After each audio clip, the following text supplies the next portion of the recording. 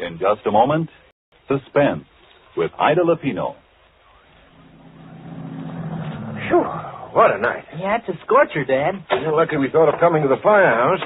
If we had to sit around at that hen party your mother's giving. Hello, Mike. Hello, Ab. Say, you fellas want to put out a fire tonight. All you've got to do is turn the hoses on and squirt them anywhere. Yep, it's hotter than Hades.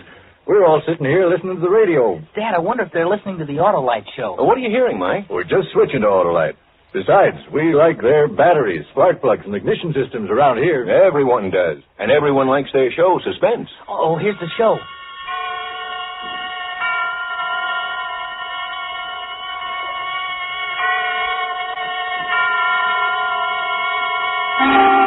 Suspense.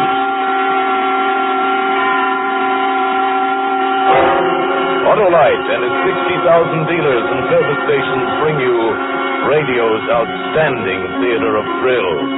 Starring tonight, Miss Ida Lupino in a tale well calculated to keep you in suspense.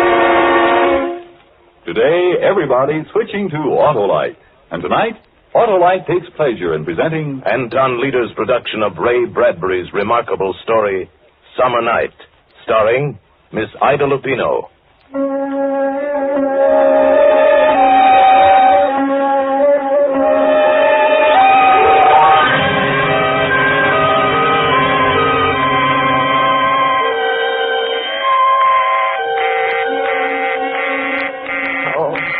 Is the line still busy? I just don't see how it's still busy. Oh, it isn't the line, Miss McCauley. It's the circuit. I've been simply swamped all afternoon. I haven't been able to get a call through to the police station for over an hour, and the mayor's office has been busy. Yes, I know. I'm sorry to trouble you, but it's terribly important. Well, if you want to hang on, Miss McCauley, I'll try again in a minute. Oh, all right. It's been this way ever since the news got out about finding poor Lavinia. You heard about it, I suppose. Yes. Oh, just a minute, Miss McCauley. I got another call. Yes, this is the operator. No, I'm sorry. That line is still busy. Yes, I'll call you just as soon as I can give you a connection. Oh, I'm sorry, Miss McCauley, but you see what I mean? Oh, dear. Oh, Miss Welsh, by the way... It was bad enough last week when they found that other poor girl, but this time the whole town is on its ear, and I can't say that I blame them, what with a maniac loose and nobody knowing who it Yes, I might meant be. to ask you, Miss Welsh. Are they sure that Lavinia... I mean, that it was the same thing as the web girl last week? Why, yes. Why, I thought you knew. I just knew she'd been found. Oh, goodness, yes. There was never any doubt about it. Whoever it was, he used a knife just like on the other girl. And then there was that same crazy cross on her forehead, you know, made with orange lipstick. That's why they're calling him, you know, the lipstick killer. Oh, yes. I thought it must be that. But I wasn't sure. I didn't know. Oh, yes, they're looking all over the state for him by now. But, of course, they don't have much to go on. And the chances are that he's right here in this town anyway. Oh, I'll try to get your call for you now, Miss McCauley. Thank you. Oh. I'm sorry, Miss McCauley. That circuit is still busy. But it can't... Well, why don't I call you back when I get through? It shouldn't be very long. All right. But please try to hurry it. It's really important. Terribly important.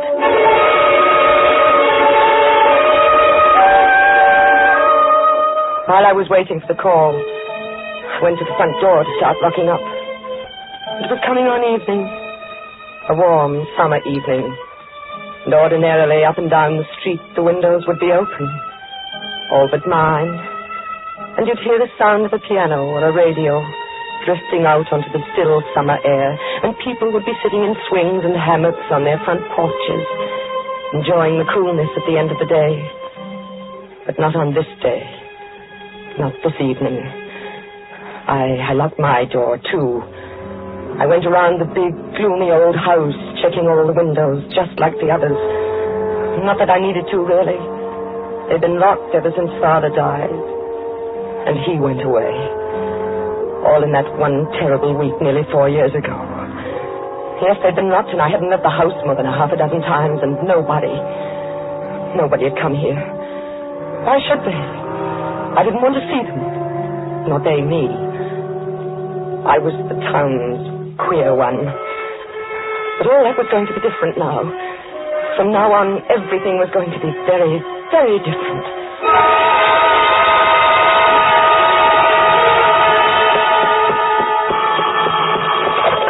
Yes? I I've got your party now, Miss McCauley. Go ahead, please. Oh. Hello? Oh, Helen, is that you? Yes, who's this? It's Anna. Anna McCauley. Why, Anna. Why, what a surprise. How have you been, Helen? Oh, just fine. You know, there's nothing ever the matter with me. But how are you, Anna? Oh, I'm well. You know, I've been living rather quietly these last few years. Yes, I know. I mean, I'd heard. It's been a long time, hasn't it, Helen? Why, yes. I haven't heard your voice for, well, how long has it been? Nearly 4 years. Has it? 3 years and 11 months this week, to be exact. Oh, that long has it? Well, it doesn't seem possible, and we were such good friends. Helen, I hope you don't think. I mean, those last few times you called and I didn't answer. Oh, darling, of course not. I knew how you must be suffering, your father passing on so suddenly that way, and you'd always been so close. I wouldn't have even bothered you at such a time, only that we'd been such good friends, and I thought maybe I could help. And then, of course, I heard later anyway that, well, that is, Yes, I suppose you must have heard some rather strange things about me, Helen. Oh, not strange, dear, no. But we all knew you wanted to be alone in your grief, and we respected that feeling naturally. I know. But sometimes I've been afraid people didn't quite understand, though. Of course they did. Well, darling, now that you're back in the world again, so to speak, you must come over and see me. I'm staying with my mother now, but you know that anyway. Yes. Helen. Yes, dear. Helen, it wasn't just an accident, my calling you this way. Well, I should hope not. I want to ask you a favor. A tremendous favor. Why, of course, darling, anything. I want you to come over here to the house. I should say I would. I'll try to make it Friday or early next week at the latest, just as... No, I don't mean just sometime, Helen. I mean now. Right now. Right this minute. Now? Yes. But, darling, I don't see how I can. I mean, I don't know what Mother's plans are. Helen, you know I wouldn't ask if it wasn't serious. Serious? What do you... Please say you'll come. Well, I'll try. No, don't just try, Helen. Come. You've got to come. Oh, darling, what is this? What can be so serious? Maybe I'm being silly, but I think it's more than serious, Helen. I think it may be a matter of life and death.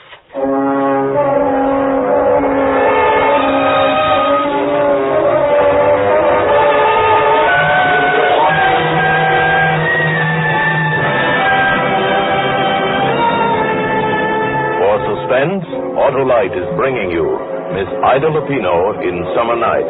Autolite's presentation of radio's outstanding theater of thrills, Suspense.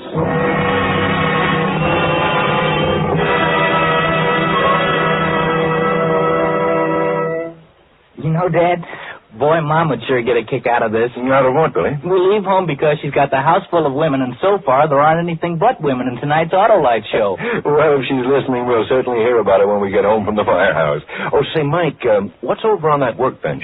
But over there? Mm-hmm. Oh, them's old batteries. We're replacing them with new Autolite stayfuls. When your spark plug stutters, when your battery putters. Switching to Autolite, eh, Mike? No, we've been using Autolite for over 10 years now. You know, when you got to get out of here in 7 seconds after the alarm sounds, you got to have the surest, safest batteries there are. When we got to go, we go. Yes, the new Autolite Stay Full battery is a great battery. Needs water only 3 times a year in normal car use.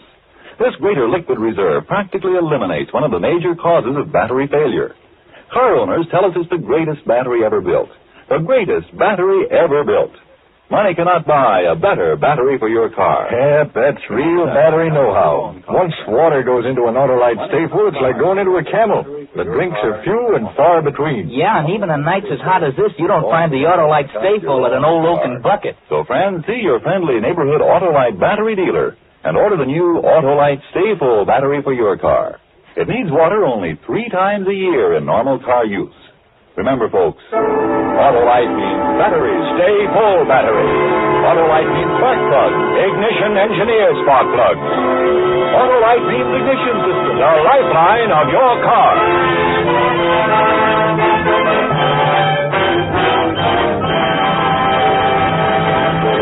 And now, Autolite brings back to our Hollywood soundstage Miss Ida Lupino as Anna in Summer Night.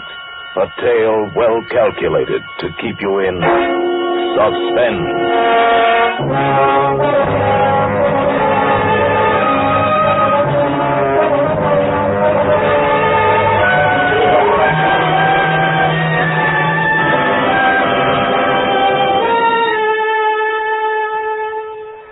of life and death, I told her. I knew Helen would come to see me after that. It would be strange seeing her again. Not that we'd ever quarreled. She never even suspected, of course. But after that day when he went away with her, I'd simply put her out of my life and never thought of her again. Well, to be strictly truthful, I thought of her a great deal. But in a rather different way than I had before when she'd been my best friend. And now she was coming to my house again. After all these years. It should be interesting. Quite like a surprise party for both of us. Anna, darling. Helen, come in. Oh, it's so nice to see you.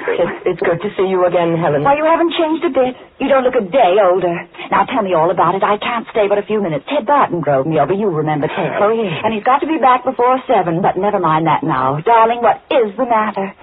Helen, I'm frightened. Frightened? Of what? I'm afraid I'm going to be killed. Going to be killed? Yes, tonight. But, darling... You see, I used to know poor Lavinia. I used to know her quite well. And the other girl, well, I didn't know her, but it happened to her right near here, in the little woods just beyond the track. Anna, please, dear, what on earth makes you think anything like that could happen to you? You're perfectly safe if you don't go out. Lock the door. No, I'm not. I'm all alone here, Helen. And there's been someone prowling at night. A man? Last night he tried to get in. Are you sure? I heard him trying the doors, the windows. Well, did you call the police? No, I was afraid to. Oh, Helen, I didn't know who to turn to but you. Everyone thinks I'm crazy anyway. Oh, Anna, dear, that's ridiculous. Well, we'll call them right now. No, it'll be all right after tonight. I know it will. Please, I just want you to stay with me tonight. Stay with you? Please, Helen, just this one night. I can't ask anyone else. I don't have any friends anymore. But, darling, I don't even have any nightclothes. Oh, I'd already thought of that, Helen. I have everything you need for tonight. Well, I don't have anything for the morning. No face cream, not even a... Why worry about that now? Maybe neither of us will even be here by morning. Oh.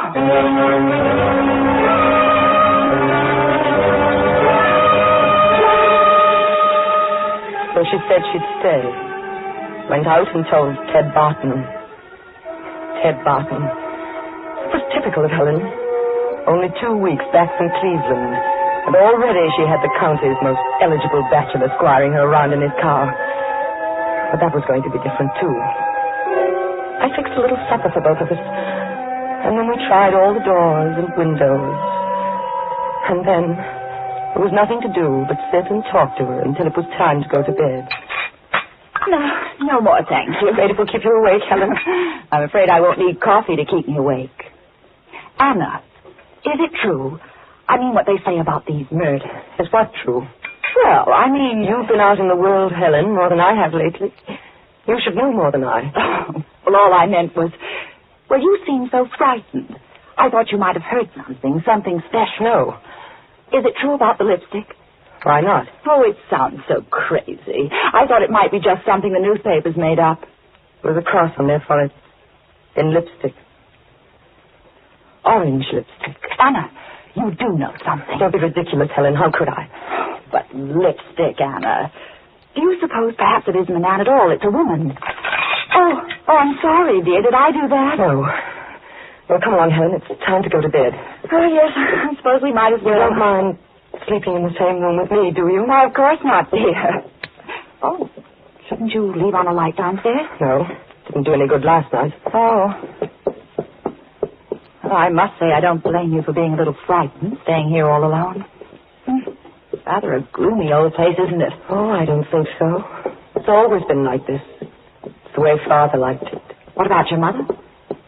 I hated my mother. Oh, Anna. Well, it's true. Why not say it? That's your own mother. What does that matter?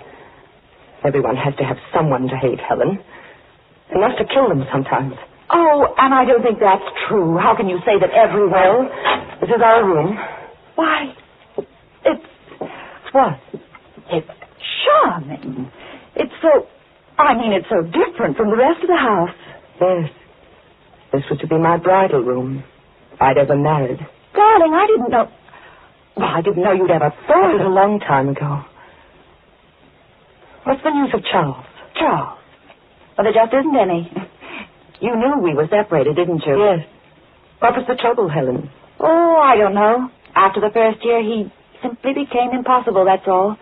You remember, even as a child, he was sometimes wild. Strange. Oh, yes. Yes, he and I were always the queer ones. Why, whatever do you mean? Strange, different, a little apart from all of you somehow. Not quite right, I think they say about me now. Oh, Anna, you're imagining that. No one ever said such a thing. No? Of course not. What about Charles? Nothing. He just left, that's all. Haven't even heard from him in 6 months. Are you sure it was all his fault, Helen? Perhaps if he married someone else. Oh, you know there was never anyone else for Charles. That's the funny part of it. Of course, he liked other girls. He liked you. Yes. Well, you're certainly lucky he didn't marry you. I don't know what happened towards the end. It just went from bad to worse. It got so I hated the very sight of him. I told you. Everyone had to have someone to hate. Oh, I didn't really mean Are you that. sure, Helen? Haven't you ever hated anyone? Oh, perhaps as a little girl I thought I did. You hated me, didn't you? Why, darling, I never... There were some times when I hated you, too. Oh, I don't believe it. Children can't really... Can't they? When an ugly little girl like me sees a pretty little girl like you getting everything she wants all through her life. Well, not exactly everything. You could always twist the teachers around your finger. Later it was the same with the boys. And finally, Charles. Just because you were pretty. Oh, maybe I was a little prettier than you, dear, but you were always a clever one. Yes. Yes, I was the clever one. Well, I suppose we really should go to bed. Why, Anna, look at this. I didn't know you used lipstick. I don't. It's just one a young cousin of mine left here several months ago. Oh, well, that's funny. Do you know what color it is, Anna? What color is it, Helen? It's orange.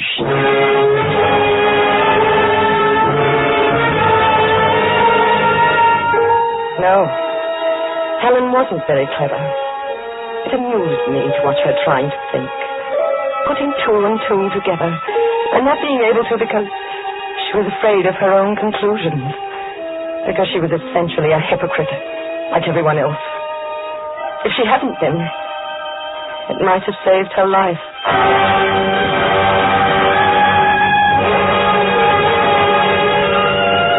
It was sometime in the middle of the night. I don't know exactly what time, because it didn't matter. But Helen was sleeping as soundly as a silly child when I went over the side of her bed and began shaking. Helen, wake up. Oh, what is it? Shh, don't make a sound. Anna, what's the matter? He's in the house downstairs. Who? I don't know. Whoever it was last night, he's gotten in somehow. Are you sure? I heard him. I've been listening for the last 10 minutes. Oh, Anna, what are we going to do? We've got to get out of the house before he starts upstairs. But how can we? He'll hear us. We'll be caught. We'll go down the back stairs and out through the kitchen. We can go through the back lot, over the tracks to Judge Brown's house. It's not far, but we've got to hurry. Oh, Anna, I'm frightened. What if he hears us? He won't if we're careful and if we hurry.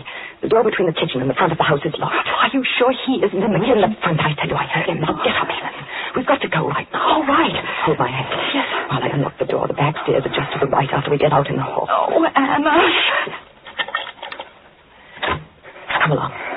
Hold on to my hand and try not to make any noise. I won't. Here are the stairs. Just follow me. Yes, all right. Watch out. That's the last step. Yes, I got it. We're in the kitchen now. Can you see anything? No, it's too dark. Stand right there.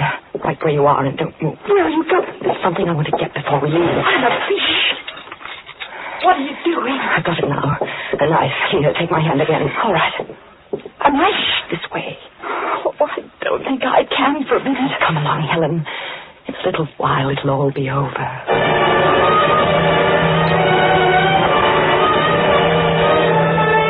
As we hurried down the path, I kept thinking of her there behind me. So frightened now. I had to keep myself from laughing out loud. It was really funny. She'd always been so confident before. At school and later at the parties we used to go to. She'd been the confident one and I'd been frightened. While she slowly poisoned my life. While she quietly and deliberately stole everything I'd ever wanted. Even Charles. But it was different now. That must be the 2 o'clock local. On the other side of town. Yes. Which way now? Straight ahead. To the grove of trees. Anna, is isn't here somewhere that they found that girl? Yes. Why? Oh, Anna. I can't go through there. Helen, come along. Don't be silly. Do we have to? Of course we do. Anna, what was that? What? Didn't you hear it? No. I was positive I heard something. Now who's imagining things, Helen? Oh, let's hurry. No. We're going to stop here. Stop. But why? Can't you guess? Even now, Helen. Oh, Anna. No.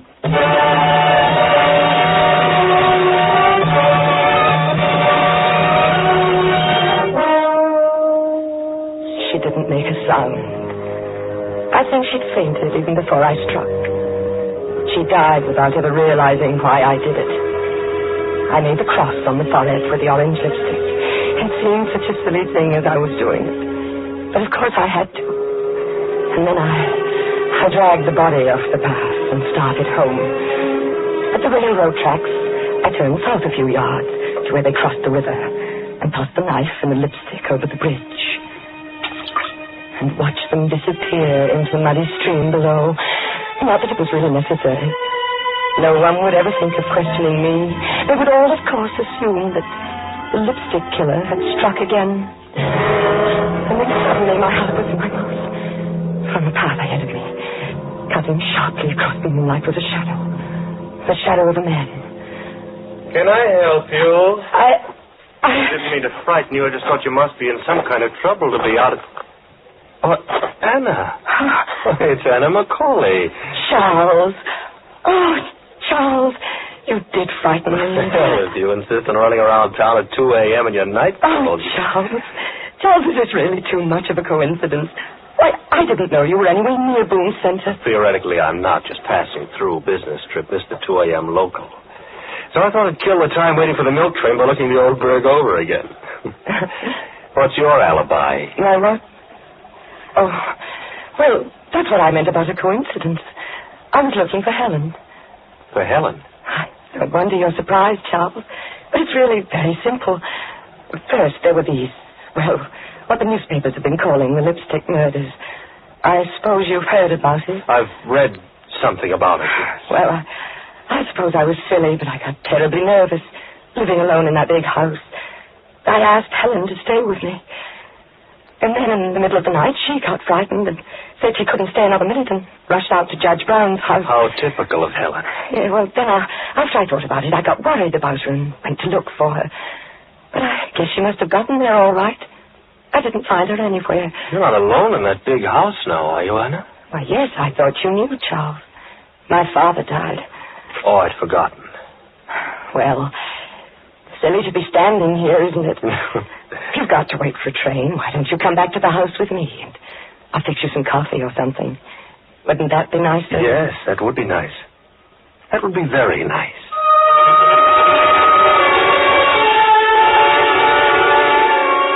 I could hardly believe my good luck. Charles, of all people. It was as though he'd come back to me. Almost as though he'd known and come back to me just at the right moment. So there we were, making coffee in the kitchen, talking over old times. Oh, dear, where is that opener for the evaporated milk? I never can find it. Oh, here. I'll open it with my knife. Just make a couple of holes in it. Ah, isn't that a rather dangerous weapon to carry around just to make holes in tin cans? Oh, it has other uses. There we are. That tastes good. Charles, I was terribly sorry to hear about you and Helen. Me and Helen? That you'd separated, I mean. Is that what she called it? Well, she said that you'd left her. Helen always had a quaint way of putting things. Didn't you? You don't still love her, do you? Love her? Didn't she tell you where I'd been? I know, not exactly. I've been in a home, Anna. A rest home, as they call it. It was Helen who put me there. Put you there? I'm afraid committed is the word. You see, Helen thought I was crazy. Oh, Charles. I only got out a couple of weeks ago. I imagine they're still looking for me. You escaped? I had to. Oh, Charles, how dreadful for you. As a matter of fact, I've been looking for Helen. There was something I wanted to give her. But couldn't you find her? No. I thought I had a couple of times. But it wasn't Helen after all. What was it you wanted to give her, Charles? This. Lipstick? Yes. A frightful color, isn't it? Orange. Are you sure you're not Helen?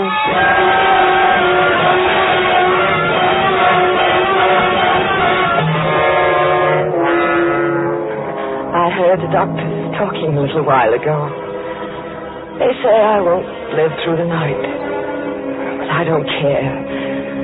Oh, it's been such a glorious day. The happiest since I can remember. People have been calling on me whom I hadn't seen for years. They say I saved the town. I must have screamed out. I don't remember. So they caught poor Charles. And for the first time in my life, I'm a really important person. I wonder when they'll find Helen.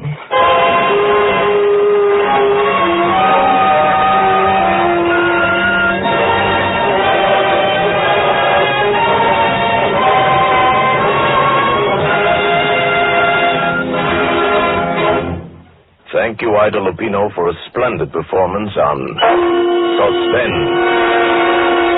In just a moment, we will again hear from Miss Ida Lupino. Gee, what a show.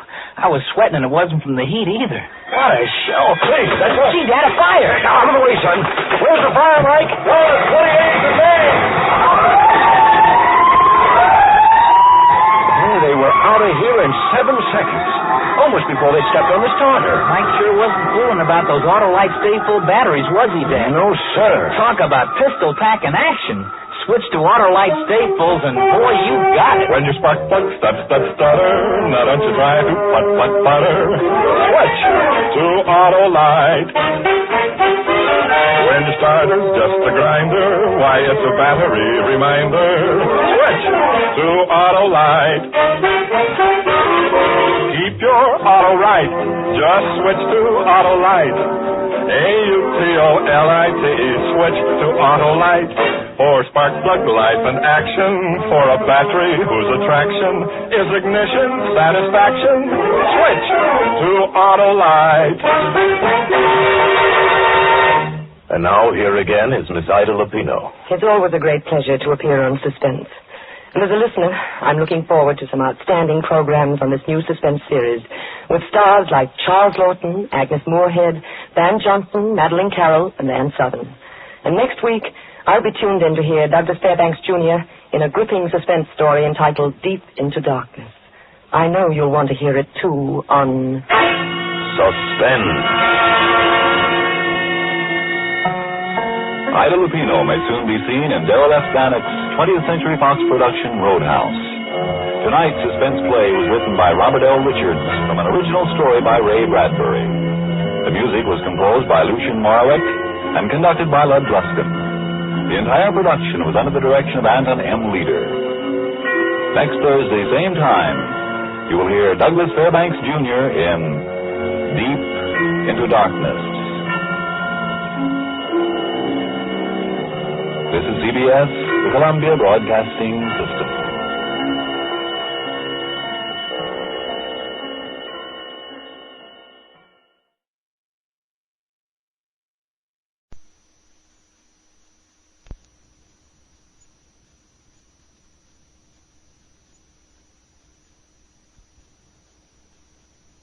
The moment, enjoy Best Plays.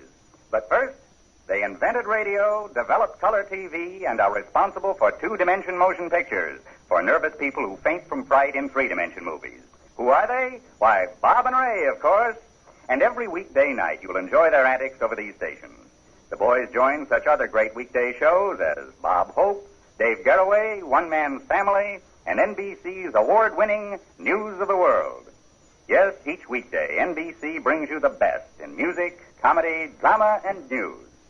Now it's Best Plays on NBC. From New York, where the American stage begins, NBC presents Best Plays with John Chapman.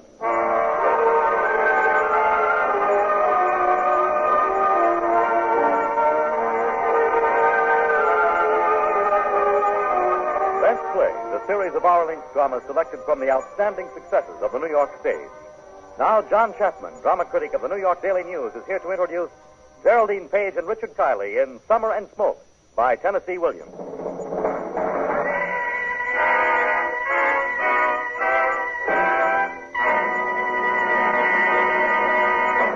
Mr. Chapman.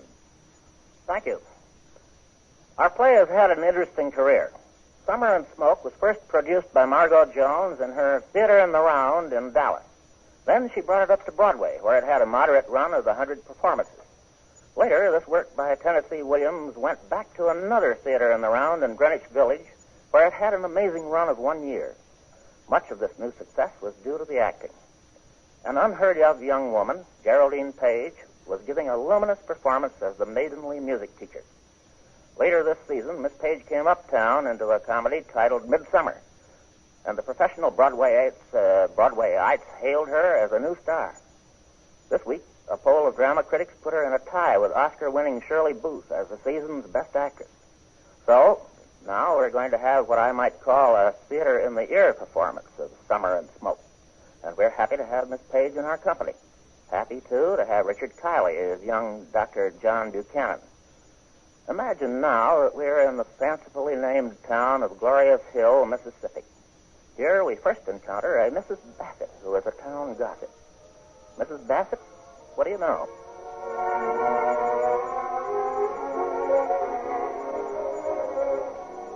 I'll tell you, somebody used to have a pretty voice, and that was Miss Alma Weinmiller. Of course, she doesn't sing anymore, but back before the First World War, in all of Glorious Hill, Mississippi, there was nobody could sing like Miss Alma. I remember one 4th of July, she sang at a band concert they had down at the park. Kind of nervous little thing, Miss Alma was. Remember that day after she finished singing, how scared she looked when she came off the stage and looked around for her father and that poor old mother of hers. Here we are, Alma. Where's the ice cream, man? Mother, hush. Alma, here we are over here. Oh, Father, my fingers are just frozen stiff. Oh, I don't know what came over me. Absolute panic. Oh, never, never, never again. As long as I live, it isn't worth it. The thought is that I go through. You're having one of your nervous attacks. Oh, my heart's beating so. It seems to be in my throat the whole time. Was it noticeable, Father? You sang extremely well, Alma. But you know how I feel about your singing in public. Well, I don't see how anybody could object to my singing at a patriotic occasion. Where's the ice cream man? Mother, there isn't any ice cream man. No, there isn't any ice cream man, Mother. But on the way home, I will stop by the drugstore and pick up a pint of ice cream. Well, Mother, we'll run along now. Don't stay out late, daughter. No, Father. This way, Mother. Come along. Strawberry, chocolate, chocolate and strawberry mix. All right. No, vanilla. Yes, Mother, vanilla. Evening, Miss Alma. Oh, good evening. I enjoyed your singing. Why, thank you. Are you home for the summer? Yep. Are you planning to stay here and take over some of your father's medical practice? I haven't made up my mind about anything yet. Oh, I hope so. I mean, we all hope so. You know, your father is so proud of you and so pleased over your accomplishments. The last time I was in his office, you should have heard him singing your praises, telling me how you graduated magna cum laude from Johns Hopkins.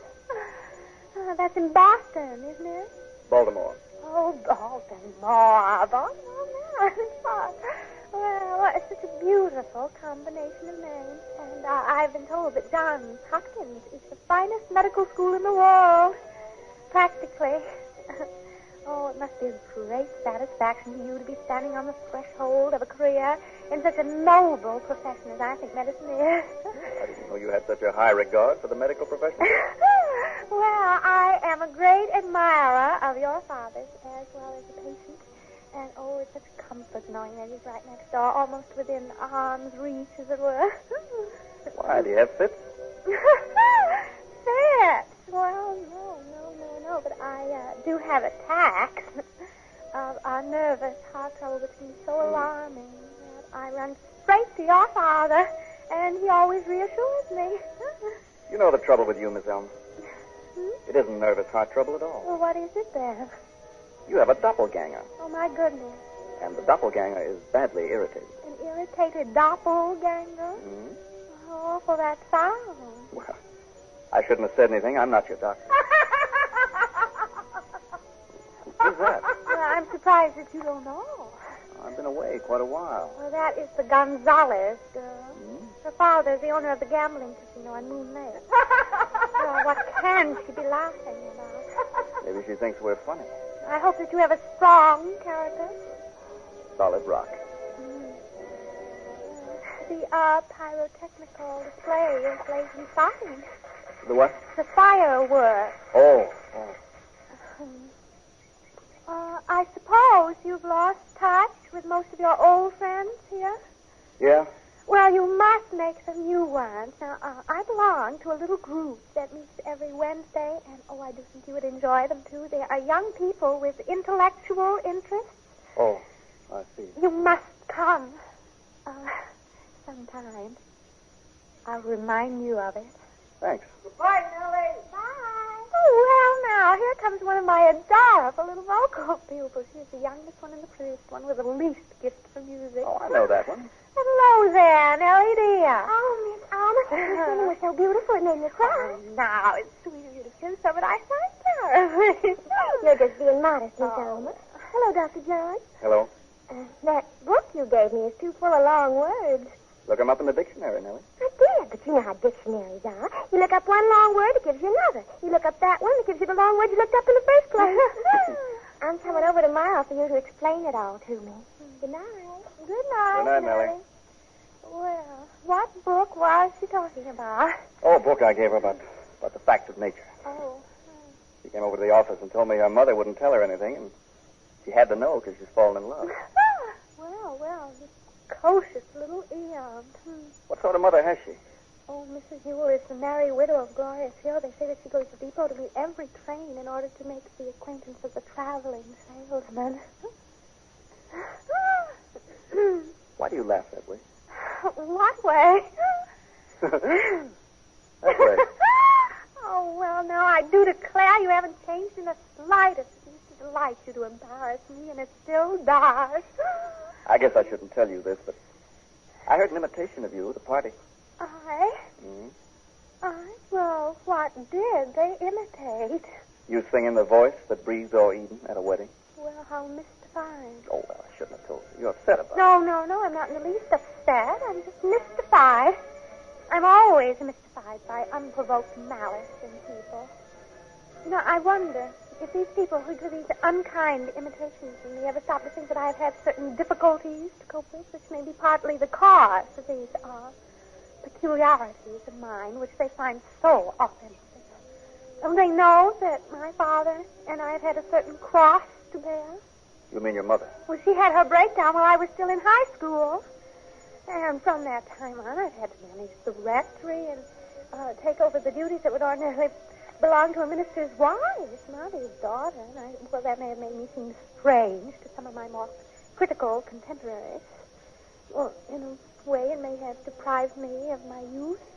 Let her go out with young people. I am not a recluse. Oh, it's true I don't go flying around here and there giving unkind imitations of other people at parties. Being a minister's daughter, I have to be more selective than most girls about the society I keep, but I do go out now and then. Well, I've seen you out, but it's always with somebody like this Roger Doremus. Oh.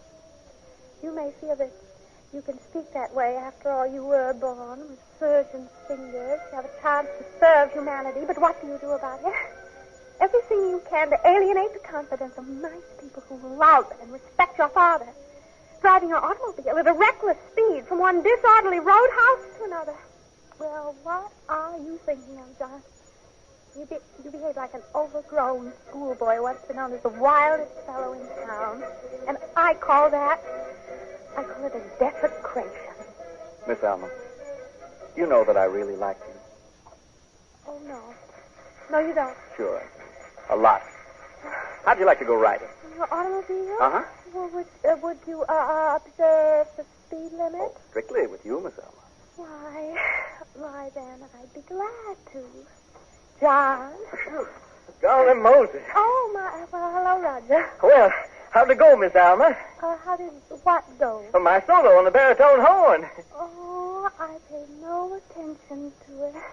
Oh. Oh, well, Mr. Doremus, this is Dr. John Buchanan, Jr. How'd it do, I'm sure. Well? And Dr. Buchanan has just graduated magna cum laude from Johns Hopkins University. That's New York, isn't it? Baltimore. There's that awful Gonzales girl. Such a raucous laugh. Yes, indeed. I think we'd better go. John, will you walk back with us to the rectory? Oh, I think I'll just stick around here, thanks. Oh, well, good night, then. Good night. Good night.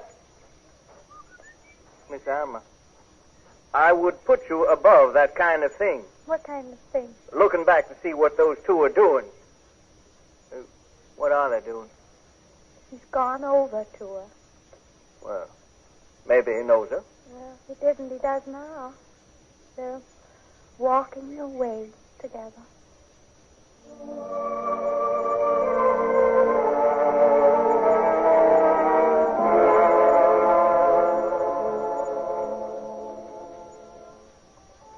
I guess if anybody really knew Miss Alma, it was old Dr. Buchanan, young John's father. He was the best doctor we ever had in this community, and everybody thought the world and all of him. People would just drop in and talk to him whether they were sick or not, especially Miss Alma. Doctor, I don't think I will be able to get through the summer. Oh, you'll get through it, Alma. How? How, Dr. John? Well, one day will come after another, and one night will come after another, till sooner or later the summer will be all through here. And then it'll be fall, and you'll be saying, I don't see how I'm going to get through the fall. Mm-hmm. Dr. John, there is someone who wants me to marry him. Who is the young man, Miss Alma? His name is Roger Doremus. Oh. Well, why do you say that? Now, please say what you think. Well, I think he's a very nice young man. Well, then what is your specific objection to him? What are yours? Well, I have none. Then what are we talking about, Miss Alma? Well, my objection to him is just that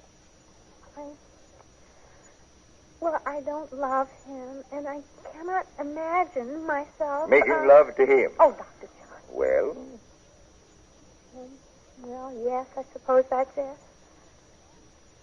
Oh, Dr. John, suppose I get left high and dry with no one, nobody. Now, look here, Miss Alma.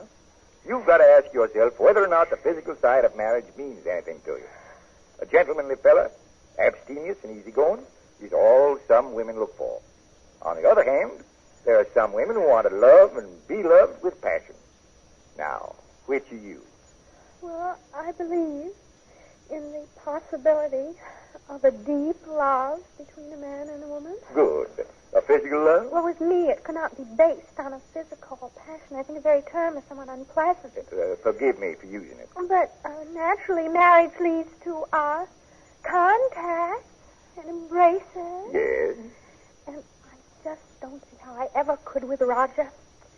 Well, it even offends me when he touches my hand, in spite of all the respect that I do have for him, and even affection. Has anyone ever touched you? I mean your hand, without creating this distasteful feeling? Oh, yes. I'm not a cold person. Johnny! Johnny! Where is John? I haven't seen him lately. The last I heard, my son was taking part in what is called a floating crap game. Oh, dear. Well, when do you expect him back? When he has lost his shirt, socks, and tie, and the belt to his trousers. Well, when he comes back, I wish you would remind him of something to me. About a month ago, he said that he would take me riding some afternoon in his automobile, but he seems to have forgotten all about it. Well, I'm afraid you'll have to remind him yourself. When he comes back, he'll find his belongings moved to the Alhambra Hotel.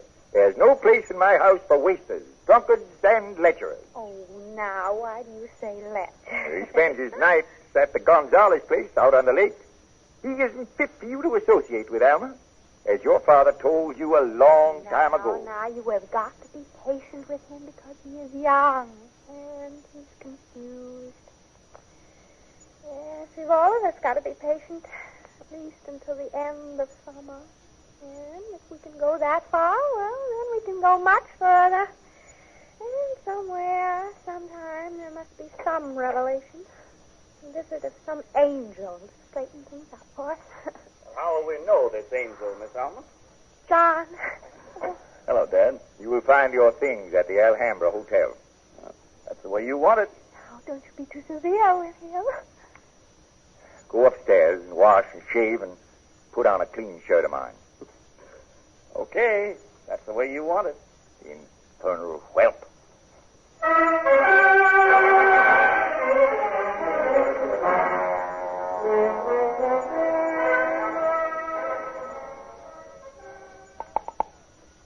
Hello? Oh, John. Miss Alma? I have a bone to pick with you, sir. What's that, Miss Alma? Well, at the time of our last conversation on the 4th of July, well, you said you were going to take me riding in your automobile. Oh, did I say that? Oh, yes, indeed you did, sir. And all these hot afternoons I have been breathlessly waiting and hoping that you would remember that promise. But what I was really calling you about is, do you remember my mentioning that little club that I belong to? Oh, yes. Those intellectual meetings. Oh, now, don't you call it that. It's just a little informal gathering. And we talk about the new books and read things out loud to each other. Is this an invitation? Oh, well, didn't I promise that I would ask you? And it's going to be tonight at 8 in my house at the rectory. So all you have to do is cross the yard. I'll try to make it, Miss Alma. Oh, don't say try, so it requires some Herculean effort. All you have to do is cross the yard. Oh, excuse me, Miss Alma, but Dad's got to use this phone. No. I will not hang up until you said you will come without fail. All right, Miss Alma. I'll be there. You can count on it. Hello, Miss Alma. Oh, Nellie, where did you come from? Oh, Miss Alma, something marvelous has happened. What is that, Nellie? Well, you know about Mother. How I was brought up so nobody nice, except you, would have anything to do with me. Mother's meeting all the trains to pick up traveling salesmen and bringing them home to drink and play poker. All of them acting like pigs. Pigs! Oh, Nellie. Well, I thought I'd always hate men, loathe and despise them. But last night, well, I'd heard them downstairs for hours, but didn't know who it was. When all of a sudden my door banged open. We thought it was the bathroom. Nellie, I'm not sure I want to hear any more of this story. Guess who it was? Well, I couldn't possibly guess. The wonderfulest person in all the big, wide world. When he saw it was me, he came and sat down on the bed and held my hand. And we talked and talked until Mother came up to see what had happened. You should have heard him bawl her out. He said she ought to send me to a girls' school because she wasn't fit to bring up a daughter. Then she started to bawl him out. You're a fine one to talk, she said. You're not fit to call yourself a doctor. John Buchanan was with your mother? Oh, he wasn't her beau. He had a girl with him, and the mother had somebody else. Who did he have? Some loud, tacky thing with a Z in her name. Gonzalez. Rosa Gonzalez? Yes, that was it. But him... Oh, Miss Alma, he's the wonderfulest... You know, your mother was right. He is not fit to call himself a doctor. Now, I hate to disillusion you, Nellie, but this most wonderfulest person is pitiably weak. Someone's calling him, Yes, these people shout his name in front of his house with such a carriage that the old doctor cannot permit them to come inside the door. All the gifts of the gods were showered on that young man. And all he cares about is indulging his senses. Here he comes down the steps. Look. Nellie, come away from that window. Look at him jump. Over the banisters. No, don't lean out the window and have us caught spying. So, Nellie, how you spy on him? Mother. Oh, she's a good one at spying. You go back to She stands behind the curtain and peeks around. Mother, whenever he comes in at night, she rushes downstairs to watch him out the window. Sometimes she sits down here and waits until he comes home. Just sits and waits and watches.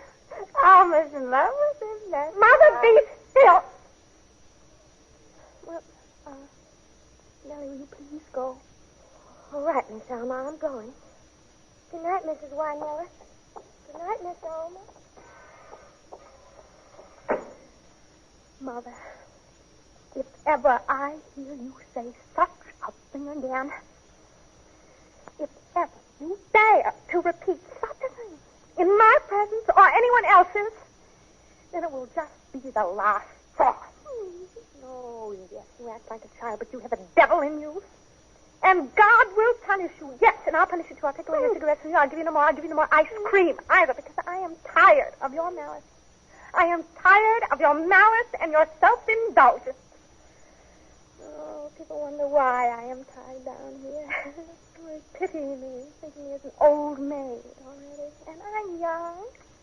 I am still young. Well, it's just you. You have taken my youth away from me. Oh, now listen here. Don't you ever dare to tell a disgusting lie about me to that girl or anybody else.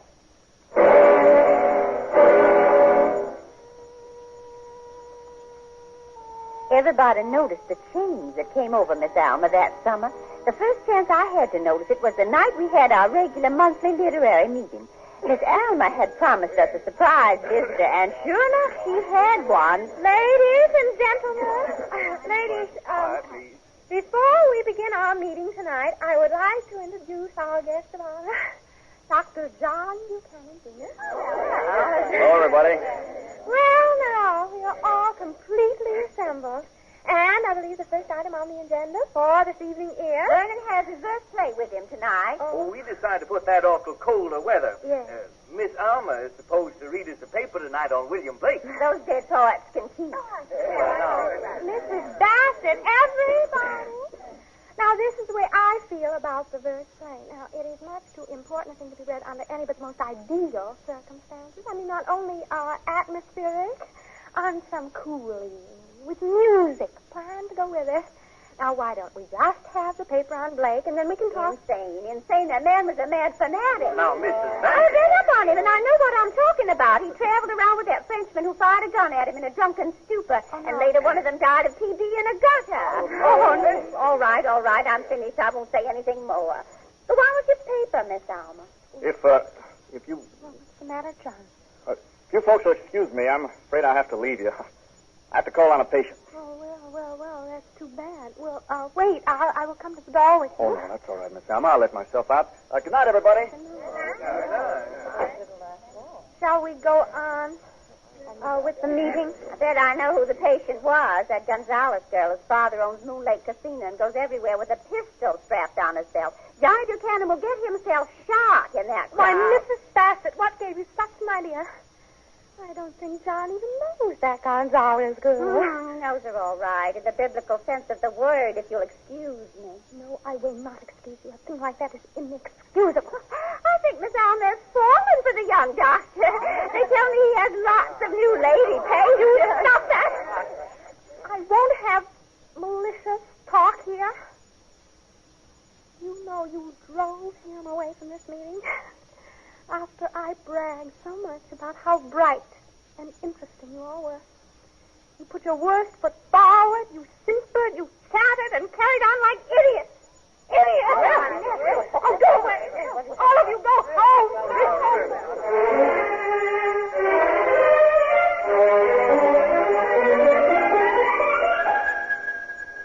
Father, would you tell me what time it is, please? 5 of 8.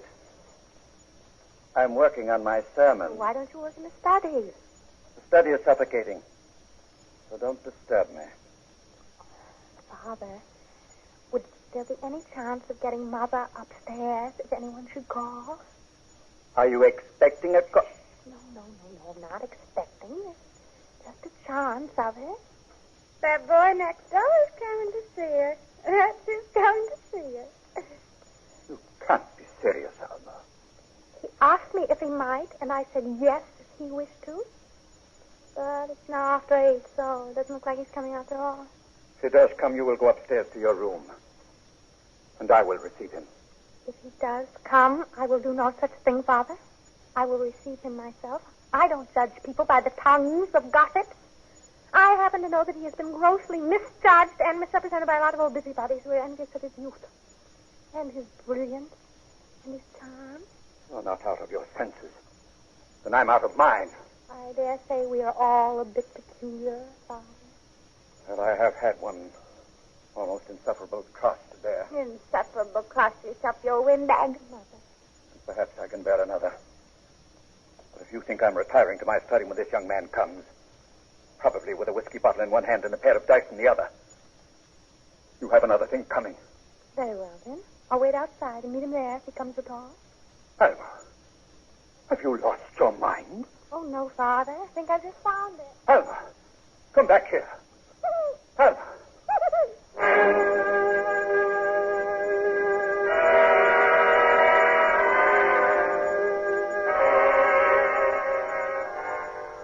I don't understand why we have to sit out here in the arbor.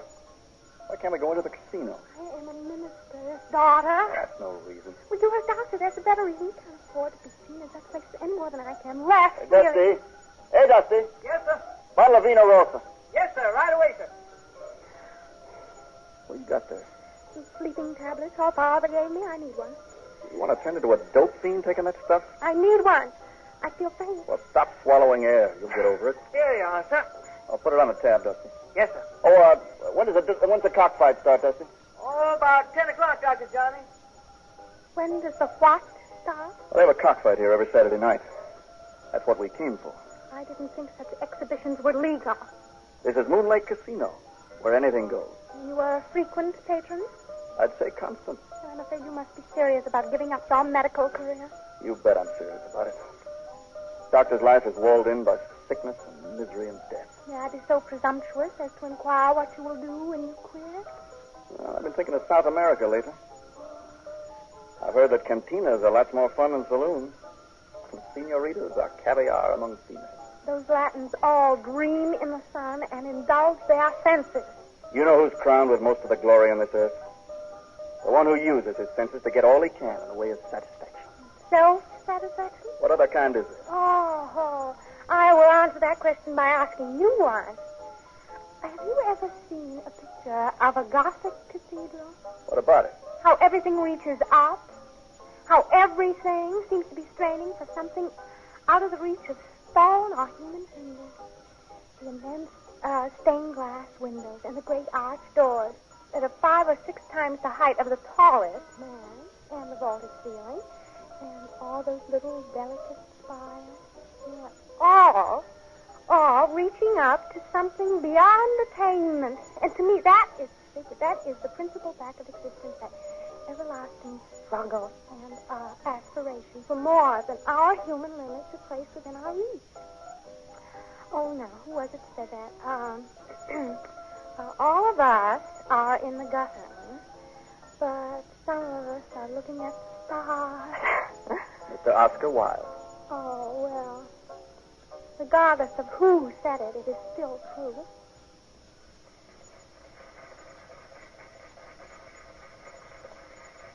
You know, I've only gone out with 3 young men at all seriously. And with each one there was a desert between us. Wide, wide stretches of uninhabitable ground. Of course, none of them ever engaged my serious feelings. You do have serious feelings of that kind. Well, doesn't everyone sometimes? Some women are cold. Some women are what is called frigid. Do I give that impression? Under the surface, you have a lot of excitement. A great deal more than any other woman I met. Well, of course, the soul. Oh, the soul again. Gothic cathedrals. Your name is Alma, and Alma is Spanish for soul. You know, sometime I'd like to show you a chart of the human anatomy I have in the office. It shows what our insides are like. And maybe you can show me where the beautiful soul is located on that chart. Oh, well, come on, the cockfight started. Let's go watch. No. I know something else we could do. I had heard that you made suggestions like that to girls you go out with, but I refused to believe that such stories were true. What made you think that I might be amenable to such a suggestion? What you wanted all along, isn't it? I want to go home, but I won't go with you. I'll go home in a taxi. Boy, call a taxi. I'll call one for you, Miss Alma. You are not a gentleman. Taxi! You are not a gentleman.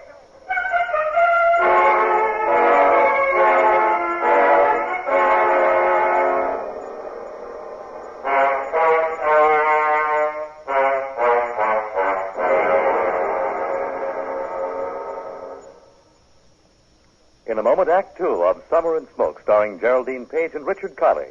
This is NBC, the national broadcasting company. Louisville's Radio Center. Every child a camper. This is the 1953 goal of Louisville's 14 resident camps and 7-day camps. Camping is recreation and good living in the out of doors. Call your Red Feather Health and Welfare Council, Jackson 2391, for information about Louisville's camps. Your coronation station, WAVE 970, Louisville. Now, Act Two of the Best Plays production of Summer and Smoke.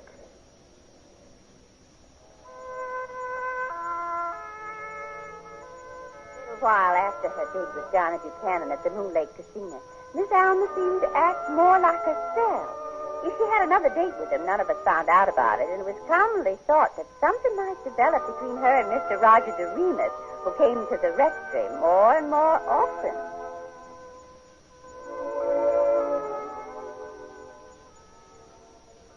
And this is a photograph of Ceylon, the Pearl of the Orient. And who is that fat young lady? That is Mother in a hunting suit. Oh, well, I'm sorry. What was your mother hunting? Heaven only knows what she was hunting, but she found Papa. Oh, she met your father on this Oriental tour. Yes, he was returning from India with dysentery, and they met on the boat. Oh, and here she is on top of a ruined temple. How did she get up there? Climbed up, I suppose. What an active woman. Oh, yes. Active is no word for it. Oh, look here. Here she is on an elephant's back in Burma. You're looking at it upside down, Miss Alma. Oh, but deliberately, just to tease you. Oh, perhaps that's your mother come to fetch you home. 10:15. I'll never leave till 10:30. The door was unhooked, so I just walked in. Why, Mrs. Bassett. I was just wondering who I could turn to when I saw the rectory light, and I thought to myself, Grace Bassett, you trot right over there and talk to Mr. Winemiller. Father has retired. Oh, Alma, we'll just have to wake him. If it isn't too late for human intervention, your father's the one right person to call up old Dr. Buchanan at the fever clinic at Lyon and let him know. About what? Well, not 5 minutes ago, a friend of mine called to inform me that young Dr. John and Rosa Gonzalez have taken out a license and are going to be married tomorrow. Are you quite certain? I'm always certain before I speak. Why would he do such a thing? August madness. They say it has something to do with the fallen stars. Of course, it might also have something to do with the fact that he lost $2,000 or $3,000 at the casino, which he can't pay except by giving himself to Gonzalez's daughter. Alma, what are you going to do? Hello? Long distance, please. Hello, long distance. Please get me the fever clinic at Lyons. I want to speak to Dr. John Buchanan.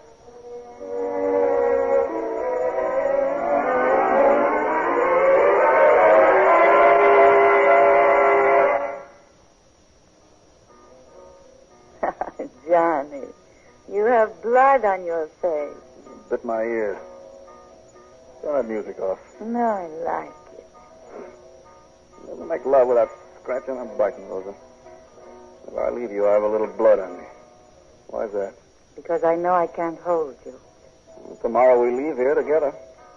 We sail out of Galveston, don't we? You say it, but I don't believe it. I have the tickets. 2 pieces of paper that you can tear in two. Ah, we'll go all right. Live on fat remittances from your papa. You know, not long ago, that idea would have disgusted me. But not now. Did anyone ever slide downhill as fast as I have this summer, Rosa Gonzalez? Hey, tell me, why does your papa want me for a son-in-law? I want you. I want you. Rosa. In here, Papa. I don't want him coming in this house. Le doy las guerras y las guerras no bastan. Sí, Papa. Aquí estoy. Johnny, happy yes. Happy yes. Papa, Johnny asked why I want him. Listen, when my girl Rosa was little, she see a string gold bead. And I don't have money to buy string gold beads. So next day I walk in dry goods store, I say to the man, please give me string gold beads. He say, show me the money. And I say, here is the money. And I reach down to my belt and I take out, not the money, what is gone. Now I have the money, but I still have this gun. She got the gold beads. Anything that she wants, I get for her with the money. Por mis guns. Keep your stickered breath out of my face. Quieto, chamaco. Déjalo, Papa. What's going on here? Dad. Dad, this is Mr. Gonzalez and his daughter, Rosa. Senor. I know who you are. What is going on in my house? John's giving a party because we're leaving tomorrow. What? Yes, together. I hope you like the idea. But if you don't, it don't matter, because we like the idea, and my father likes the idea. Sky's the limit. Gonzalez, get your swine out of my house. Get your swine out, I say. Get him out. Get him into the Papa, Let me Papa. What? Oh, God.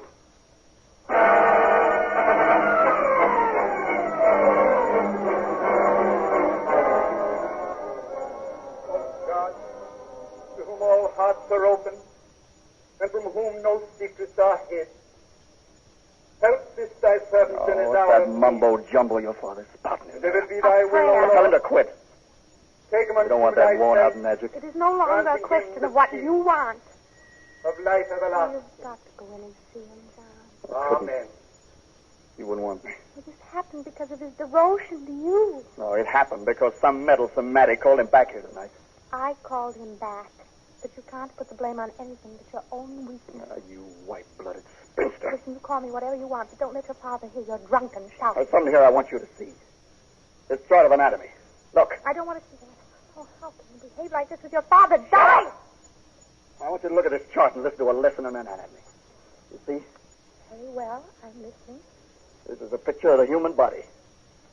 This upper story is the brain, which is hungry for something called truth. Doesn't get much, but keeps on being hungry. This part here is hungry for food. This part's hungry for love. Because it's sometimes lonesome. I've fed all three. You've fed none. Nothing. Well, maybe your belly a little. Water is subsistence. But love, but truth, nothing but hand-me-down notions. Attitudes, poses.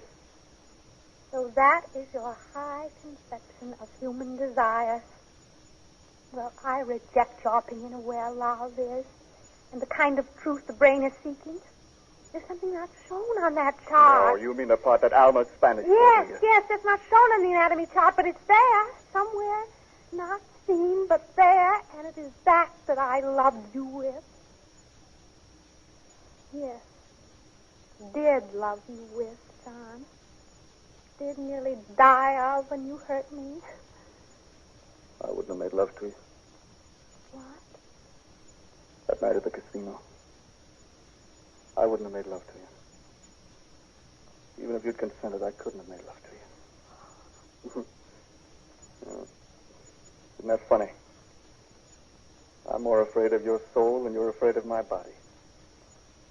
Because I wouldn't feel decent enough to touch you. More easily now. He wants you, Alma. I He asked if you... Oh, I couldn't. No. Go in and sing to her, Miss Alma. Well, all right. I don't really...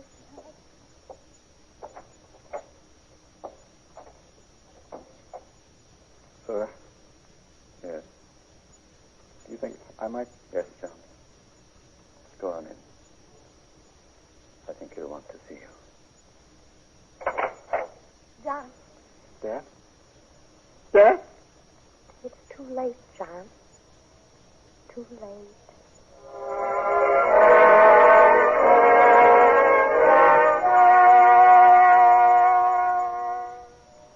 After his father's death, Johnny Buchanan left town, and some time passed before it was learned where he had gone off to. While he was away, a kind of strangeness came over Miss Alma. She very seldom left the house, and if anybody called at the rectory, they would come away with stories of the funny way she acted and dressed. Is there a parade in town, Father? Haven't you looked at the papers? Well, no, not lately. He's finished the work his father started. Stamped out the fever. And gotten all of the glory. Well, that's how it is in this world. Alma, come away from that window. Oh, there he is. He's home. Then why don't you rush right over? That's what you want to do, isn't it? Oh, that's exactly what I want to do, Father, but I'm afraid someone else has already gone to welcome him home. of that Gonzalez creature? No. Here she looked like Nellie Ewell, but that little girl used to be one of my music students, but I couldn't see her. Why, Nellie is just a child.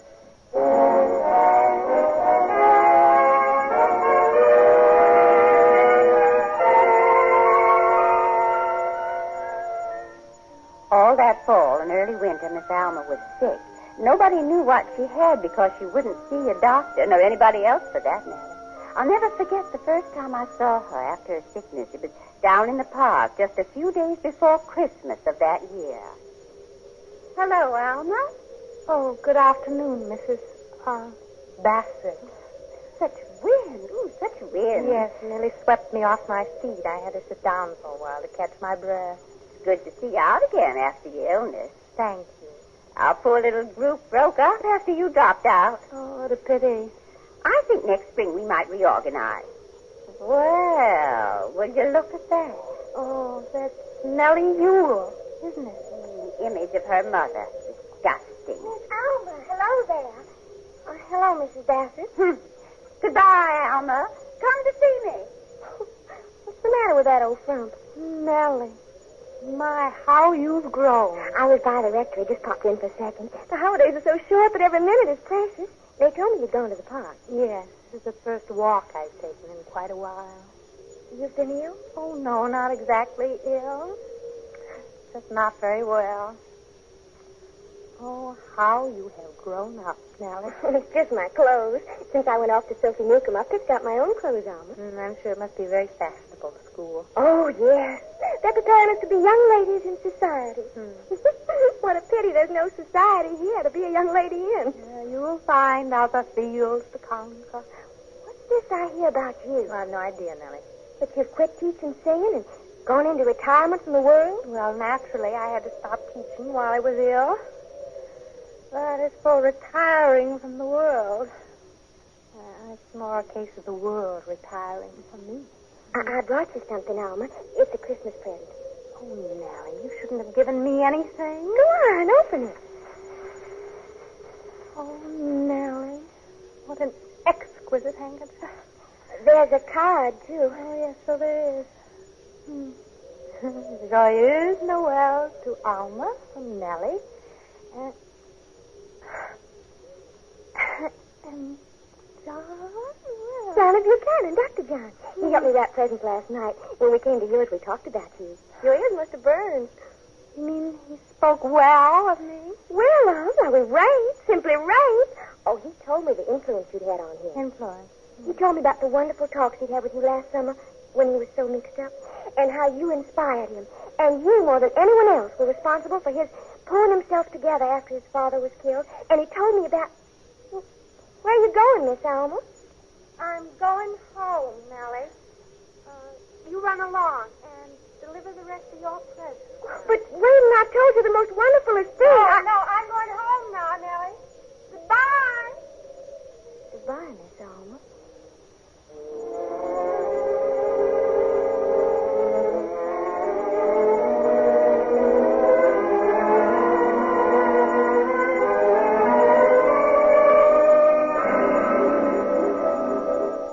Hello, John.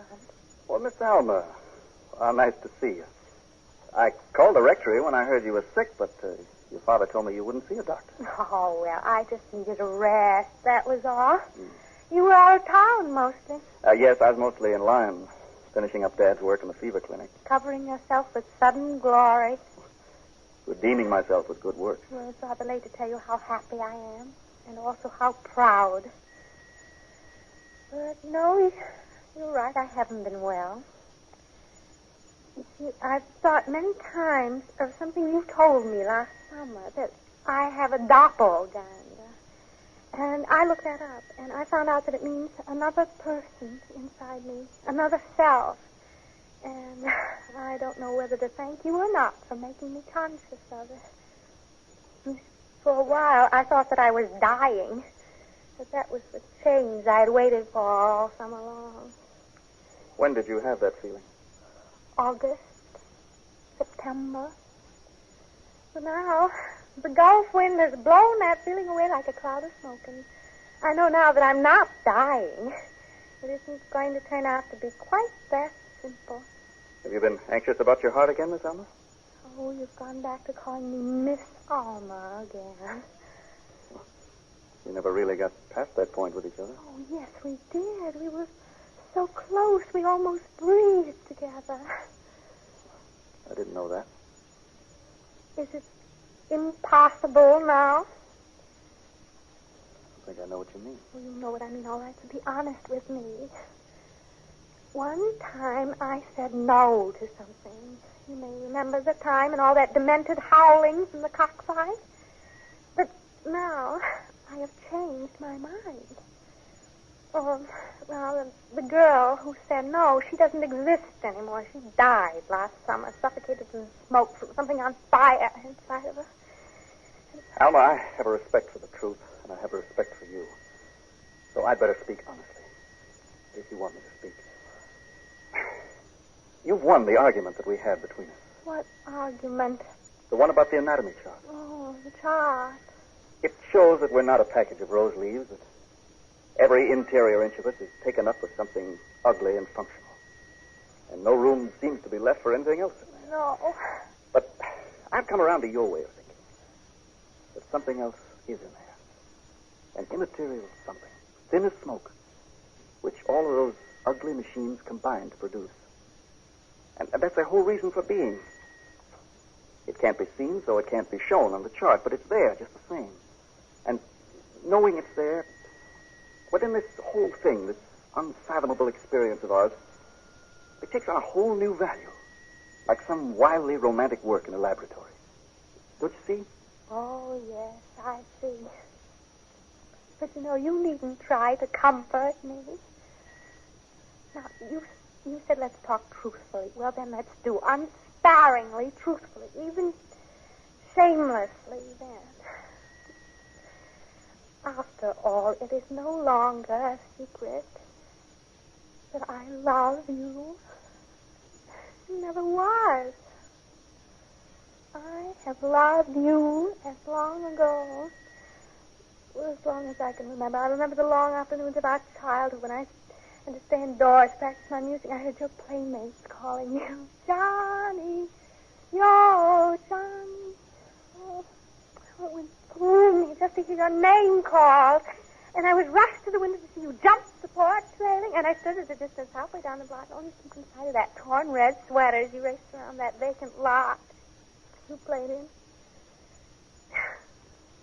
Oh, yes. It's begun that early.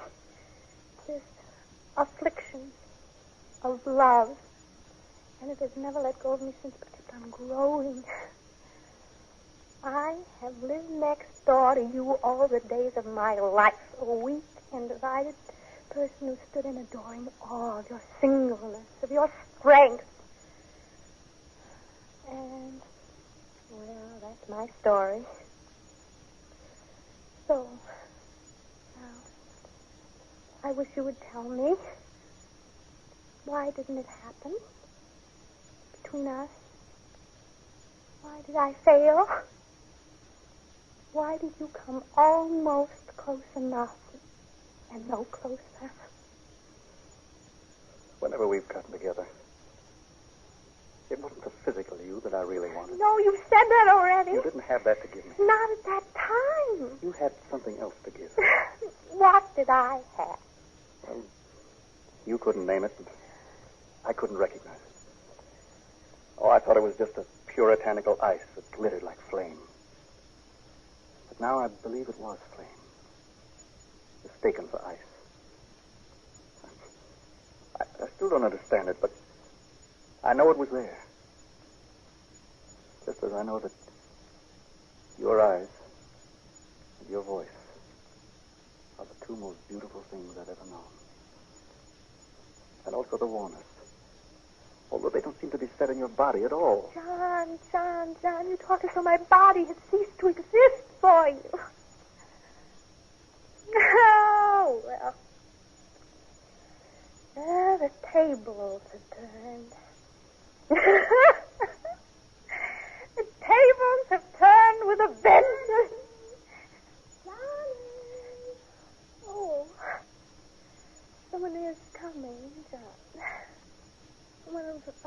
vocal people.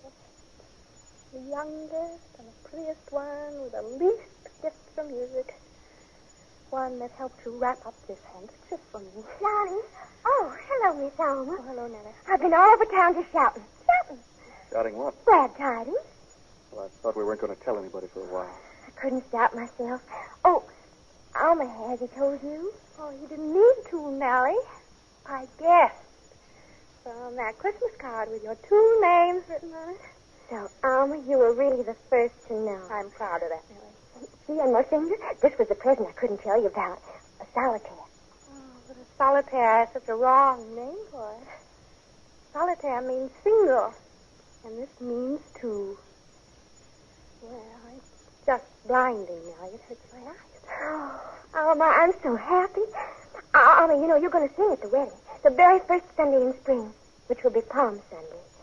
The voice that breathed o'er Eden.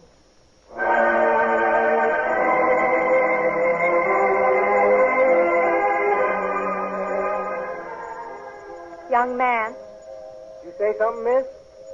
a train at night makes a lonely sound, don't you think so?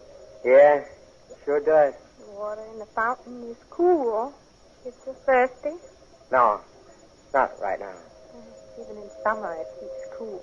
It comes from deep underground. That's what keeps it cool. Glorious Hill is famous for its artesian springs. Well, I didn't know that. Oh, didn't you now? Are you a stranger in town? I'm a traveling salesman. Oh, you are salesmen who travel. But I should say you are younger than most of them are. And not so fat. I'm just starting out. Oh, I see. I travel for Red Cross shoes. And the Delta is your territory? From the Peabody Lobby to Catfish Row in Vicksburg. The life of a traveling salesman is interesting. But lonely. You're right about that. Hotel bedrooms are lonely. Well, all rooms are lonely when there's only one person. You're tired, aren't you? I can tell from your voice. Oh, I'm tired. Well, yes, a little. But I shall rest now. I have just taken one of my sleeping tablets. So early? Oh, it won't put me to sleep. It'll just, quiet my nerves. What are you nervous about? Oh, I won an argument this afternoon. Well, that's nothing to be nervous over. You ought to be nervous if you lost one. It wasn't the argument that I wanted to win. Well, I'm nervous, too. Oh, really? What over? It's my first job, and I'm scared of not making good. Oh, then you must take one of my tablets. Oh, shall I? Please take one. Yeah, I shall. And you'll be surprised how infinitely merciful they are. Well, life is full of little mercies like that. No big mercies, but comfortable little mercies. And so we go on. You're falling asleep. Oh, no, I'm not. I'm just closing my eyes. You know what I feel like? No. I feel like a water lily. Oh, a water lily? Yes, indeed. I feel like a water lily on a Chinese lagoon. Why don't you sit down? I don't know. Oh, sure, yeah, thanks. My name is Alma. That is Spanish for soul. And what is yours? Mine's Archie Kramer. Mucho gusto, as they say in Spain. Usted habla español, señor? Un poquito. Usted habla español, señorita? Oh, dear. Me también un poquito. Sometimes un poquito is plenty. See, what's there to do in this town after dark? Well, there's not much to do in this town after dark. But there are resorts on the lake that offer all sorts of after-dark entertainment. There's one called Moon Lake Casino. It's under new management now, but I don't suppose its character has changed much. Well, what was its character? Oh, gay, very gay, Mr. Kramer. Well, then what are we sitting here for? Let's go. Why not? I'll call a taxi. Yes. Hey, taxi! Hey, taxi! You coming? Oh, in a minute. Well, what are you waiting for? Well, I thought someone called my name. Oh, dear. No, that couldn't be. Nobody knows where I am. Tomorrow! Yes, coming. Coming.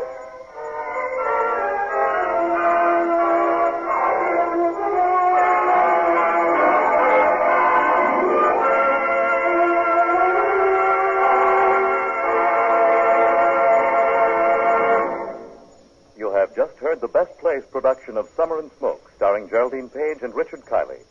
And here once more is your host, drama critic John Chapman. A touching drama, don't you agree? And fine performances by Miss Page, Mr. Kiley, and their fellow players. Our thanks to them all. Next week, we're going to try one of those melodramas the English know how to make so well. This one is Barry Lyndon's The Amazing Dr. Quitterhouse. Dr. Quitterhouse is a reputable man who becomes an extremely clever criminal in a spirit of pure psychological research. I think you'll enjoy it. And we'll be pleased to learn that our Dr. Quitterhouse will be the star who created the role on Broadway, Sir Cedric Hardwicke. This is Chapman saying goodbye until next week.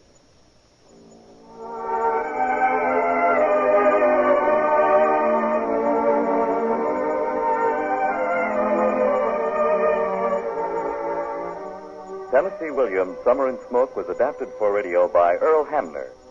Heard in the cast were Agnes Young as Mrs. Bassett, Virginia Payne as Mrs. Weinmiller, Santos Ortega as Reverend Weinmiller, Edwin Jerome as Dr. John Sr., Jane Webb as Nellie, Louis Van Ruten as Gonzales, Raleigh Bester as Rosa, William Griffiths as Roger Doremus, and Lawson Zerby as Archie Kramer. Best Plays is an NBC production supervised by William Welch and directed by Edward King. Your announcer is Fred Collins.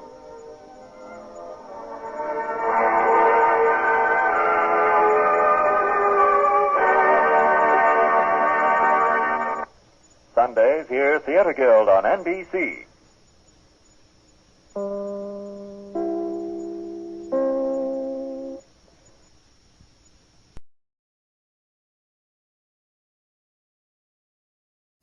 This is ChestertonRadio.com.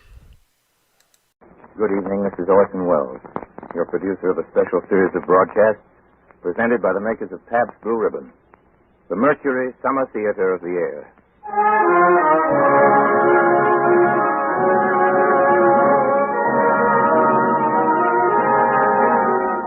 Tonight, and every Friday night, Pabst Blue Ribbon presents you with a front row seat in America's favorite summer theater.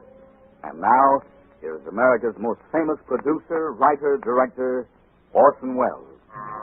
You might say that the following half hour from Shivers, arranged for your delectation by Mr. Norman Corwin, is a radio documentary. Here is an authentic word-for-word confession of a murder committed by a middle-aged Englishman named Dougal some 41 years ago. Except for occasional dialogue indicated in the confession itself, we're bringing you over these microphones exactly what the killer told the British police, exactly as it came out of his own tortured mind and in his very own words.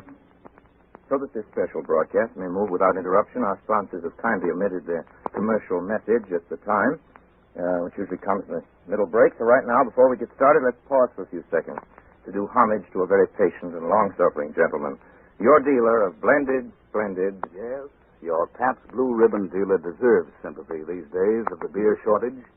For after all, it's not much fun for him to have to tell you thirsty folks that he can't let you have all the Pabst Blue Ribbon you'd like. So please remember two things. First, remember he's doing his very best, as are we, to get you your share of Pabst Blue Ribbon. And second, remember that every single bottle you do get will be, as always, the happy blending of never less than 33 fine brews. Yes, as always, every taste is just the way you want it. Not too heavy, not too light, with that real beer flavor coming through. As always, it's blended splendid, Pabst Blue Ribbon. And now, the Mercury brings you Orson Welles in his own production of Norman Corwin's The Moat Farm Murder.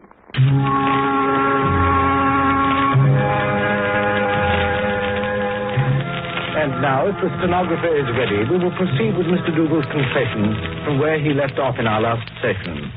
Go ahead, Mr. Dougal. Well, I did not find Miss Holland as generous as I expected. As I didn't have very much money, I suggested we should buy a farm. I think we looked at about a dozen farms altogether, but none of them suited me. So I came across the Moat House farm. It was just the place I wanted, and when she complained of its loneliness, I said that was its charm, because we should be able to live there together away from any inquisitive strangers. Everything went all right up to the time that the farm was purchased, and I certainly did intend that the deed should be made out in my name, but to this Miss Holland would not consent. Now, would she pay the deposit in my name, and therefore all the visions I'd had of getting hold of the farm, turning her out, and selling it, melted away. Finding she was so tight-fisted, I began to think of various schemes to put her out of the way. But I thought I'd wait a little bit, see if she altered. I think she was naturally very mean. Strange to find a woman so mean, because otherwise she was not so bad. She'd often try when I was miserable or down in the dumps, cheer me up by playing or singing to me. And then she was rather snappy at times, and if I didn't quite agree with everything she said, she'd bounce out of the room, and then perhaps towards the evening she'd get over her temper, and she'd come downstairs and plead for forgiveness. Herbert. What is it? I'm sorry about losing my temper. Now? Are you now? I'm afraid I was sharper than I need have been. Do you forgive me? Why, yes, Cecile. Just so long as you realize that I was right in the matter. Oh, I suppose you were, Herbert. Well, then let's forget it. It's only my state of nerves, really. It makes me give way to such temper. I certainly thought she had more money than she did. And although we were such great friends, it was not without the greatest trouble that I got to know all about her financial position. I made up my mind at last to put her out of the way. I used to sit and think about it for hours because although I'd done a lot of things during my life, I couldn't quite make up my mind to go so far as to murder her. But when we actually moved into the farm, I definitely decided what I should do. I thought that a very good place to bury her would be the ditch. That was why the very first week we were at the farm, I gave orders for it to be filled in. Though she knew nothing about it, she came out of the house and stood at the side of the ditch whilst I and Pilgrim, the laborer, were discussing the best way to fill it up. The elder three stood by the side. I could see her there now, holding one of the boughs and arguing about the ditch being filled in until proper arrangements had been made for draining it another way. I therefore insisted on the work being commenced at once, so I did not want the filling in completed. I don't think I should have done it. Had I not wanted money very badly. I made one final appeal to Miss Holland to let me have some money, but she refused. She was so mean that she would not trust me with even the wages to pay the farm hands. And at last I was so pushed in a corner that I determined to finish the matter that week. Of course, I know all about firearms. When the wind was in a certain direction, I fired the revolver off several times in the coach house in order to see if one could hear it while they were in the back of the house. I was very glad to find that nobody heard any report. I placed the revolver fully loaded and some cartridges on a shelf in the coach house, ready for me when I wanted it. It was there 7 or 8 days before I finally used it. Just a moment, Mr. Dougal. What about the testimony of the servant girl Blackwell that you made advances to her late one night? You know, what that servant girl says about me going to her door is about right. Although I think she exaggerates a little. Well, Miss Holland and I had quite a row about it. She accused me of a lot of things. Of course, I declared that the servant's story was a lie from top to bottom, but she stuck up for the girl. She made herself so ill that she cried very nearly the whole of one day. On Friday morning, we made it up. We had breakfast together on Friday morning. I got around her by lunchtime. We made up our quarrel. She'd forgiven me, and that was why we thought of going for a drive. It was a beautiful night, so we let the horse walk slowly home. I think it was about 8:15 when we got back to the farm. When I'd taken the horse out, I thought she'd go in the house, but instead of that, she made some remark about it being a beautiful moonlight night. I'd pushed the trap into the coach house by this time, so I stepped up to the side of the trap, reached down the revolver, and as Miss Holland stood just near the door, looking at the moon, I shot her. She dropped just like a log. Then I pulled her into the coach house.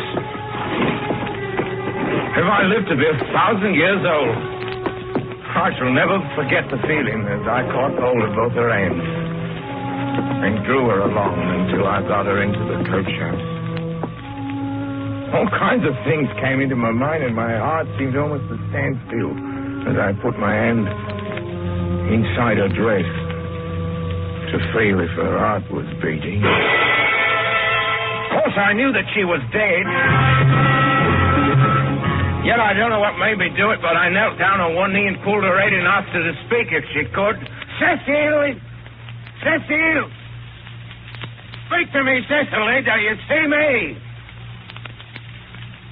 Cecily!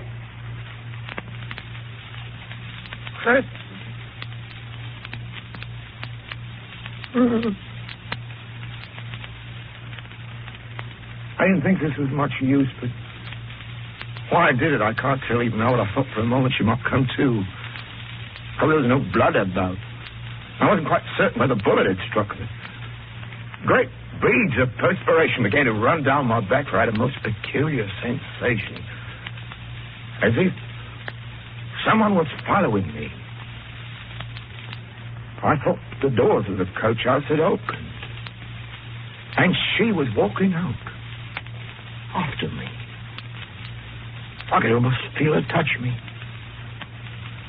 And as true as there's a God in heaven, I was ready to drop. I must have stood there some seconds. Then I put my hand into my pocket and drew out the revolver and turned round and looked straight at the coach house. I could not quite get out of my mind. I get rid of the feeling that someone or something besides myself stood between me and the coach house. I still had an impression that someone had come towards me. So I leveled up the revolver and stood there with it in my hand. I don't think I could have uttered a word to have saved my life. My tongue was like a great ball of fire and quite hurt myself. I did, trying to get some saliva to moisten my mouth, my parched tongue. Then I remembered how silly it was. Of course, there was no one. I put the revolver back into my pocket and walked back into the house. And then I don't know why, but I thought it might be all a mistake. Perhaps after all, bullet hadn't struck her. She'd only fainted. She might come to if I gave her some brandy. So I caught hold of the decanter and walked across with it in my hand to the coach house. But I couldn't make up my mind for a second or two to go inside. I called out, Cecily! Cecily! Cecily! And then I thought what a fool I was. I went into the coach house, but it was dark. All dark. I pushed the door further open so some of the light from the moon had come in. And she was in exactly the same position as I'd left her, so I knelt down and I poured some of the brandy over her face, thinking maybe it might revive her. But really, I knew this was impossible because she was dead. I knew she was dead. I tried to sit her up, but she fell back, and I knew it was all over then. Of course, I'd arranged everything. I'd mapped out everything days before I was going to bury her. I knew just where. I sat down, began thinking over new schemes. Every few minutes, I kept touching her and feeling her pulse and speaking to her. And then I made up my mind that it'd be best not to put her in the ditch, but to take her away and bury her somewhere else. So I took off her hat and her veil and her jacket she was wearing. I picked her up in my arms and walked down by the side of the little moat. Her head was leaning over my shoulder. I carried along. I wish there was a great big furnace there that I could put her in and watch her burn. I thought of cutting her up into pieces and putting her into the moat. Then I thought of the time it'd take me. I was afraid of being interrupted.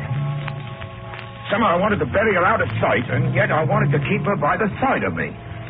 So I went back to the field, and I picked her up again and carried her over to one of the haystacks. I found then that she was getting all cold and stiff, for there was a strong breeze blowing. It was rather a cold night. It was horrible to see her lying on the ground. Before I picked her up the last time, I wish she was alive again, because... Well, then I thought, after all, she hadn't done me any harm. So I knelt down,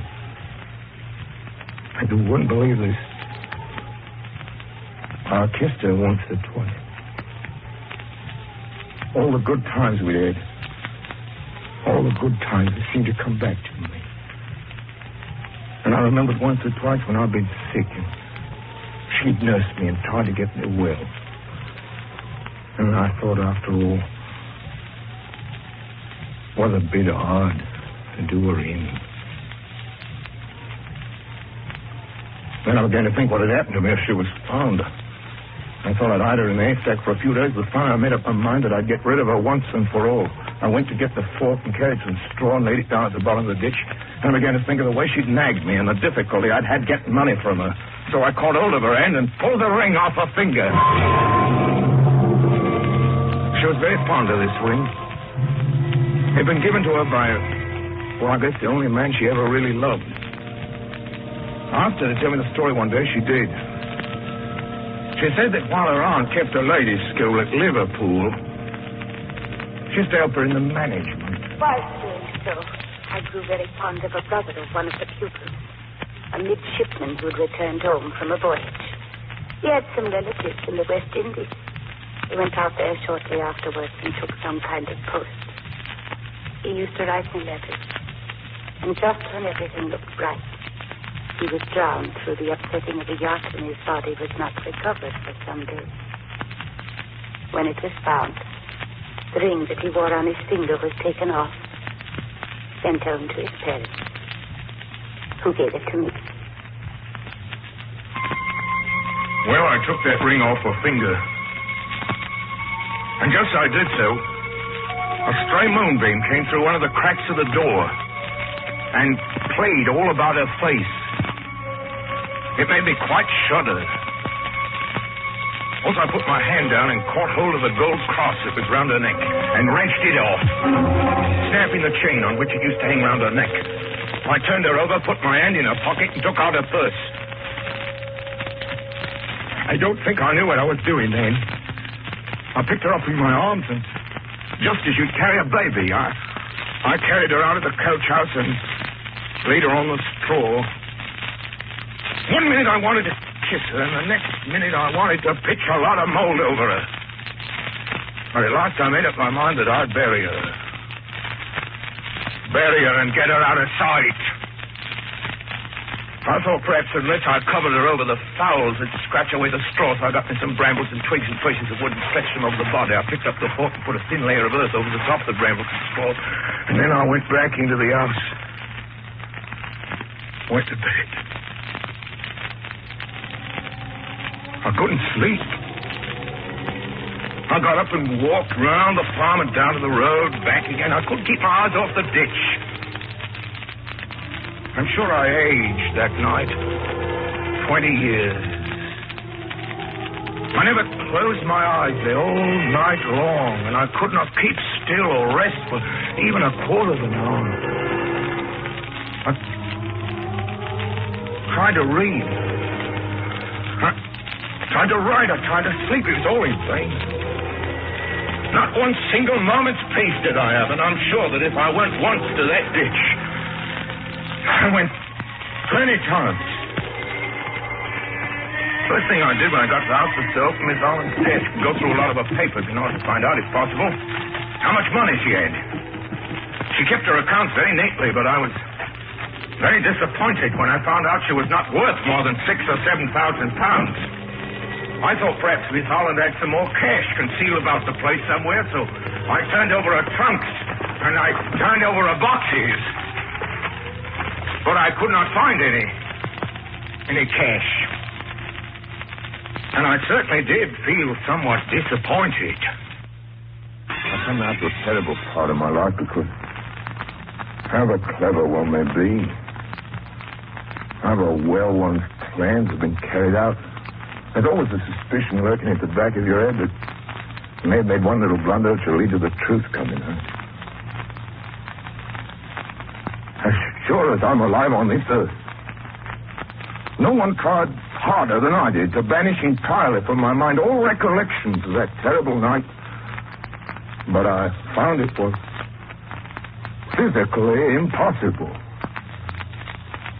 It did not matter where I was or who was with me. The moment there was a lull in the conversation, the moment my attention was taken from anything, away back to the farm went my thoughts.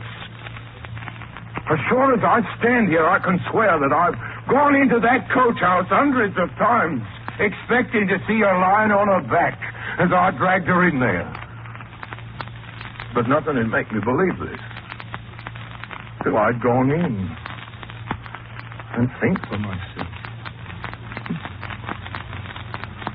I did this 2 or 3 times a day sometimes. And all the time I knew I'd buried her in the ditch and she was still there.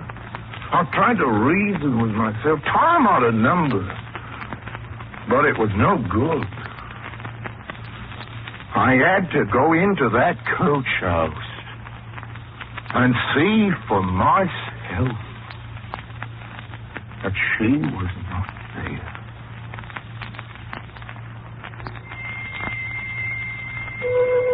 Sometimes when I've been walking along or sitting in a railway carriage, I've closed my eyes and tried to make myself believe that it was all a dream. That Miss Holland wasn't dead. And it was some foolish thought that I got into my mind.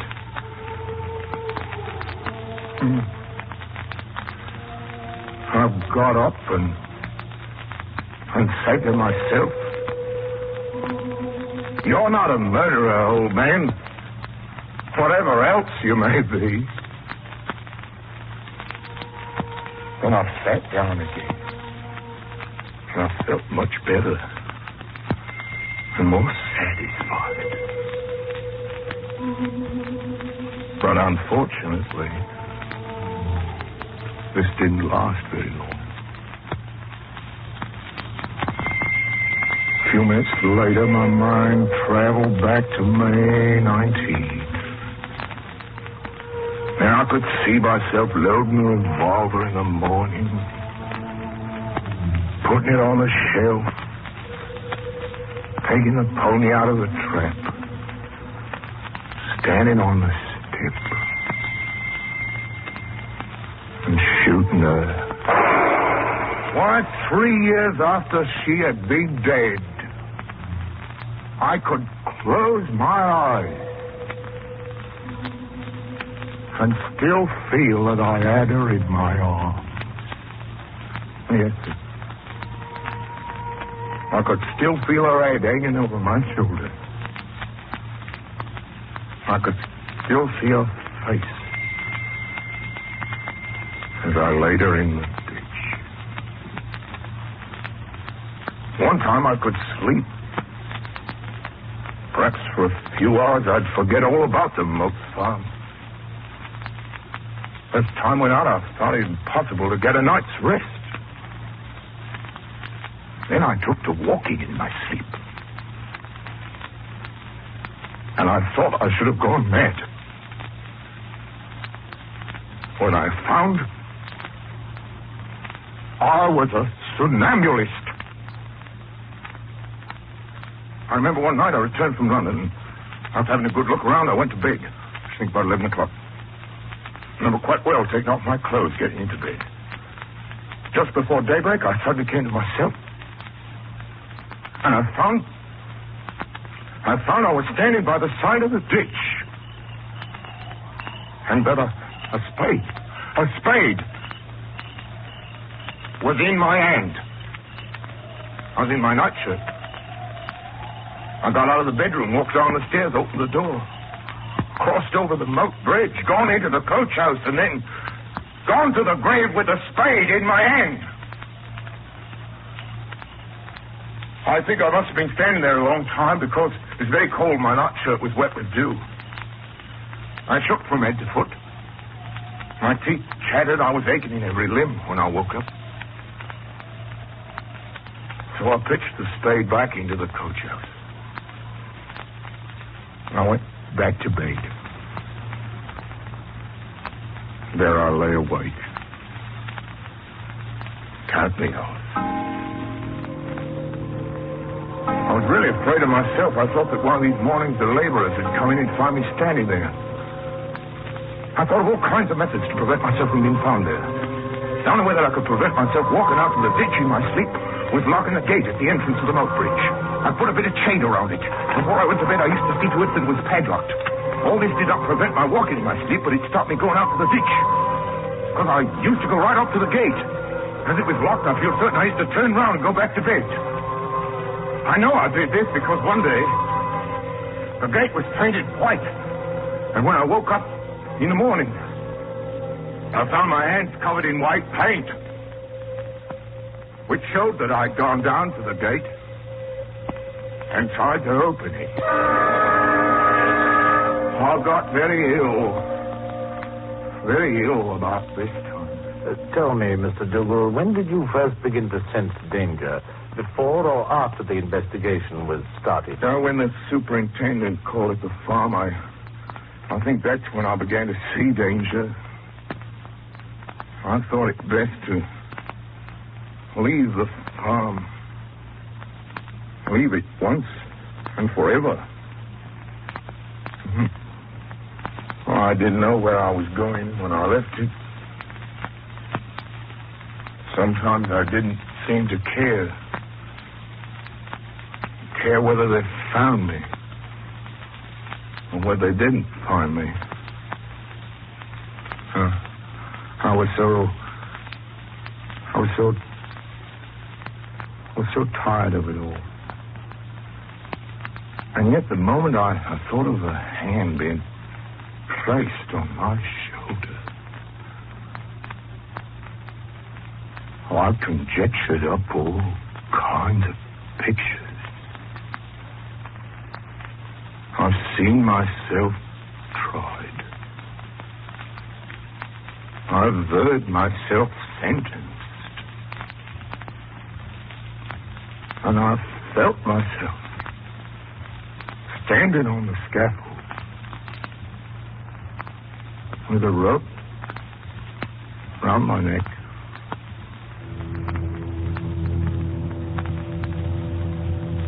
But at times as I sat in my cell, I often thought that, after all, I was only living a life of misery. And it'd be better to end it.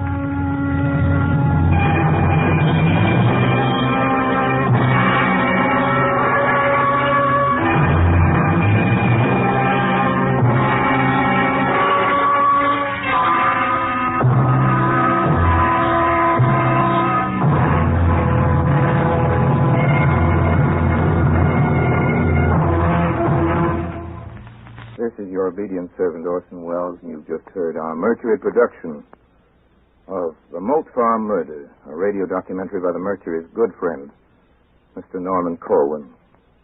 I was Dougal the killer, and Mercedes McCambridge was heard as Miss Holland, his hapless victim. We'll be back in just a few seconds to tell you about next week, but first, Jim Amici. Let me again remind you to be patient with your dealer when, occasionally these days, he's unable to supply you with all the Pabst Blue Ribbon you'd like.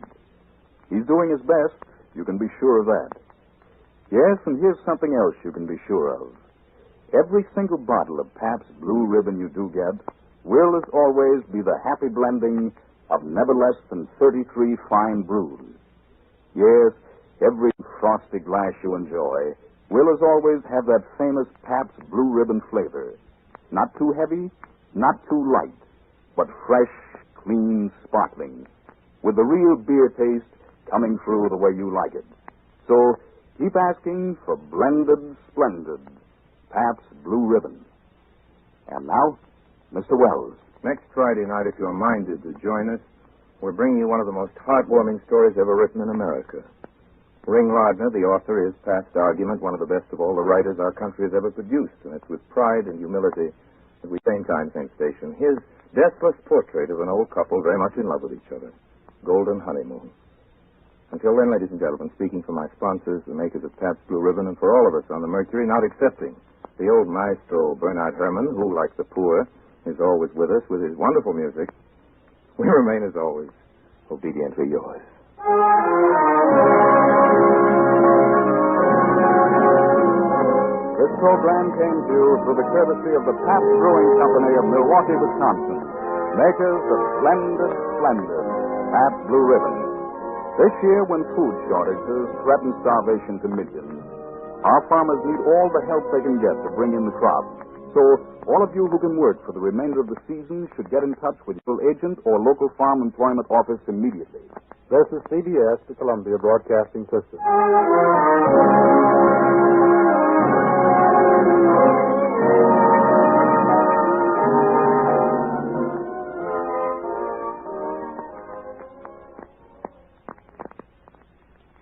This is Chesterton Radio, your home for podcasts of works by G.K. Chesterton, plus drama, comedy, mystery, science fiction, big bands, and much more. The soundtrack to your Chesterton day at chestertonradio.com. Good evening. This is Orson Welles, your producer of a special series of broadcasts presented by the makers of Pabst Blue Ribbon, the Mercury Summer Theater of the Air.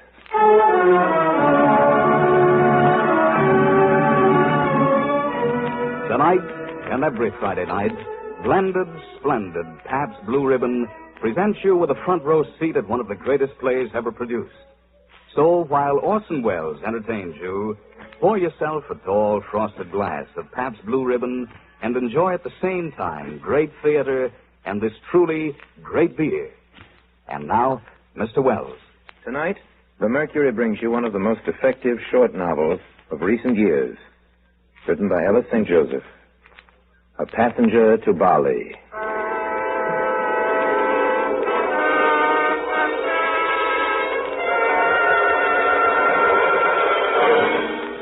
Most secret, most urgent. To the Commission for Inquiry. A confidential report concerning the disappearance of His Majesty's ship Roundabout, lost somewhere on the China Seas. Here follow excerpts from the log of Captain English, that's myself, master of the Roundabout. In Shanghai, central China, October of last year, a foggy night. Captain English! That was the first time I heard that man's voice calling my name. It has been ringing in my ears ever since. That was the first time I saw his enormous figure in its bell-shaped greatcoat. A figure that haunts me still. Captain English? Yes, who is it? I am the Reverend Dr. Rob Walks, a Dutch missionary bound for Bali, there to distribute Bibles and spread the word of the Lord. What can I do for Your you? hand, sir. The Lord has brought us together tonight, Captain. What the Lord has put together, let no man put asunder. Isn't that your marriage sermon, Dr. Walks? A first meeting is a marriage. Or a parting? Captain, you're looking at this thing men call my face. Have you seen it before? No. So much the better. The meeting, sir, is a marriage.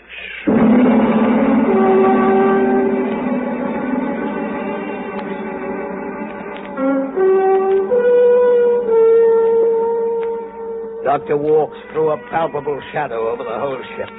Something you couldn't put your finger on. A sort of restlessness, unspoken dissension among the crew, even the officers. I give me to lie down on the green pastures. It was there at the table for me in the presence of my enemies.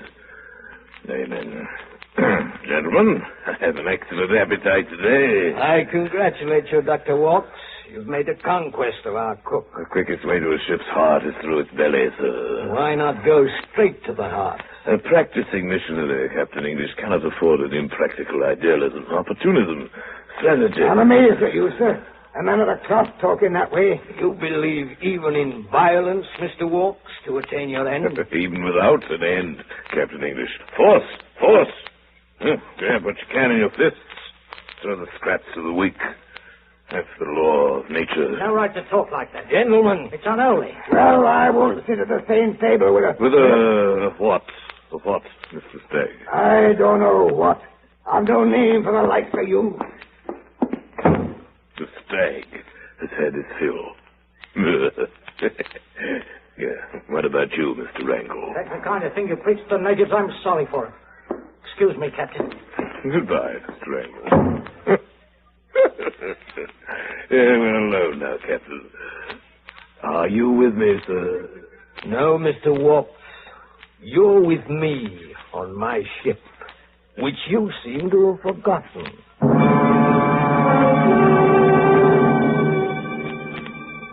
The next morning, we lay off the shallow water of Beulah Long, the port of Valley. Captain English, sir. Captain English, I beg a word with you. Surely, Mr. Walks, you're not so poor in words that you need to beg one. Here are $200 in the currency of God's own country. I'm hiring one of your lifeboats for a brief period of half an hour to get ashore. I'm afraid that's impossible. Must I swim for it? I wouldn't if I were you. That's the government launch. Government launch? Listen, man, this is your last chance. Yours as well as mine. Get me off this boat and take the consequences. I swear it. You ransack the four corners of the globe looking for this minute. And let it slip through your fingers. There's eternity in it.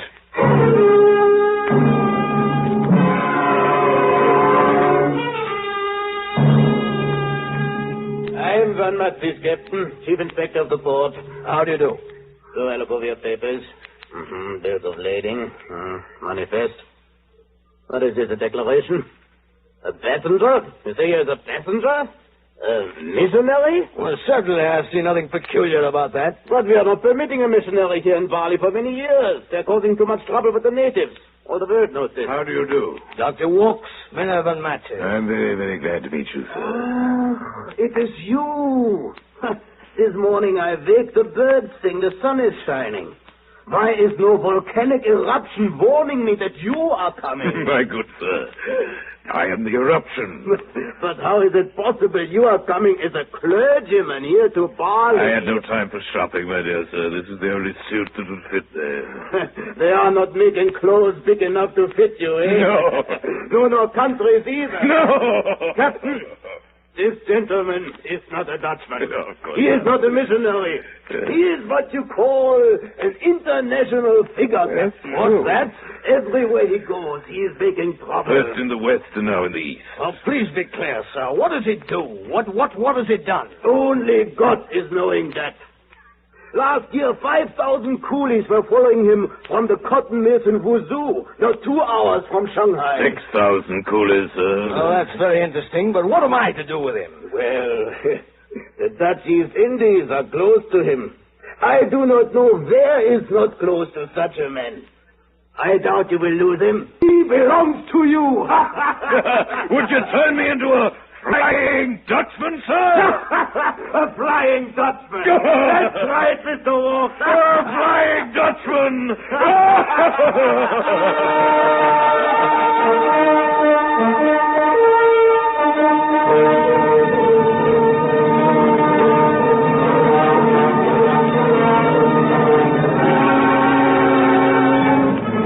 After Bali, the news of our Flying Dutchman flew like a screaming gull before our mast.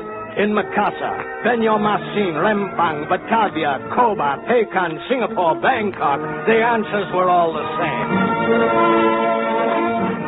No, Captain, you cannot land him here. We do not want him. We won't have him. We want none of him. We know him. He's a pest, a plague, my friend. The port is closed to Mr. Walks. Moreover, so long as he is on your ship, the port is closed to your ship.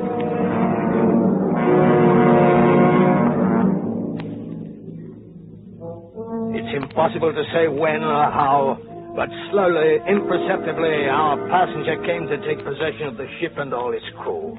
The natives fell more and more deeply under his spell. I was their captain in name, he in fact. We were his prisoners, not he ours. he all but emptied our stores with his huge appetite. Sacrificing all hope of profit, all hope of everything but emptying our ship of that loathsome passenger, we set our course west under ballast to Shanghai. There, port officials informed us that the British consul, Mr. Chisholm, was to favor us with a personal visit. But it was noon before he came aboard. The Chinese port authorities informed me of your predicament, Captain, and asked me to handle it in my own manner. So much the better for all of us. According to their specific instructions. I don't understand, Mr. Chisholm. My dear fellow, don't try. It's diplomacy. Only the stupid try to understand diplomacy, and they spoil the game for the rest of us. It's like playing blind man's buff with a really blind man, and that makes it too macabre.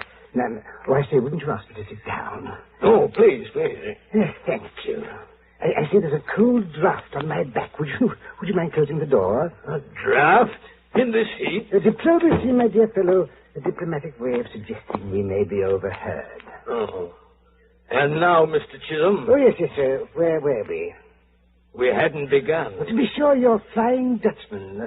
Of course, you can't land him here.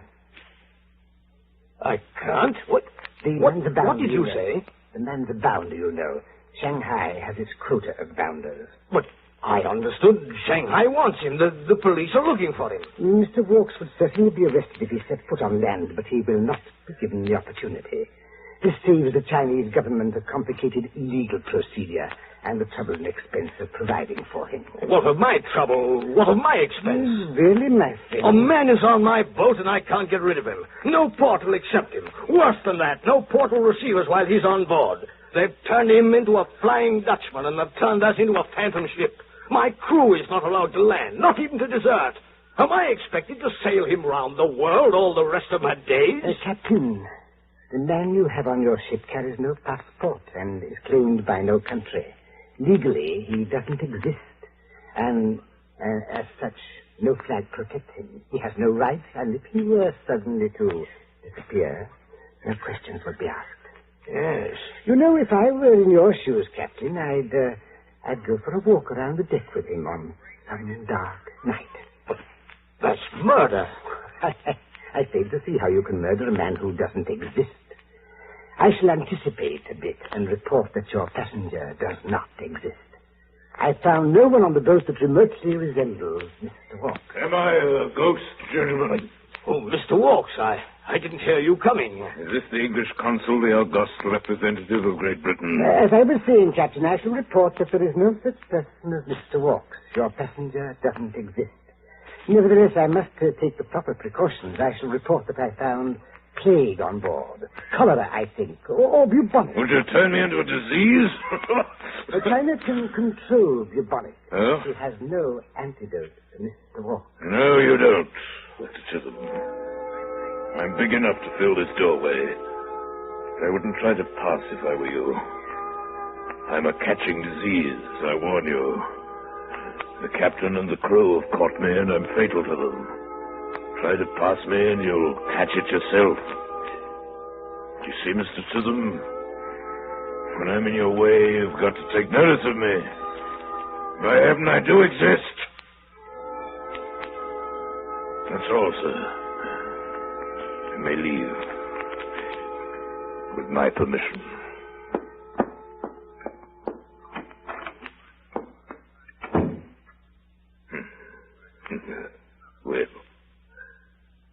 Well, Captain English, we are as we were. Now, Mr. Walks, I'm going to take Mr. Chisholm's advice. No, he suggested one more port, still another. It'll take me, is there? Such a place. Such a land on earth. Have no doubt they will accept you there. Will they? Should hardly have thought it possible. Even if I were to die, I doubt if you'd lose me.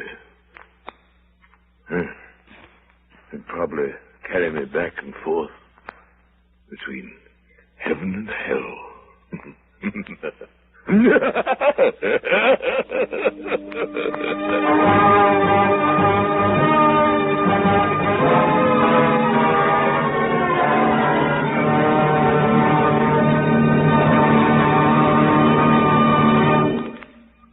You are You're listening tonight, ladies and gentlemen, to a story called A Passenger to Bali.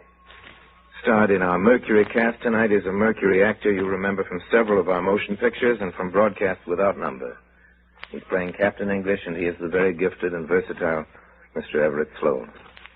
Rounding out an all-Mercury cast are Alfred Shirley, whom you've just heard as the British consul, and Stefan Schnabel and Guy Spall. These latter two, Fridays excepted, are to be seen in almost as many parts as there are countries in our current musical Around the World in 80 Days.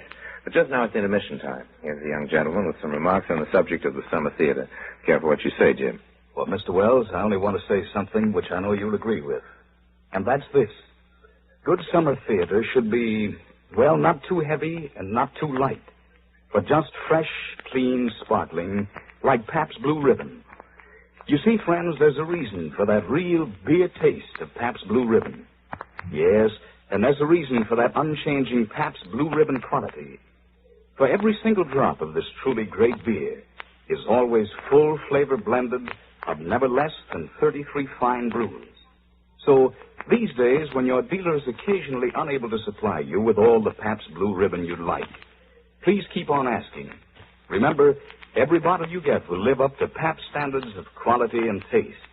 Yes, every bottle will be, as always, blended, splendid Pabst Blue Ribbon. And now, Mr. Wells. Parts a second. The barometer's falling out on the China Seas. Bad weather's on the way. Aboard His Majesty's ship, the Roundabout, the queer and evil Reverend Dr. Ralph Walks is still a passenger to Bali. Mr. Wrangle! Call me if the wheel starts to kick up. We may need to lash her. I say, Captain, I've been thinking a good deal these last 2 days about, this situation of ours, about war. What's to keep us from giving him a lifeboat and some food and setting him adrift? He'd starve to death. But we wouldn't be there to see it, would we? No, that's impossible. It's inhuman. I suppose you'd sooner see him drown, eh? Kinda. Drown? Why not, sir? It's going to be a dark night, isn't it? If a man fell overboard tonight... Who told you to say that? Why, nobody, sir. It stands to reason. It's beyond reason. Listen, sir, we can't carry him from now until the day of judgment. Mr. Stagg, report to the engine room. Full speed ahead. Fire the boilers to top steam. Keep her headed into the wind. Aye, sir. Batten down the hatches. Call all men on deck that aren't in the engine room. Secure everything. I'll see to the wind. Aye, sir. Dirty weather. Dirty weather, eh, Captain? Walks. I surprised you thinking of me, or were you conspiring with the wind and the waves? I must be on the bridge, Mr. Walks. Tell me, sir, why do you hate me? What? Why? This is no time for equivocation. If you must spare me that. Give me the reason, one good reason. Why do you hate me? You tricked me into accepting you on this... Your animosity began long before. Oh, you knew me for what I am. I hated you the night I picked you up off the wharf. I found my reasons later. That night, Mr. Walks, I hated you without cause. Thank you. You hated me before you knew anything about me. And you must have hated me for some reason within yourself, Captain. I must go up to the bridge. You were to blame, not I. You and the civilized world. Your world. That have bound me to you. Let's go. But civilization is rotting, Captain. Because its origin is fear. The vacuum that nature abhors. Like the center of this hurricane upon which the four winds of the earth are converging. Captain English! Let me go. 2,000 years, the strong have been sacrificed to the weak. With what result? To imprison the strong, the weak have imprisoned themselves. The wheel, Captain English, the wheel! That is why you abominate me, Captain. Because I've destroyed your illusion of freedom and betrayed you to yourself. I am the opposition! You know what the British consul, Mr. Stagg, told you to do? Well, I do. Here we are at the railing's end. Why don't you do it? If our positions were reversed, do you think I'd hesitate for a moment? I'd move quietly. I'd take a sudden step forward. I will. I will. Fool. You're not strong enough. This ship is mine. I'll never leave it. Get up. I'll give you back your life. It would have died with your conscience. You would never have survived there. Wheel! Captain, the wheel! The wheel! Loose! She'll catch fire! Loose the wheel, loose! It will splash us!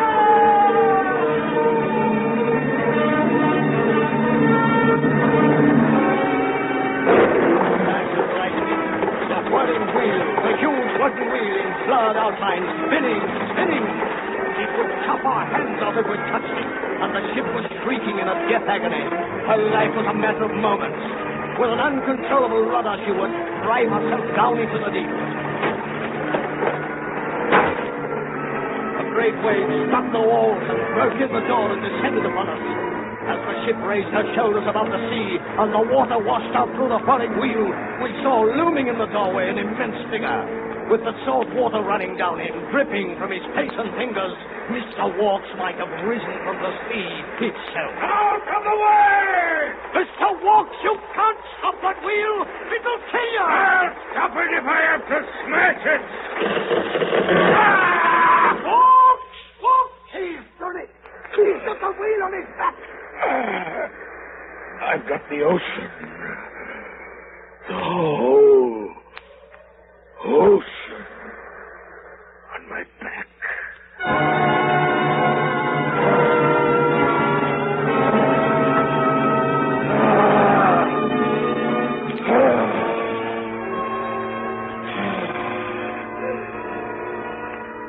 If you can hold it till the rope I can hold it. I can. Gentlemen, I doubt if it will be necessary. What's that? What's that you say? I'm holding nothing. The ship's rudder has just snapped. Next morning, the ship was a corpse, floating face upward, wrecked and mangled beyond all recognition. We were 200 miles off the coast of China. We had no wireless, and the roundabout pass controller repair might sink before she was sighted by another vessel. Then your mind's made up, Captain? Yes, Mr. Stagg. Are all men on deck? Aye, sir. And who's been ringing the ship's bell? No one, sir. A ghost. A ghost bell. A ghost ship. Shut up, Walks. The rope's broken, Captain. The bell's ringing by herself. It's the swaying that does it. This is the Flying Dutchman's demon vessel. We drift rudderless in a fog, in all directions, to no port. He's out of his mind, sir. Let him talk. Let the bell toll. We've no time for either of them. We're abandoning ship. Women and children first. Round about us no more. This is manifold. The vast boat is a whole world. The mountains are a mast. The middle of her hull are a pivot for the moon. Her cables are the circumference of St. Peter's Dome and extend around the globe. The ship is sinking, Mr. Her Walks. lower masts are so high that a boy becomes a gray-headed man before he reaches the futtock shrouds. She takes 100 years to tack, and when one of her sailors dies, she buries civilization. Into the lifeboat, men. You've a long way to row, Captain, with me in tow. Who'll pick up a doomsday passenger? Row on, sir. Row on! Touch land. And away we go. The boat, men. Easy does it. See, they leave room for me. Leave room. I'm a man that likes to stretch his legs. Are you so sure of yourself? Oh, yes. As sure as I am of you, Captain. I rely upon your charity, pity, mercy, your holy virtues that are oil for the faulty machinery of justice. Where love leads justice, the blind lead the blind. Then it would be just to leave you behind. You don't dare. You don't dare to leave me behind. How well you've known me, Mr. Walks. I suppose you even rely upon my gratitude. Gratitude for what? You saved the ship last night. Gratitude? I saved you last night as a soldier infested by lice. I crouched beneath cannon fire and thus rescue himself and them from a common death. Gave you enough thought. I see. All right, Mr. Stagg, we're ready. Give the order to abandon ship. Captain, this time I obey your order gladly. It wasn't meant for you, Mr. Walks. You're not going. What's that? You always wanted my ship. I'm giving her to you. She's yours. I'm not going! Now you are the captain. I needn't remind you of a captain's duty to stay with his ship. You leave me on the roundabout. She may float for a week or an hour. You'll be safe for a while, and there'll be food enough even for you. I wish you a pleasant journey, wherever you're going. I'll see you rot first. Ready, Mr. Stagg? Aye, sir. Into the lifeboats, men. Wait. Don't listen to him, sir. Well? Captain, I've no excuse. I'm the lowest of the low. My home is deeper than the grave, deeper than the sea. You're right to desert me. Then there's nothing more to say. But have you no pity, Captain, have you no charity, no mercy? Oil, you called it. Goodbye, Mr. Walks. Not so soon. Don't forget I'm your shadow, your doppelganger, your doomsday passenger. Mr. Walks, I warn you. Your voice isn't loud enough for me to hear. Stay where you are. Now, if I shout through the muzzle of this gun, you may hear the whisper. I hear you very well now. It's a pity it had to end this way. I would move heaven and earth. Heaven and earth will stay where they are. So will I. There is a cast-off, sir. I'm coming, Mr. Stagg. My sextant, Mr. Walks. You'll need it. Not I! I'll shoot the sun and stars with more than a sextant before I die. Get along, sir, and whistle for the wind. We'll be meeting again soon enough. Lower away!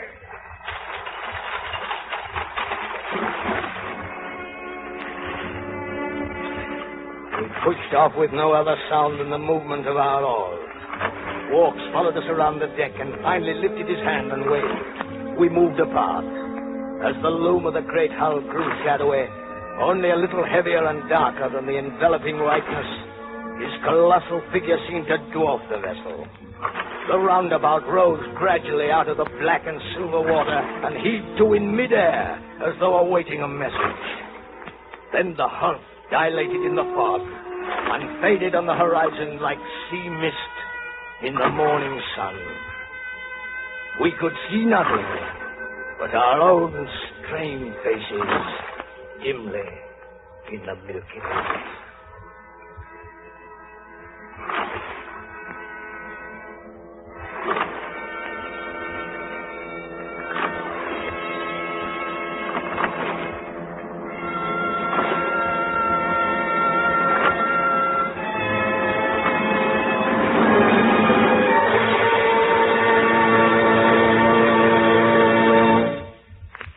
Just heard our Mercury production of A Passenger to Bali. And now just a few words from our sponsors on a very important subject of prices. The makers of Pabst Blue Ribbon are holding their prices at the levels established by OPA last month. Also, when government price control ended last Sunday night, they telegraphed each wholesale distributor of Pabst Blue Ribbon throughout the country, urgently counseling him to do likewise. Further, the makers of Pabst Blue Ribbon strongly urge beer retailers all over the country to do the same. For we believe it's up to all of us to do our utmost in the battle against inflation. Well, that's the next Friday. We're bringing to your radio, if we may, for the first time, a story that's just about due to come to your movie theater. Edward G. Robinson, Loretta Young, and your obedient servant are involved in the proceedings. The last name is also the director, and it's going to be fun, I think, translating The Stranger, so that's the name of the story, for the microphone. The Stranger is a love story, but it's got more than its quota of chills and shivers, being all about, to quote the current advertisement, the most deceitful man a woman ever loved. That would seem to be me. So join us next week, same time, same station, and decide for yourselves about that. Until then, speaking for my sponsors, the makers of Pabst Blue Ribbon Beer, and for the whole Mercury Theater, including especially tonight Mr. Everett Sloan, and as usual, Maestro Bernard Herrmann, who was responsible for the music, I remain, as always, obedient for yours.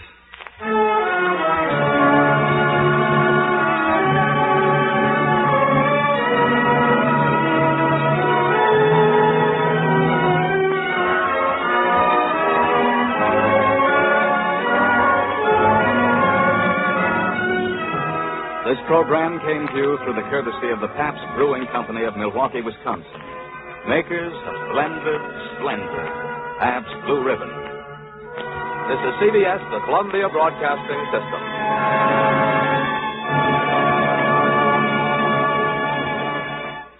Good evening. This is Orson Welles, your producer of a special series of broadcasts presented by the makers of Pabst Blue Ribbon. The Mercury Summer Theater of the Air.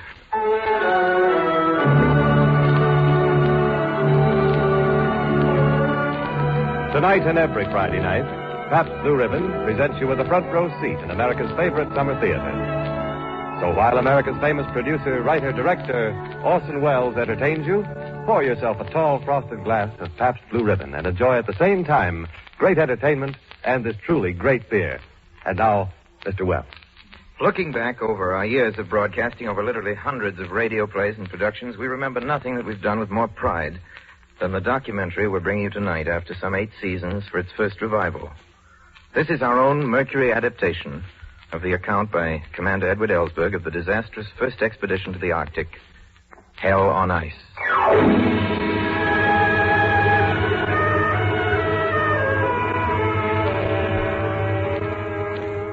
As retired chief engineer of our Navy, a fair share of honors have come my way. But I can only humbly hope that the name of George Melville may be a little remembered as one who served under Captain DeLong on the last voyage on the steamship Jeanette. I still read and reread my log of that trip, though the ink's been dry near 30 years. Here's the first entry. July 8th, 1879. 3:40 p.m. Pacific Time. Jeanette weighed anchor. Destination, the North Pole. Already below, Captain DeLong. Weigh anchor.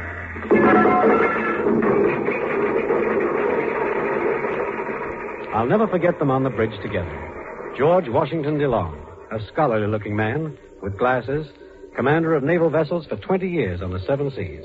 And by his side, with her pretty head flung back, Emma DeLong. Chief, I want you to meet Mrs. DeLong before she deserts her husband. How do you do? Glad to meet you, ma'am. Mr. Melville, tell me, what do you think of a man who'd rather go off to the North Pole than stay home with his wife? Being a bachelor, I can't properly say, Mrs. DeLong. Emma, the chief will think you really don't want me to go. Look, George, something I have for you. No, stay here, Mr. Melville. I want you to be a witness. Silk flag. I want you to unfurl it. Well, the point farthest north. The point farthest north. The North Star, George. I'll watch it, and we'll be looking at the same thing. Things equal to the same thing. Remember your geometry, Captain. A brief embrace, and then DeLong was once more simply the sailor. For a few minutes, with strained eyes, I watched a white handkerchief fluttering across the water at us. And then it faded in the distance. Of our passage to Alaska, there's not much in my journal. August 2nd, with the aid of a towhook baited with salt pork, the newspaperman, Collins, bagged an albatross. Crew none too pleased. The ancient superstitions of the sea persist even to the day of steamships. August 14th, course set north for northwest through Bering Straits into the Arctic Sea. And off the coast of Alaska towards Wrangel Island.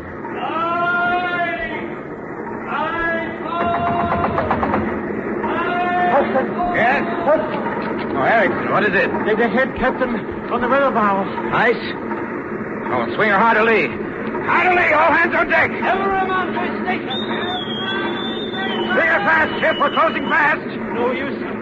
She won't clear it. Ice, 200 feet ahead. Oh, there it is. We're going to strike, Full Captain. steam astern, full steam.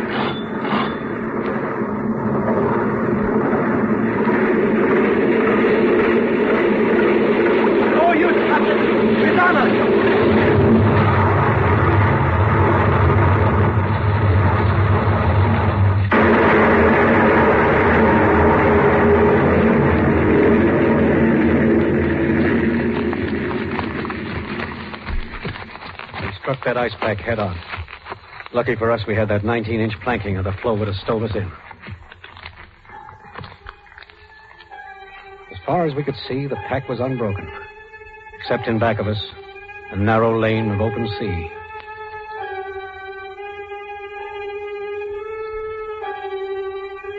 Supper that night was a somber meal. Here was ice only 240 miles north of Siberia, latitude 71 degrees 30 minutes, where it had no business to be this time of the year. Finally, the captain, chewing earnestly away on his mutton, broke a silence that was almost as solid as the ice pack. Well, Mr. Chip, think by morning we'll find a lead through this ice? No, Captain, we won't. Seem pretty certain, Mr. Chip. What do the rest of you think? Vanna, now, what do you think? You're a navigator. Well, I think that Chinese cook's coffee is even worse than usual, sir. All water and no coffee beans. What do you say, Chief? Maybe I say I'm saving coffee, in case the ice pack holds. Collins seems to be able to drink his. What I drink is my own affair. Don't take it so hard, Collins.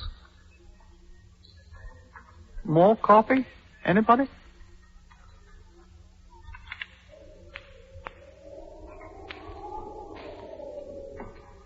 Next day, with broken ice piling up along our side, the captain gave the order to unship the rudder. So the end of the first week found us a rudderless ship, drifting with the ice pack. All chance of exploration gone. Stopped at latitude 71 degrees north, which had been reached in these same waters 20 years before by an ordinary sailing ship. This same day, the captain wrote in his log. The same faces at every meal. The same irritations pricking our nerves, the same routine day after day. No shore leave, no ports to visit, nothing but endless ice. Drifting willy-nilly. 1,000 miles from that pole, which, in a blaze of publicity, we'd set out to conquer.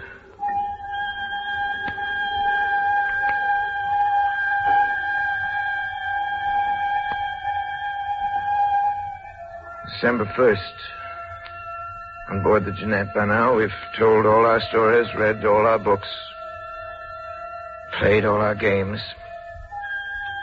Each morning we wake to the same faces, the same dogs, the same ice. We take the same exercise, make the same calculations as the drift. Eat the same food and return each night to the same beds. With the same conviction that tomorrow will be the same as today. December 24th. Our first Christmas Eve on ice. Say, how about some mistletoe over the rigging? Yeah, we might catch an Arctic mermaid, like Collie caught this albatross. Collins is my name. Oh, so it is. Excuse me. Well, what about this? Holy mackerel, Irish whiskey. Hand it over, Chief. First the captain. Oh, thanks, Chief. Here, I'll pour my own. Careful, Dan, now. You've only got one good eye. I can always see good enough for this. That's enough now, Dan. I'm going to save some for the crew, you know. That's right. Collins, how about you? Well, what's it like? Is it good whiskey? Give Collie a written guarantee, Chief. Collins is my name. I'd give you another if I'd been your old man. Don't waste any of that stuff on him, Chief. You can take your whiskey and go to the devil. Well, that's a nice Christmas thought. Oh, let's forget him. Can't help it, I guess. Say, how about a toast? If anyone proposes James Gordon Bennett, I'll follow Collie. Melville's got one. I can see it fizzing. Yes, I have. I propose a toast to Emma DeLong. Oh. Thank you, Melville. I couldn't say it, but I was thinking that, too. Emma DeLong. Emma DeLong.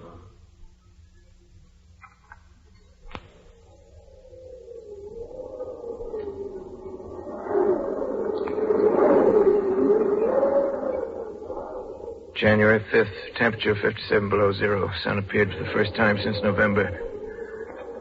Today, Dr. Ambler had to operate on Dannenauer's eye. He has to sit in the cabin without a crack of light. We take turns talking to him. We speak next summer and break up the ice. He likes to talk about that.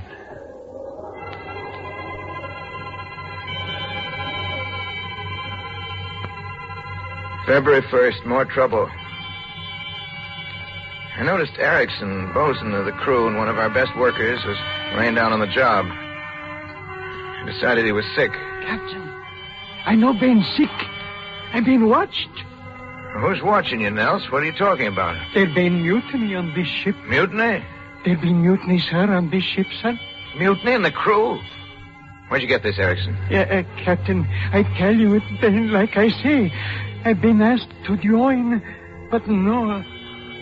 No say yeah, no say no, so I've been watched. They got guns.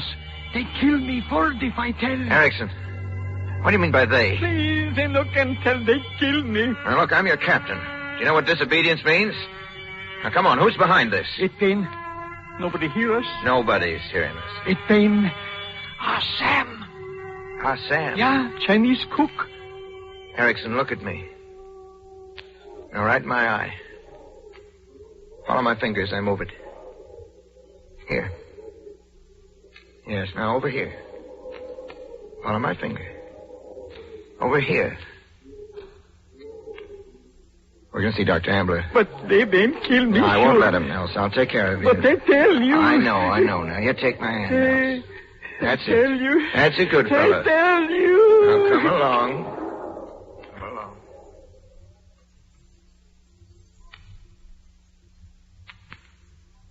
January 6th. 4 months on the ice. Part of the crew sick. A blinded officer, now a seaman gone mad. What'll this ice do to us before this winter's over?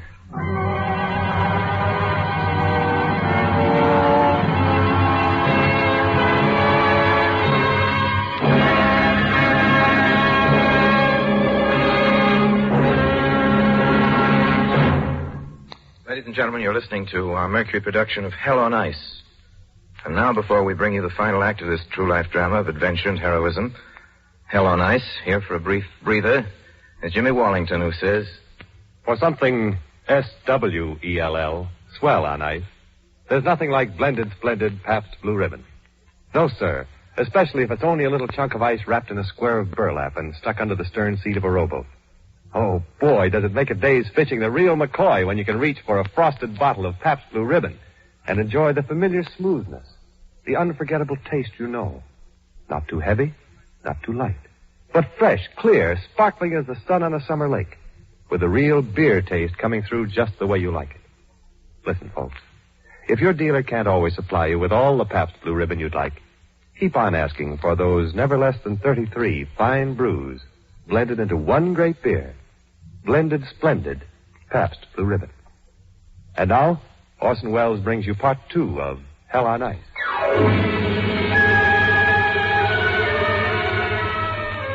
On February 25th, after 6 months in the ice, we were still drifting, waiting for the thaw to free us. March 5th, first glimpse of sunshine. 3 minutes of bleak twilight. Then darkness again. March 30th, temperature rising. Noon reading, 5 above zero. Ice still 14 feet thick. I turn back to my own records. Our hopes for what the summer sun would do are beginning to fade. It is July now. We find rifts in the ice at sundown and then see them knit again overnight. The days grow shorter, and with them, men's tempers. Mr. Collins? Mr. Collins, come here, sir. I have Mr. Chip's report that you failed to give him an observation. Well? It's in Chip's province to receive that information and enter it in the ship's records. I was going to write it on a piece of paper and hand it to you. Oh, Mr. Collins, I've issued an order for an hour's exercise. I've noticed for several days you've been cutting down the time. Today I'm satisfied you're doing it deliberately. And when you say that, I say it isn't true. I'm making allowances for your ignorance of naval regulations, but I advise you not to repeat that contradiction. When you charge me with violating an order, I deny it, and I'll repeat that as much as I please. That's enough, Mr. Collins. When we get back to the United States, I'll have you court-martialed. Meanwhile, turn in your instruments, perform no further duties on this ship. You're under arrest.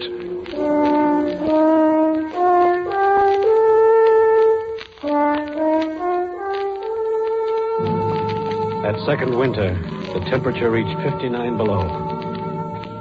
In May, we saw the sun again.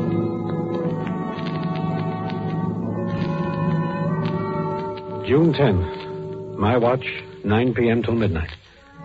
11 p.m. disturbed by heavy shocks drumming against our hollow hull. Those words were all I had time to write. I remember the captain rushed up on deck. At this season, even at midnight, the sun's above the horizon. We could see about 80 yards ahead. A lead had opened in the pack some 10 feet wide with cracks zigzagging across the surface of the ice, moving towards us. Then the floe split wide apart beneath us. The Jeanette lurched wildly to port and suddenly slipped off the ice into open water. We were thrown across the deck. The ship rolled like a drunken man. Shaking with fear, we waited the next move. At 6 bells, the pack started to press down that open canal. Slowly it closed in on us, thick and jagged.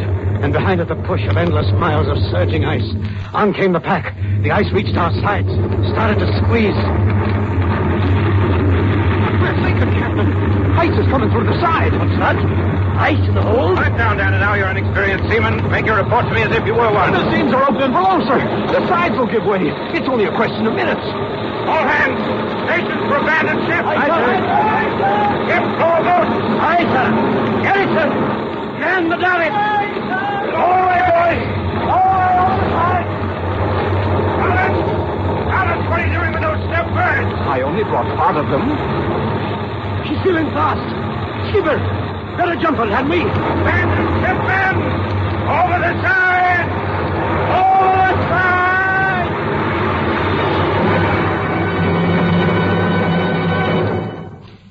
The last to jump was the captain. Scattered over the ice like flies, we watched the doomed Jeanette. Silent now, Dick Gray.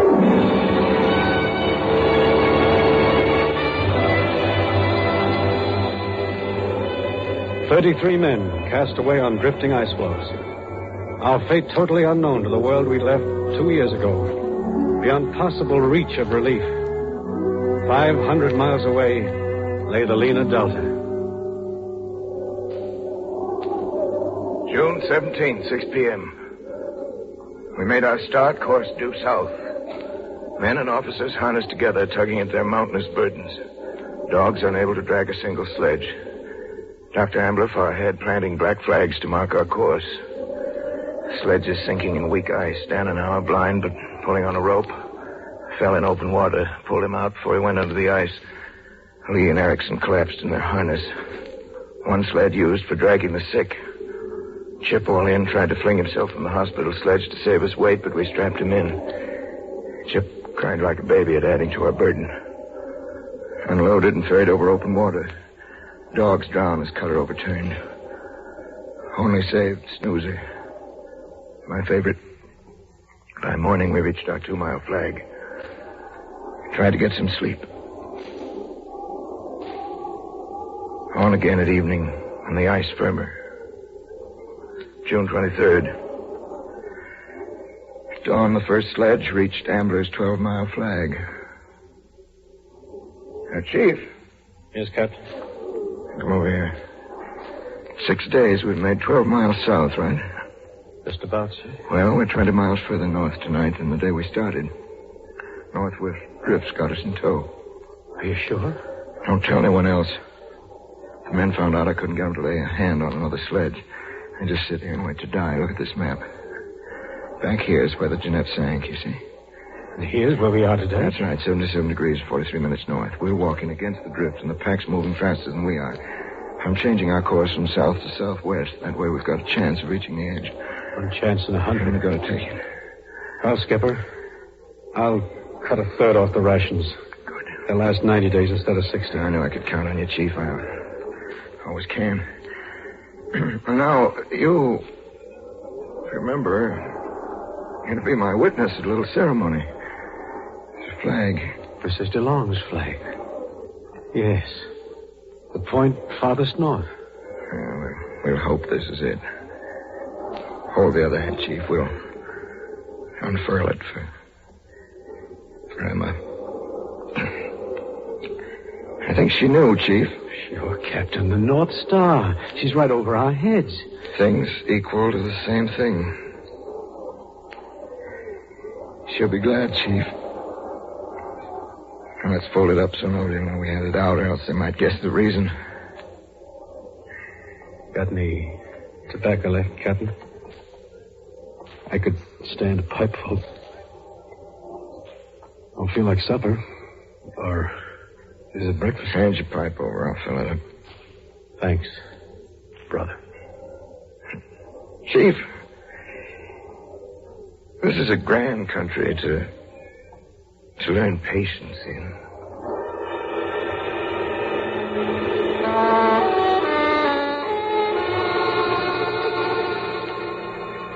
The most we covered in one day was 6 miles. Some days not more than 2. And the men growing weaker every day from frostbite, scurvy.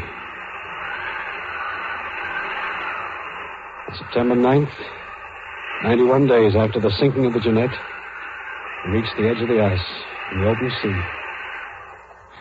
We crawled into camp. And then DeLong mustered his crew. Called the roll for the last time. That night, he held divine service. Even the sick joined in.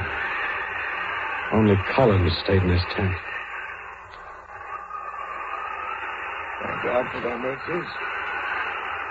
We pray thee deliverance to our homes, to thy continued service. Amen. Amen.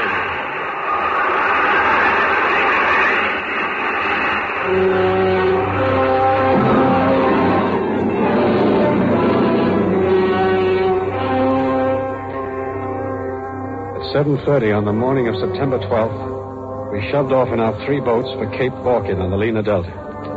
According to our charts, 96 miles of open sea. The 3rd boat was under my command. By nightfall, we were left alone. 11 frozen men in one tiny whaleboat in utter blackness.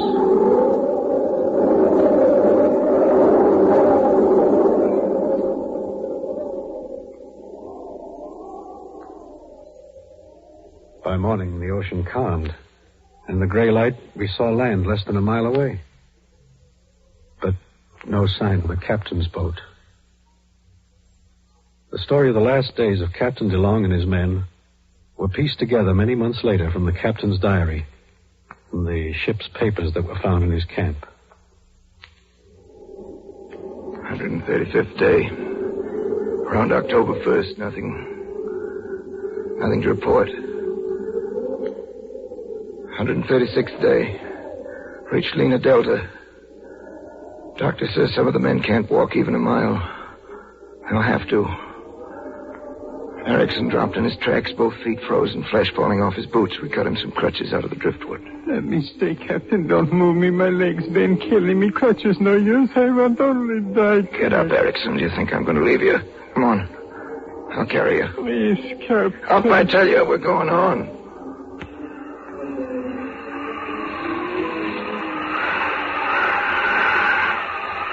"137th day. This morning, Ambler shot a reindeer. Men too famished to wait for fire ate the beast raw. Gave bone to Snoozer, my dog. 138th day, trapped by open water, have to cross and try to build raft. Men are broken. Can scarcely lift planks. I drive them hard. 139th day, raft completed, crossed water. Raging blizzard. Midnight, Erickson died. Sea burial. First a prayer, and then sleep. 144th day. Today killed my dog Snoozer for food. He never whimpered. Too far gone. Alexei dying. Doctor baptized him. Alexei dead. Out of the depths should I cry unto thee, O Lord. Lord, hear my voice. Let thine ears be attentive to the voice of my supplication.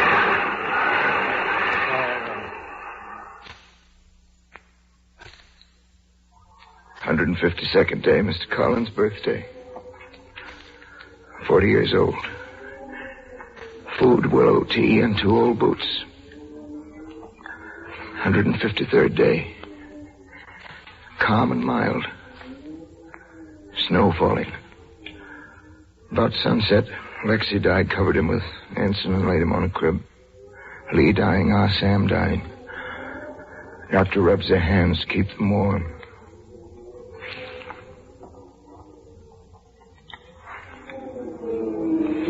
"156th day, found Chip dead in the morning still, sitting between the doctor and myself. 157th day, near end of October, very little hope. Sunset, Sam died. He still leans over his kettle.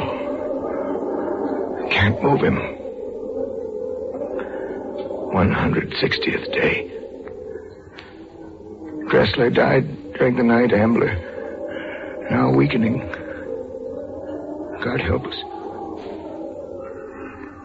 164th day. Ambler crawls over to Iverson. Feels his pulse. Iverson dead. 167th day. Mr. Collins. Mr. Collins dying.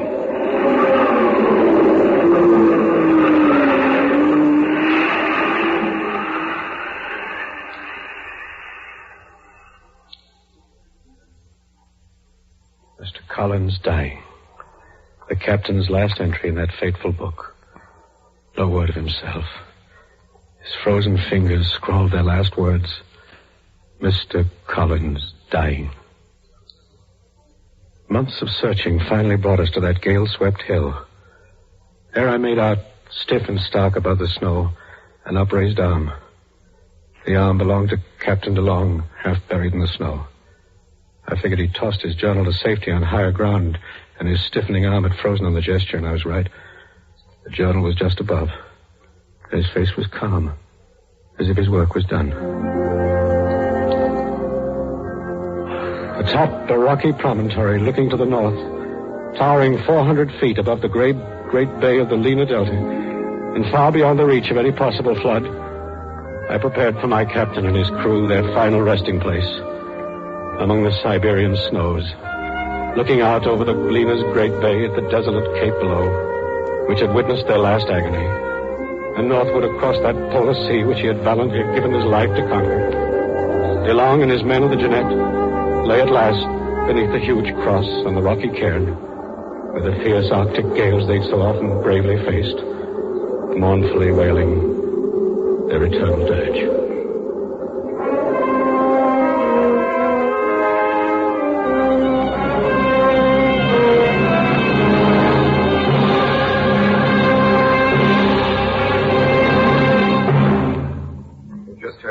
Hell on Ice. A Mercury production. Be back to the microphone in just a minute. Let me again remind you to be patient with your dealer when occasionally these days he's unable to supply you with all the Pabst Blue Ribbon you'd like. He's doing his best, you can be sure of that. Yes, and here's something else you can be sure of. Every single bottle of Pabst Blue Ribbon you do get will, as always, be the happy blending of never less than 33 fine brews. Yes, every foaming, frosty glass you enjoy will, as always, have that famous Pabst Blue Ribbon flavor. Not too heavy, not too light, but fresh, clean, sparkling, with a real beer taste coming through the way you like it. So keep asking for blended, splendid Pabst Blue Ribbon. And I'd like to tell you, ladies and gentlemen, before signing off, that our cast included John Brown, Lorene Tuttle, among many other Mercury players, Elliot Reed, an old Mercury pillar, who comes to us through courtesy of Paramount Pictures, whose current release is the Hal Wallace production, The Strange Loves of Martha Ivers. Till next week, then, I remain, as always, obediently yours. This is CBS, the Columbia Broadcasting System.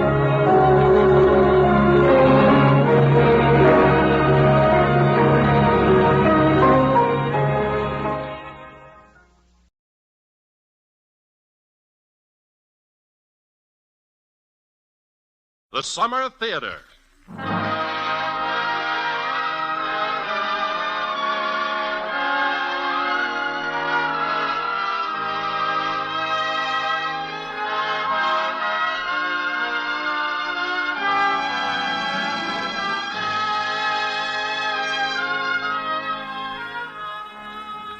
Welcome to the Summer Theater, a dramatic hour of romance, love, and adventure. Tonight we present Daphne du Maurier's startling tale, The Birds, starring Mr. Herbert Marshall.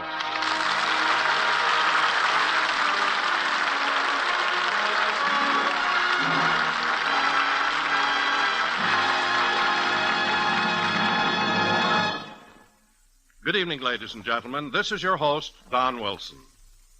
Tonight, we're presenting a brand new story by the famous author of Rebecca, Jamaica Inn, Frenchman's Creek, and many other favorites, Miss Daphne du Maurier. Now, this new story, however, is far different from any of these, and in many ways far more exciting. It's a tale I am sure will haunt you for a long time to come. The title is simply The Birds, and our star is Mr. Herbert Marshall.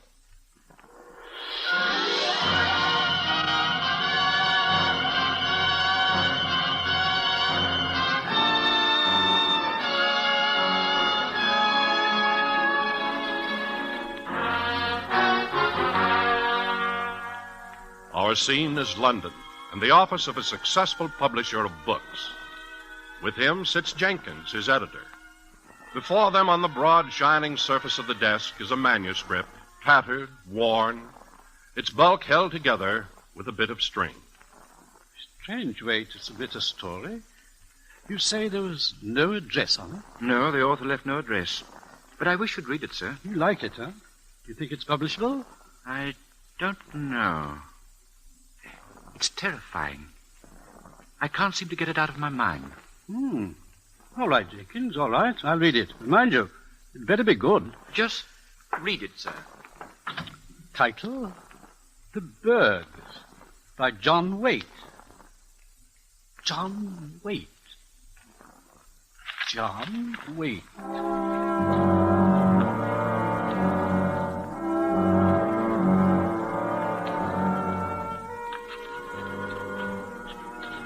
My name is John Waite. I'm writing this as a minute record of what has happened thus far because I cannot help feeling that in the recounting of these events I may, in some measure, come to an understanding of what has happened. And even, perhaps, why it has happened.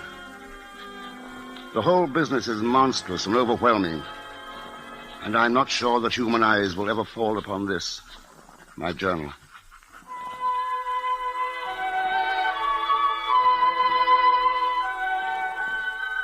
I am a writer of moderately successful fiction, and this small house on the Dover coast is my castle, which I share with my wife, my 16-year-old daughter, my mother-in-law, and one yellow canary.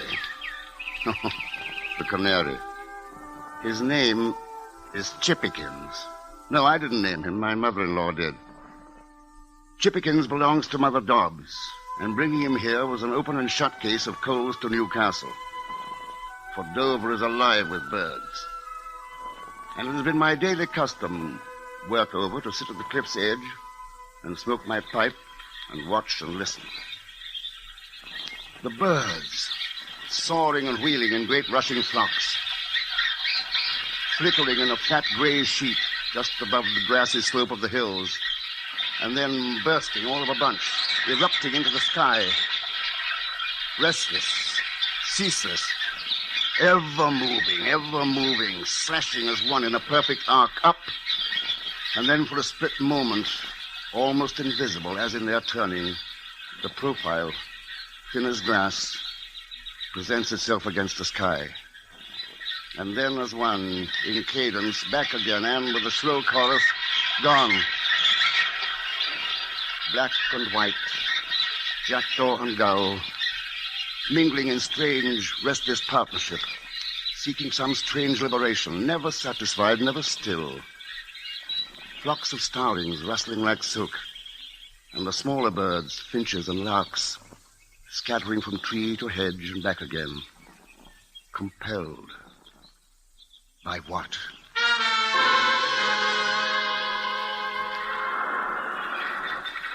And below, the seabirds waiting for the tide. They have more patience.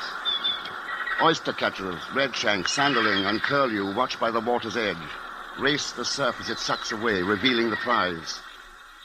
Farther out, the fishermen. Slim, soaring gannets. Ancient, patient pelicans. Black gulls, gray gulls, pale gulls. Soaring, sighting, and plummeting.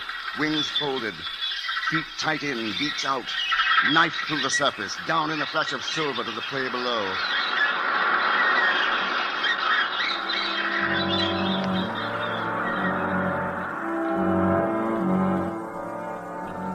The autumn had been a long one, mellow and soft. The leaves had lingered on the trees, red and gold, somehow reluctant to fall. The days grew hazy and benevolent, shortening imperceptibly. And with their passing, the birds seemed more restless, more driven, more agitated. My neighbor, the farmer, drove his tractor. Long, even lines across the western hills, and his figure, silhouetted in the driver's seat, would be lost from time to time in the great cloud of wheeling, crying birds which followed his movements. And I remarked on this. Lots of birds around today.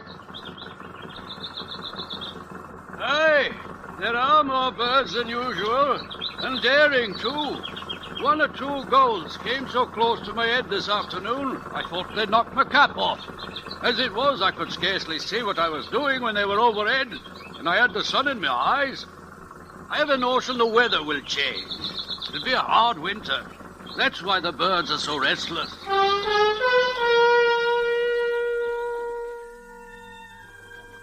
My friend the farmer said the weather would change on Tuesday, and he may have been right.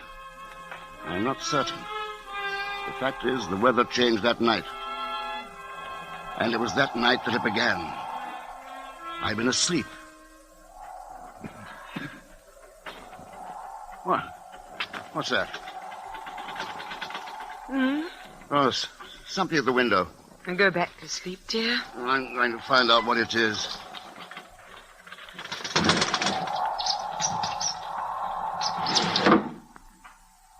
It was a bird. What kind, I could not tell. The wind must have driven it to shelter on the sill. I went back to bed and, feeling my knuckles wet, put my mouth to the scratch. The bird had drawn blood. I supposed it was frightened, panicked, seeking shelter. The wind was indeed very cold. The weather had turned.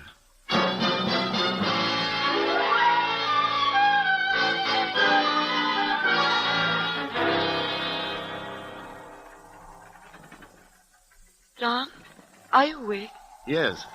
See to the window, will you, dear? It's rattling. I've already seen to it, Megan. There's some bird out there trying to get in. Shoo it away. I can't sleep with that noise. All right, dear.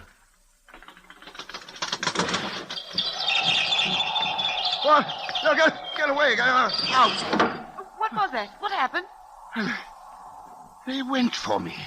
Oh, John, you're still half asleep. Come back to bed. No, I tell you they did. Yes, dear, of course. Come to bed. What was that? Mother and Jill. I'll light a candle. No, hurry. I opened the door to our bedroom and crossed the landing to the room Jill shared with Mother Dobbs. It was pitch black in the room, and the air was filled with small birds. I could feel them all about me, and I swung my arms. They poured through the open window. They struck the walls of the ceiling. Oh, Father! Quickly, Jill, come out. Mother Hobbs! I'm under the cover! Run for the door! I slammed the door after them. I didn't want the birds spreading through the house. Now in the darkness they sensed me and dove for me. Tiny beaks and needled claws set to pierce and tear. I seized the quilt from the bed, wound it over my head, and then, swinging a pillow at random, I went to work. I couldn't see what I was doing, but I could feel the thudding of their bodies. I swung till my arm began to numb. How long I fought with them in the darkness, I do not know.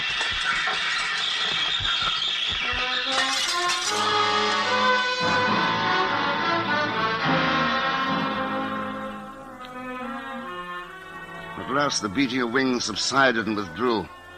And through the density of the quilt, I became aware of light. I waited, listened, but there was no sound. I dropped the quilt and stared about me in the cold gray light. Dawn and the open window had called the living birds. The dead lay on the floor. They were all small birds.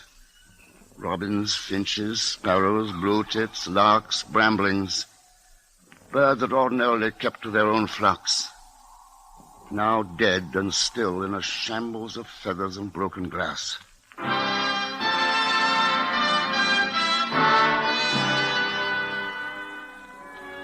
Outside it was cold, bitter cold, and the earth had all the hard black look of frost. Not white frost to shine in the morning sun, but black frost that the east wind brings. And across the field, the sea, fiercer now with the burning tide. It broke and crashed in the bay. Of the birds there was not a sign, not so much as a sparrow. Nothing but the east wind and the sea.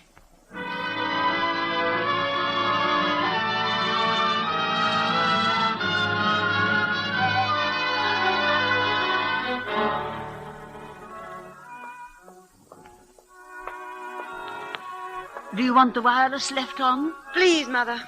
Oh, easy, Meg. That stuff stings. I'm supposed to. Don't want these scratches to infect. No, I suppose not. I'd say you ought to thank the Almighty they didn't get in your eyes. That's what I'd say. Yes, Mother. Nasty little creatures. One would hardly believe they belonged to the same species as little chippykins here. You're a proper little gentleman, aren't you, Master Chippykins? Not a bit like those horrid little savages, That's odd. What? He won't speak to me. Speak? Speak? Chip, chip, cheep. Did Jill get off to school all right? Yes. I hope I brought the right clothing down. I didn't want her to see the room. Didn't want her frightened. She thought it quite a joke. I imagine she's telling the class all about it right now. I suppose. Come, little Chippykins. Speak. Speak.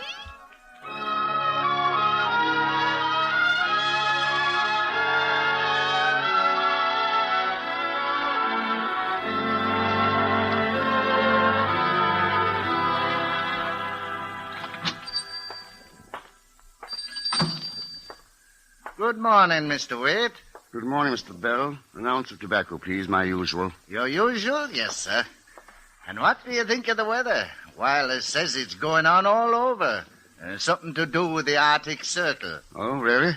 Black winter, that's what it is, out of the east. I heard the wind come up in the night.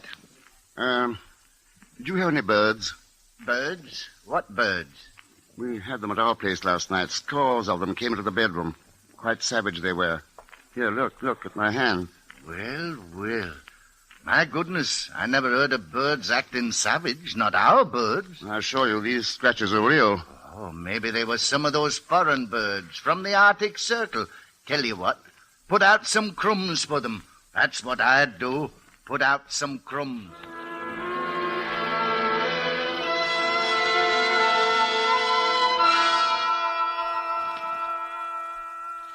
Bring the paper, John. Yes. No mention of birds. I've been watching the field. So have I. I haven't seen a single one. I know. Strange. Yes. Did you tell anyone? Yes. What'd they say? Put out crumbs.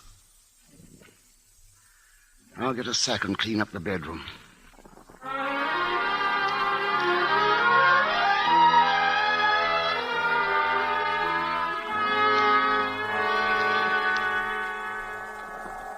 Their bodies filled the sack.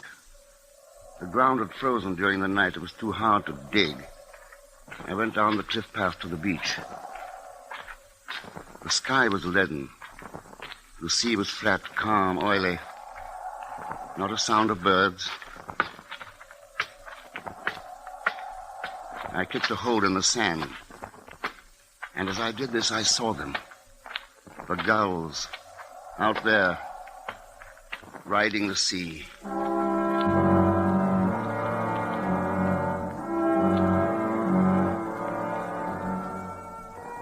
What I had thought at first to be sea-scud, wind froth, were gulls. Hundreds, thousands, tens of thousands. They rose and fell in the trough of the sea, silent, like a mighty fleet at anchor. To the eastward and to the west, the gulls were there.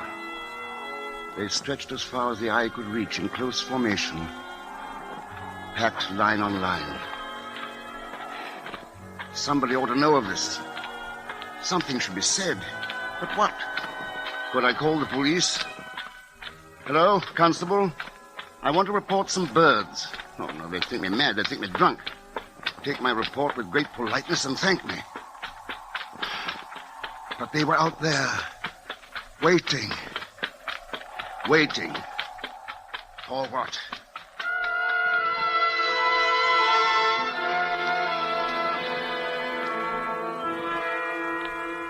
John, come quickly. It's on the wireless. What? About the birds. The Home Office at 11 a.m. today. Reports from all over the country are coming in hourly about the vast quantity of birds flocking above towns, villages, and outlying districts, causing obstruction and damage and even attacking individuals. It is thought that the Arctic airstream at present covering the British Isles is causing birds to migrate south in immense numbers, and that intense hunger may drive these birds to attack human beings. Householders are warned to see to their windows, doors, and chimneys, and to take reasonable precautions for the safety of their children. A further statement will be issued later. There, you see?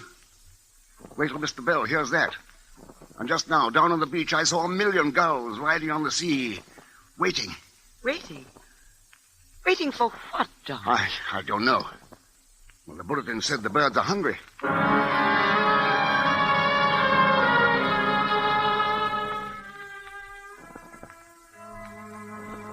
In the shed were all sorts of boards and sheathings left over from the blackout days of the war, and I spent the next few hours putting these up. There was no thought of my novel this day. Actually, the writer is a lazy creature and welcomes any diversion from his work. Somehow this seemed to be something a little bigger than diversion. Do you think that's really necessary, John? I don't like to take chances. But they were such little birds. I'm not thinking of those. Oh? The gulls. I see. Are you going to do the downstairs, too? I think I better. A bit dark with the windows all boarded up.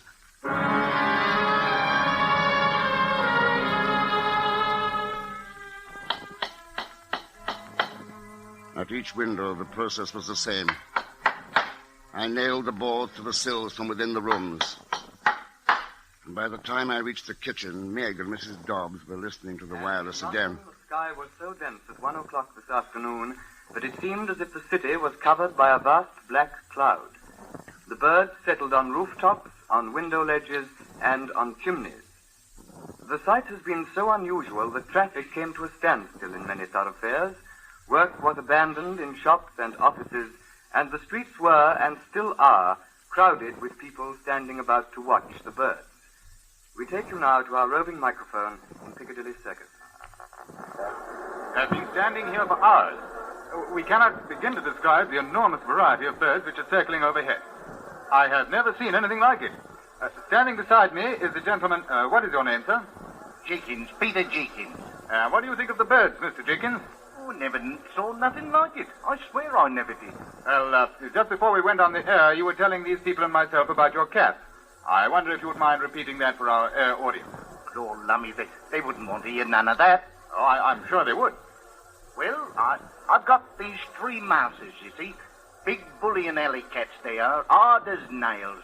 And out where I live, the birds keep a wide berth around my cottage. Well, this morning I looked out of the window and saw what we all saw, and I says to my cats, I says, all right, men, Arthur, Freddie, and you, Leon, out and at 'em. You see, one of their jobs, my cat's job, that is, one of their jobs is to keep the birds scared out of the vegetable patch. So I opened the door and they started out. Then they saw all them birds, and they just turned around with their back hair all up and their tails looking like porcupines. They turned and run into the bedroom and under the bed and wouldn't come out for love or money or the dish of cold water I throwed at them. Thank you, Mr. Peter Jickins. Now we have a lady here at our microphone. What is your name, miss? Come on. There's nothing to be nervous about. What are you doing? Oh, I thought I'd see if the American stations have heard about it. It seems that we're having a little trouble with our mobile unit. A number of birds have settled on the antenna. Well, can't you chase them off or something? We've got to complete this broadcast. Try throwing something at them. I don't know, stones, anything. Ladies and gentlemen, we regret this unfortunate circumstance. I'm sure we'll have the situation straightened out in a moment. Do you please bear with us on this most unusual of all days? And now we return you to our main studio for a brief program of recorded music.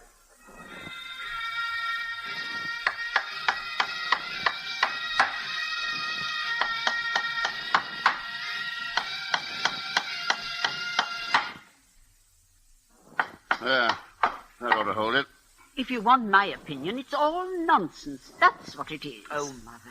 Boarding this place up so we have to light the lamp, and it's only 3 in the afternoon. Tell me, how much singing has Chippikins done today? Not a note. He's off his feed, that's what. Look at him. He's so nervous and agitated. What with all your banging. See? I saw. The bird seemed possessed. He flew from one corner to the other, his shiny black eyes flicking from one of us to another, yellow wings quivering. John, look out there. Where? The ocean. Oh, you mean that cloud, that big black cloud? It's not a cloud, John. It was the gulls. A black mass of them that towered a mile high. They circled thousands upon thousands, lifting their wings against the wind. And they were silent. They made not a sound. They just went on soaring and circling, rising and falling, trying their strength against the cold east wind. John, where are you going? I'm going for Jill. I'll wait for her at the school bus stop. You keep the door closed. I'm frightened. Keep it closed until you hear me call.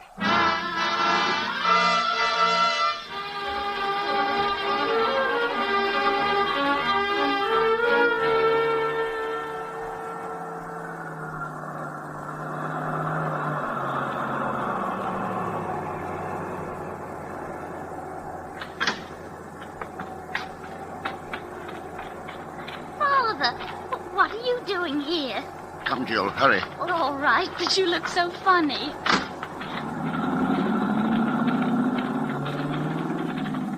What is it? Please, Jill, do hurry. What's that strange cloud? That's it, tell you what. Let's race the rest of the way. Oh, Father, you know I can beat you. Oh, come on, then. Bet your shilling. Wait a minute. Look at the cloud, Hurry, Father. Jill, in the name of heaven. Why, it's birds. Look, Father, birds.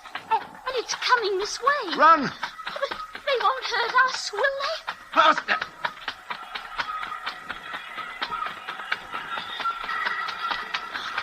I'm scared. Meg! Meg! Open the door!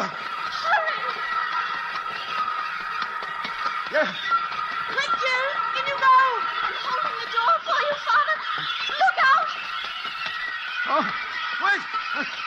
I'm almost there. The birds! Wait! John, there's a Danik above you. He's driving.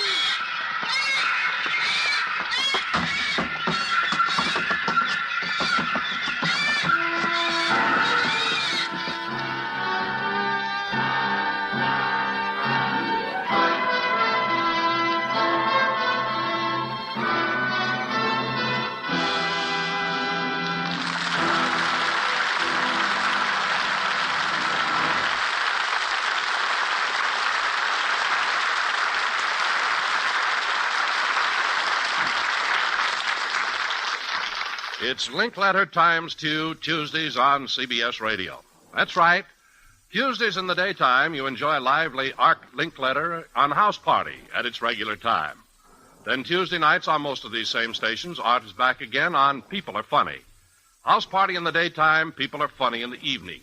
It's Linkletter times 2, Tuesdays on CBS Radio. Tomorrow, your share of fun is waiting for you on both of these laugh-packed shows.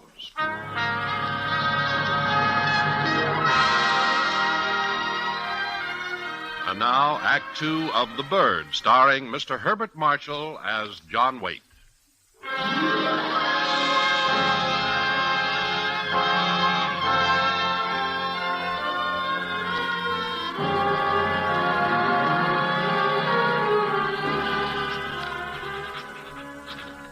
My wounds were, fortunately, not deep.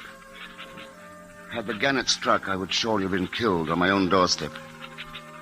The other birds, black gulls, white gulls, and so forth, had pecked and torn, but they were as yet still inexperienced at attacking human beings, and so had done no very serious damage.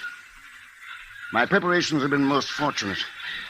Throughout the afternoon, the birds assailed the house without luck, and we sat in the kitchen and listened.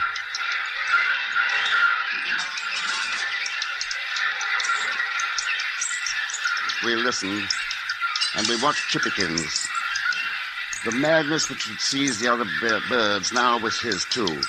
He glared at us with malevolent hatred in his tiny eyes, thrust his short, pointed beak at us through the golden bars of his cage, threw himself again and again at the little gate, hoping to break it down. Oh, I'm afraid for him. He'll hurt himself. Good. Poor little man, he can't help himself. He must have caught something from all those awful birds outside. Turn on the wireless. Let's have the wireless. I'll do it. Father. What? The school bus. Do you suppose the kids are all right? Oh, yes, I wouldn't worry about it. I hope so. Chippikins, do leave off that, darling. You'll hurt your little self. Yes, baby. Mama's here. Oh! Mother, what happened? He bit me. Here, look at my finger. Oh, dear. I'll get the iodine. And you can leave off that, John Waite. As you said, Mother Dobbs, he can't help himself. I'm going upstairs and check things.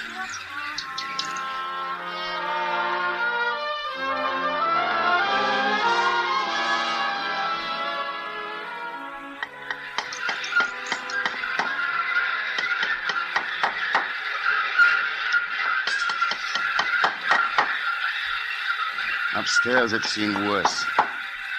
What worried me most were the bedroom fireplaces. They were quite close to the roof, and I could hear many birds which had made their way down the chimneys. Now, with only a thin plywood thickness between them and the interior of the house, they screamed and scratched at the wood. I reinforced wherever I could, particularly on the windows. For wood, I tore the bottoms from the bureau drawers, knocked the panels out of several closet doors, tore down shelves wherever I could find them. And then, deciding it would be too dangerous to hazard a night upstairs in separate rooms, I started carrying down armfuls of bedding to the kitchen.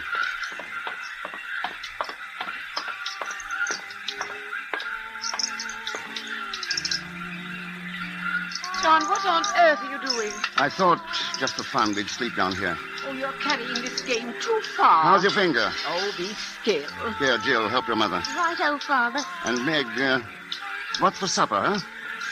I'm very glad for the cheese sandwiches. I had intended going to the market this afternoon. Oh? I'll go in the morning. Yes, of course.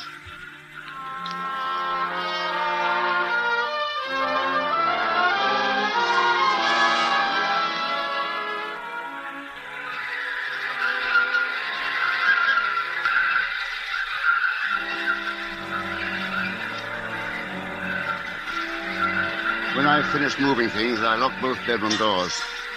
If they should break through the bedroom windows or fireplaces during the night, the doors would hold them for a while. And perhaps in their mad jamming of the rooms, they would smother. Perhaps they would die.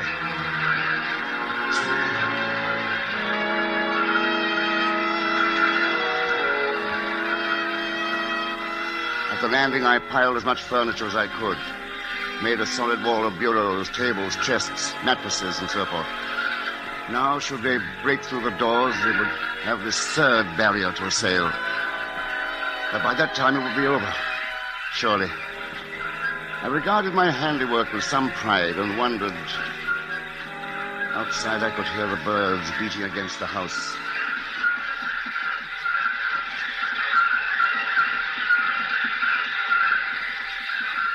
Wings brushing the surface, sliding, scraping, seeking a way of entry. The sound of many bodies pressed together, shuffling on the sills. Now and again a thud, a crash, and some birds dived and fell. Many would kill themselves that way. But not enough. Never enough.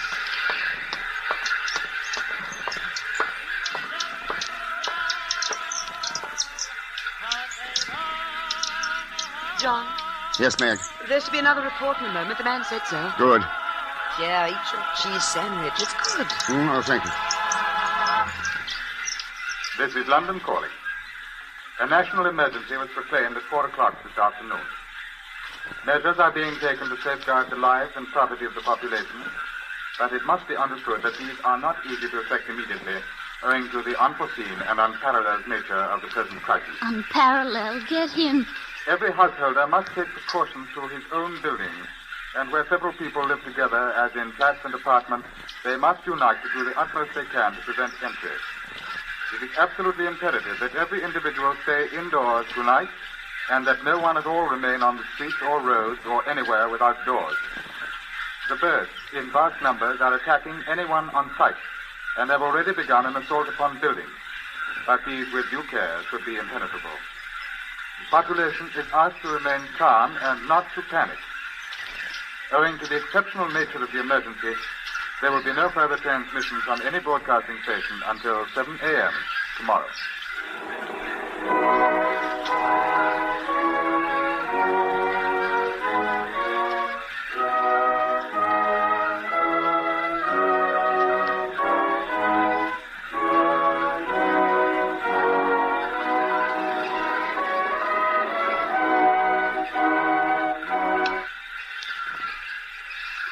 We had a gramophone. Father, could I have a gramophone for my birthday? Yes, sweetheart, a gramophone. She'll have the best that money can buy. Mother, did you hear that? Yes, Angel, I heard.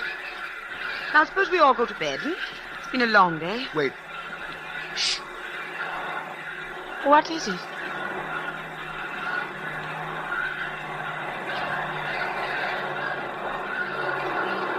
It's planes.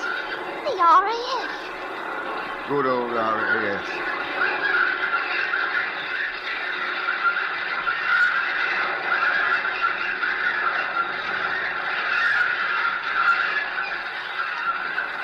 I wonder what they intend doing.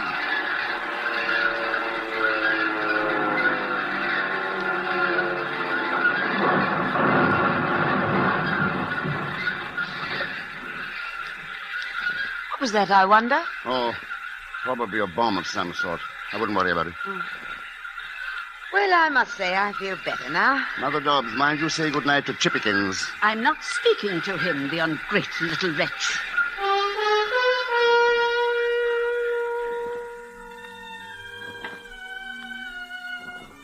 That booming, I knew the sound. The sound of an exploding plane. And I remembered tales of flyers who had blundered into flocks of geese and ducks. Bodies that splintered propellers and smashed windshields. And what could pilots do against birds? Suicidal birds. But at least it showed that somewhere in the country they were trying. Somewhere in some small back room at this very moment they were thinking, working. And they would succeed. They had to. Had to.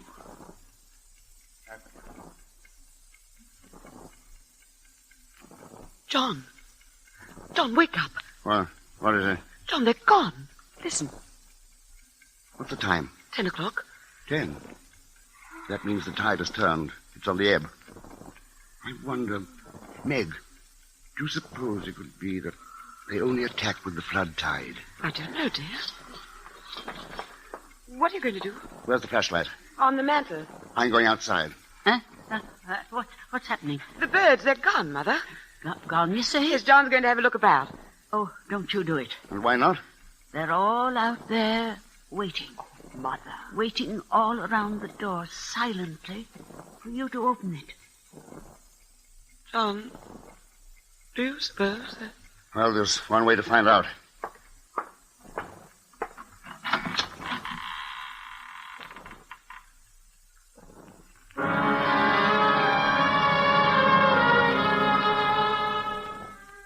It was a scene of such violent death as few men have witnessed. All about me, wherever I threw the torch, lay their bodies, drifted as snow drifts, as sand drifts. Their eyes bright in death, twinkling in unwinking points of fire. It was silent. So silent. Yet I had the feeling that out there, somewhere, there was life. There was a shovel near the door, and I put it to use. First, I cleared a path from the door to the side of the house, and there I flashed my torch up. Every pane of glass had been smashed. The jagged edges flashed back my light. Many had birds impaled on them. Beyond, I saw the boards. They looked roughened and strange. There were flecks and streaks of blood on the boards, and a fine crisscross of splinters where the thousands upon thousands of bills had driven again and again into the wood. I shoveled the birds up against the windows and jammed them with my hands into the broken panes. Piled them on the sills and the cracks. A futile gesture. With the flood tide, another wave of assaulters would come and drive through these. But it would take time. And we needed time. John, what are we going to do now? I ought to go over to the farmers. They've got food there and wood. I need more wood. Well, you're not to go. I won't let you go. I'll not be left here alone, John. All right, Meg. I'll wait until morning, until the next ebb tide. Sorry. I understand you. John, what's that? Where? On the hill. See? Fire. It was just next to the spot where I'd spoken to the farmer as he drove his tractor. How long ago? 2 days? 2 months? On the same little hillside. One of the planes, Meg. Come on, let's go back to bed.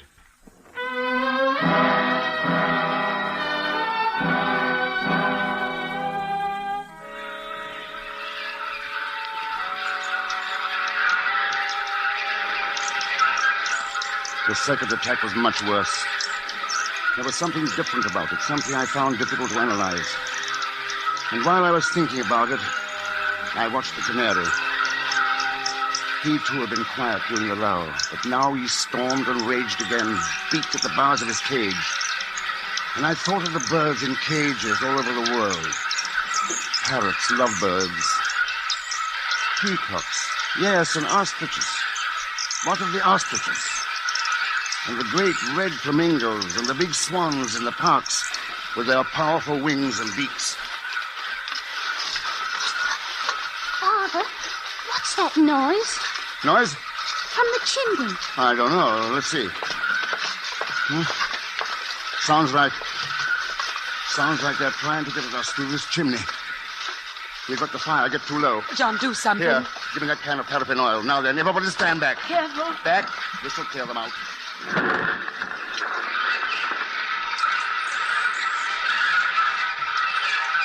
Yeah, that's got it. Jill, you keep the fire up. Don't spare the wood. All right, Father. I'll start the primers. We'll have some cocoa. Good idea. Shall I check and see what's happening upstairs? No, Jill. You watch the fire. Keep it blazing. Poor Chippykins. Now what? He's hurt his wing against the bars. Has he really? Silly little man. Mama warned you.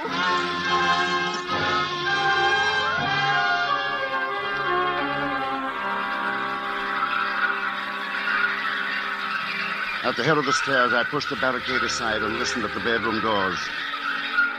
They'd broken in, and I could hear them screaming and scratching at the thin doors. And with the scratching, I became conscious of a new sound. It sounded like talons. Could the hawks have taken over what the gulls had failed to do? The hawks. The birds of prey. Buzzards. Kestrels, falcons. I'd forgotten the birds of prey. And as I listened, I could hear the soft patter of thousands of feet across the floors of the bedroom, and the sounds of talons, of splintering wood.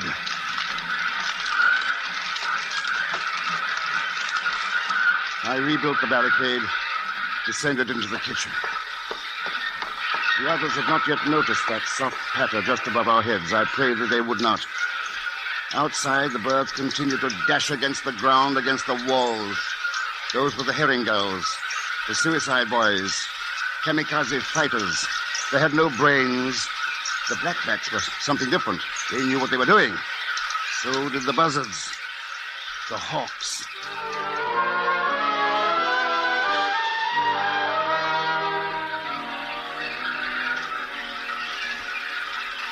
I thought of the things to do in the morning.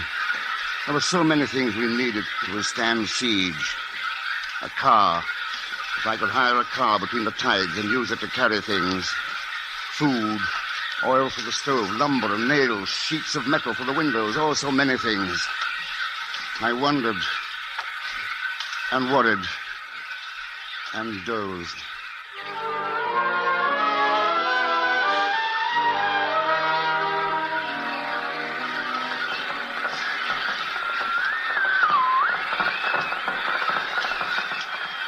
John, it's 7. Don't you want to hear what the wireless has to say? Yes.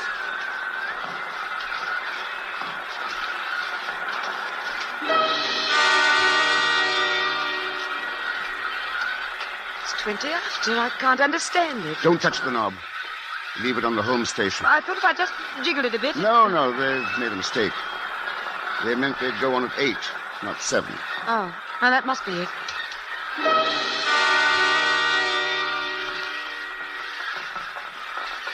It's 10 after 8, John. Maybe it's broken. No, I've checked that. It's working all right. Birds are letting up. Shh. I thought I heard something. No, nothing yet.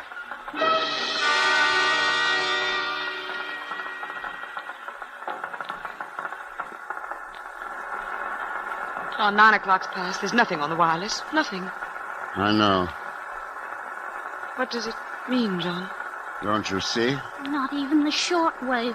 Not even the code things. No. Birds are gone. Look at Chippykins sleeping. Sure is someone, somewhere in the world. Some one of the countless transmitters.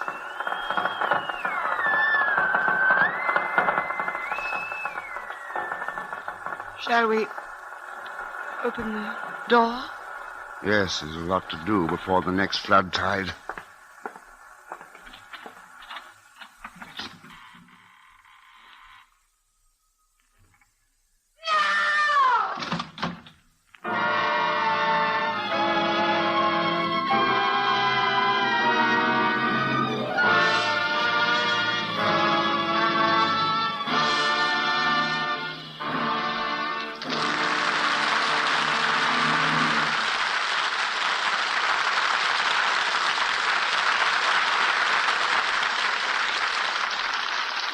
This is America's 10th Farm Safety Week, proclaimed by the President, supported by all agricultural organizations.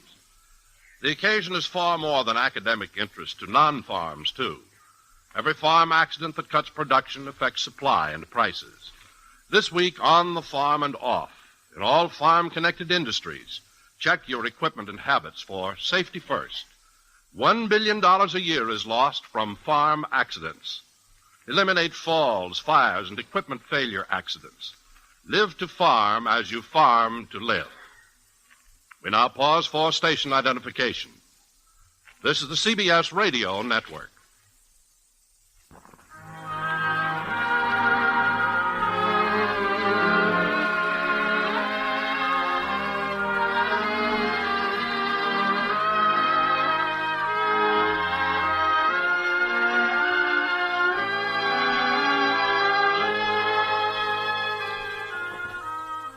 And now we return to the Summer Theater as the curtain rises on Act 3 of The Bird, starring Mr. Herbert Marshall as John Waite.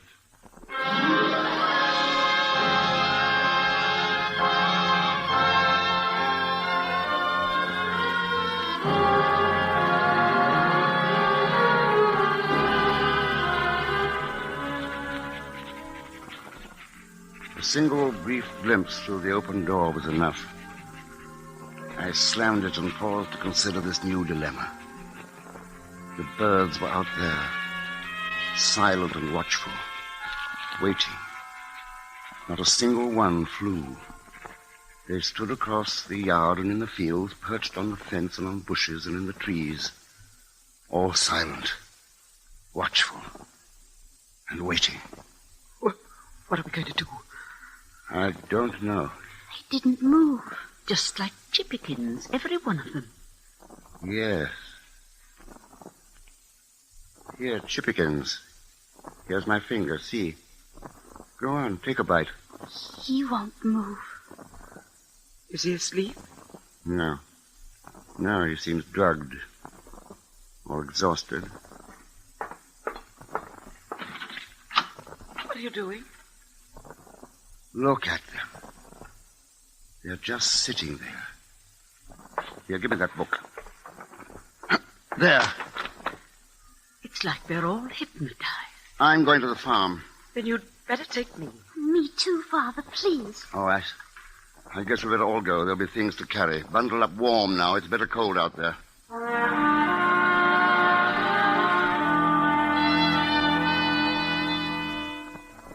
We went by way of the field. I didn't want to risk the road. It was a strange gray day. Funereal. And the birds all about us. Black and silent and waiting. These were the land birds. Out on the bay, I saw the endless gray carpet of seabirds riding the soft swells of the ebb tide and waiting. Well, there it is. Oh, they did have a time of it. Yes. John, hadn't you better go in alone? Yes. Yes, I think you three had better wait here. I want to go with you. No.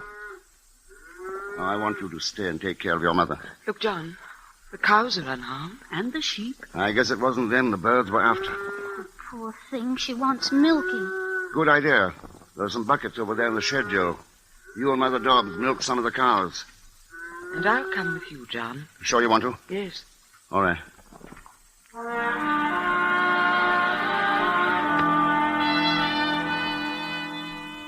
Here in the yard, the birds sat motionless, watching. And on the roof of the house, and in the trees, and on the sills of the broken windows. Sprawled near the back door, I found the farmer's body. Inside, the place was a shambles. But the larder in the storeroom was intact, and we took sacks of flour and a tub of butter, and sugar and tinned meats. Supplies for a siege. Upstairs, sprawled by the telephone, was the farmer's wife. I want to try the wireless. Oh, it's no use. Here, carry these things out to the car. We have much time, you know. We taking their car? Yes? Is it right? Call it a neighborly loan, if you like. We'll need more oil for the stove. Yes, I'll get it.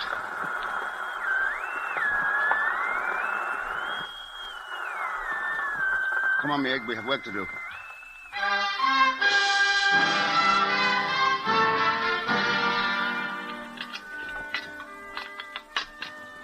The farmer had been planning to build a new silo, and stacked in the barn were large sheets of galvanized iron. I found snips, too, and a keg of nails. I was racing against time. The second trip I made alone. This time I was in search of lumber, hardwood. I tore up the flooring in the hall of the farmhouse. There was a bale of barbed wire. I tied it to the back of the car. And as a final, futile gesture, I went upstairs to the telephone.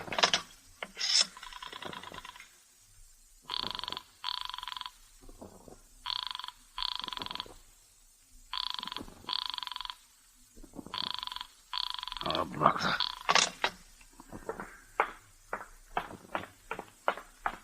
One last look round. It was growing late. And a final gesture. Man lives not by bread alone. I took their gunnophone.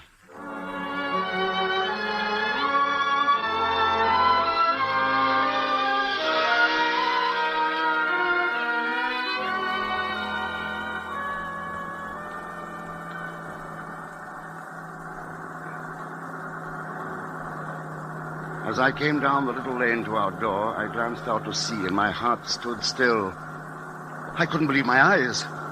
There were ships there. Great battleships, 3 of them. The Royal Navy. Throughout the proud history of this isle. In time of crisis. No, I was wrong. The Navy was not there. The gulls were rising from the sea. The tide was turning. Help me quickly. It's time. All right. Come on, dear. Mother.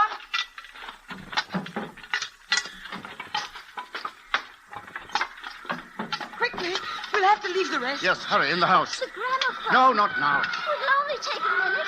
Help her! Oh, here then. You take the records. Come on, they're coming.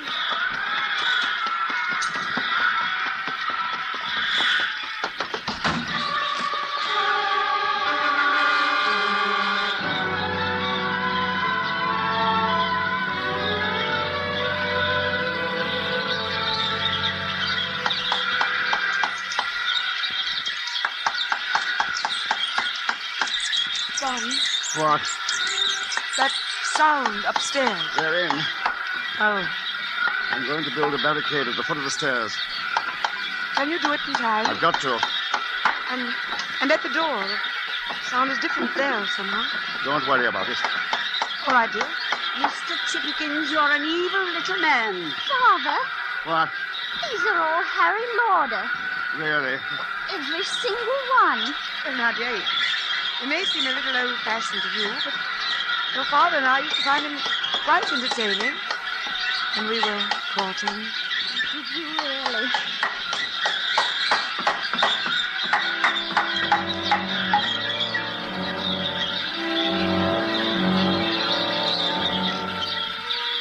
There was a soft scratching at the windows. This didn't bother me. Those were the small birds. But at the door were the hawks. There I would put up sheets of metal, but that meant nails, and the nails were in the car. Still, I had the snips. Oh, there were so many things to do. Fortifications to erect. A plan of defense to follow.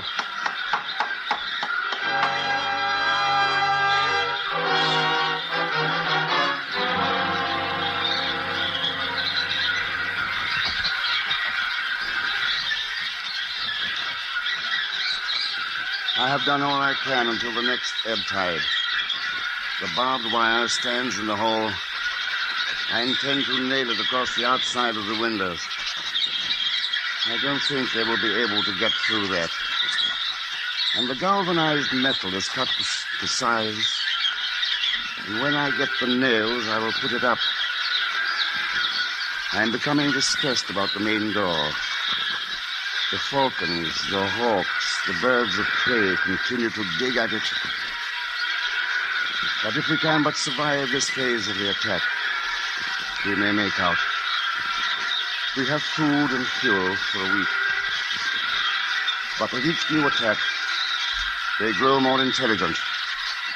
Their numbers are increasing steadily. When will it end? How will it end? And as I sit here staring at the pages I have written, I cannot help wondering why. Why the Almighty has decreed that this is to be the end.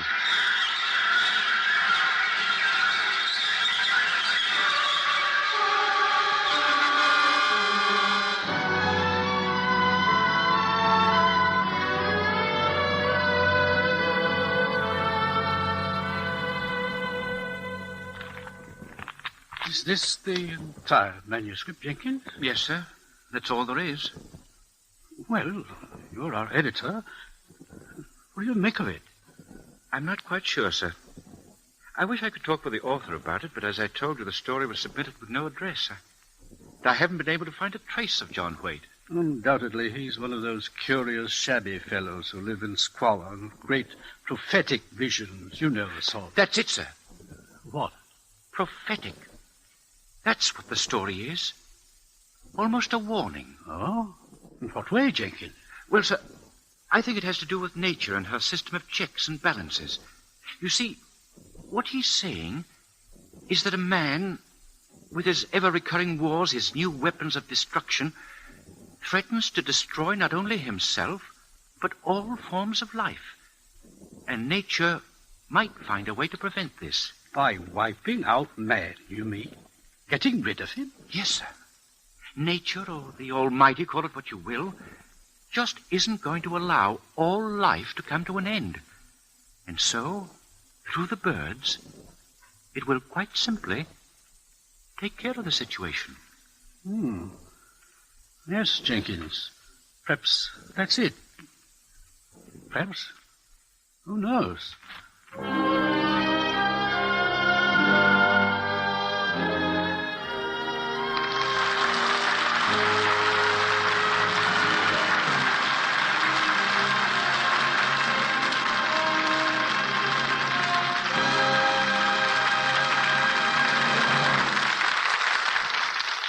And now, once again, here is our star, Mr. Herbert Marshall.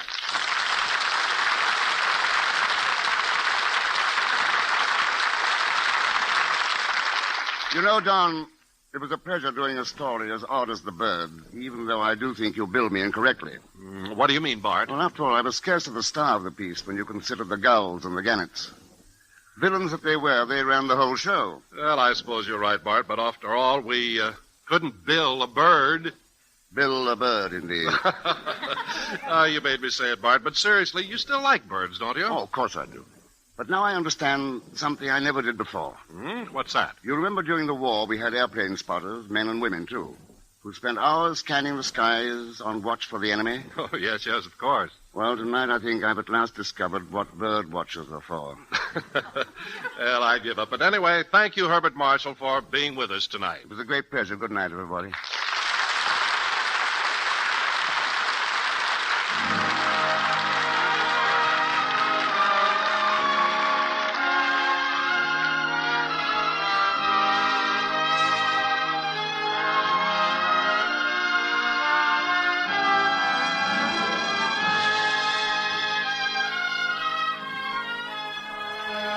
Tonight, you've heard Daphne du Maurier's terrifying tale, The Birds, especially adapted for the Summer Theater by James Poe and starring Mr. Herbert Marshall. Featured in the cast were Betty Lou Gerson as Meg, Gloria Gordon as Dobbs, Betty Harford as Jill, Herb Butterfield as the publisher, William Johnstone as the editor, Tudor Owen as the shopkeeper, Ben Wright and Alistair Duncan as BBC announcers. Our producer-director is Fred Mackay. Herbert Marshall may shortly be seen in Riders to the Stars, a United Artists release.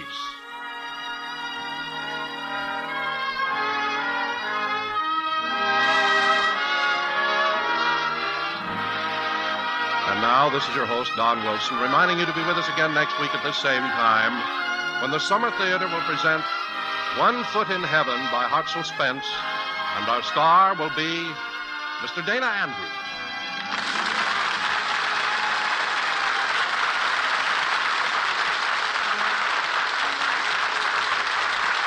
This is the CBS Radio Network.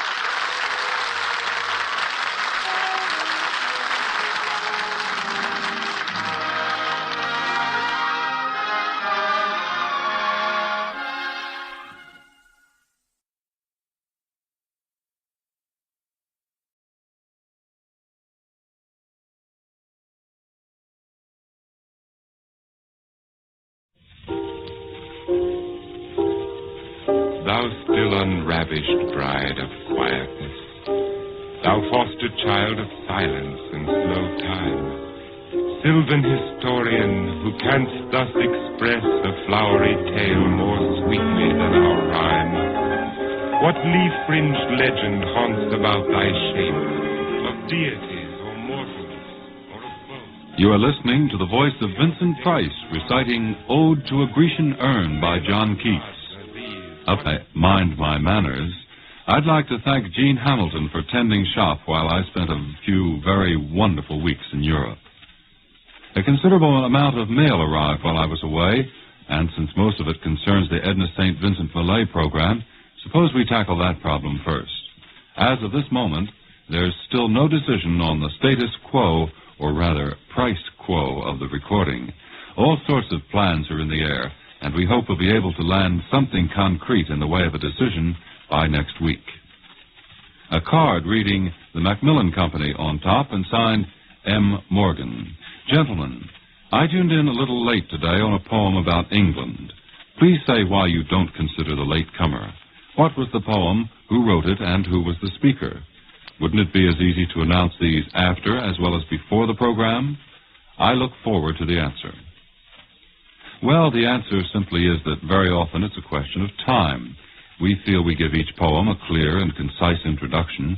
Many times, in order that the poem may be read in its entirety, we haven't time to repeat the information again at the end of the program. I'm sure you appreciate our situation. As for the information you requested, the poem on anthology last week was The White Cliffs of Dover, the poet Alice Dewar Miller, and the speaker, Miss Lynn Fontanne. Issued first over a decade ago, The top brass at RCA Victor have alerted us that the poem will be re-released very shortly as an LP album.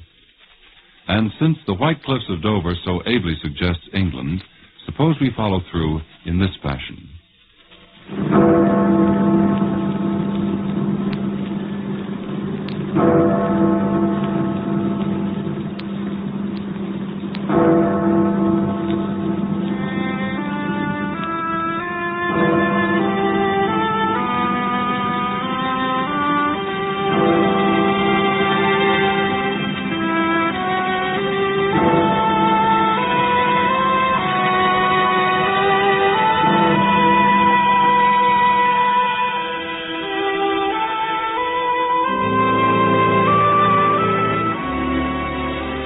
If you ran your eye quickly down the list of poems by John Keats, you'd probably assume that he sprang from a rather scholarly environment and undoubtedly lived in a lofty literary ivory tower.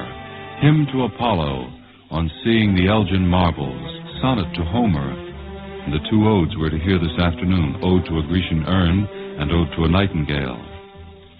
Born in London in 1795, Keats, in reality, was the oldest son of Thomas Keats and Frances Jennings, daughter of a livery stable proprietor. When he was 10 years old, his father was killed by a fall from a horse.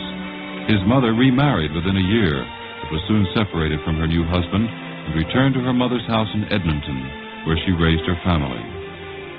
From such beginnings grew the poet Keats, and though he was never to fulfill a lifelong dream of traveling to those faraway places with the strange-sounding names, he brought them well within his ken, within our ken, in his many beautiful poems. Vincent Price recites two of Keats' best-known odes this afternoon. The special musical settings were composed and will be played by George Antheil. Although acting is Mr. Price's primary interest, he's also a major art collector and sponsor of several of America's most promising young painters. He also lectures on such diverse topics as citizenship, ancient cultures, art, and the stage. Vincent Price reads two odes by John Keats, On a Grecian Urn and To a Nightingale. Mr. Price. Thou still unravished bride of quietness, thou foster child of silence and slow time, sylvan historian, who canst thus express a flowery tale more sweetly than our rhyme. What leaf-fringed legend haunts about thy shape, of deities or mortals, or of both, in Tempe or the dales of Arcady? What men or gods are these? What maidens loath? What mad pursuit? What struggle to escape? What pipes and timbrels? What wild ecstasy?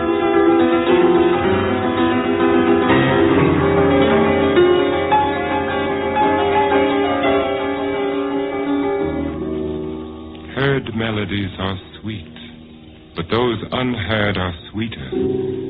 Therefore, ye soft pipes, play on, not to the sensual ear, but more endeared pipe to the spirit ditties of no tone. Fair youth beneath the trees, thou canst not leave thy song, nor ever can those trees be bare. Bold lover, never, never canst thou kiss, though winning near the goal, yet do not grieve. She cannot fade, though thou hast not thy bliss. Forever wilt thou love, and she be fair.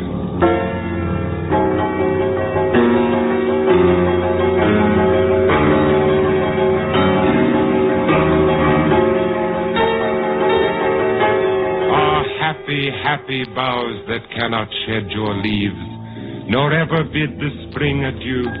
And happy melodies done weary it, forever piping songs, forever new. More happy love, more happy, happy love, forever warm and still to be enjoyed, forever panting and forever young, all breathing human passion far above, that leaves a heart high sorrowful and cloyed, a burning forehead and a parching tongue. Who are these coming to the sacrifice? To what green altar, O mysterious priest, leadst thou that heifer lowing at the skies, and all her silken flanks with garlands dressed? What little town by river or seashore, or mountain built with peaceful citadels, is emptied of this folk this pious morn? And little town, thy streets forevermore will silent be, and not a soul to tell why thou art desolate can e'er return.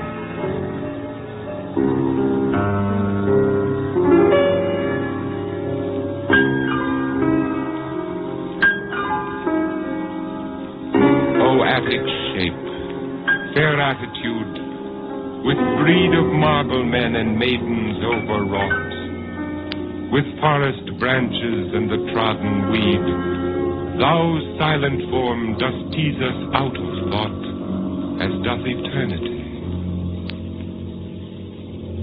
Cold pastoral, when old age shall this generation waste, thou shalt remain, in midst of other woes than ours, a friend to man, to whom thou say'st, beauty is truth, truth beauty. That is all ye know on earth, and all ye need to know.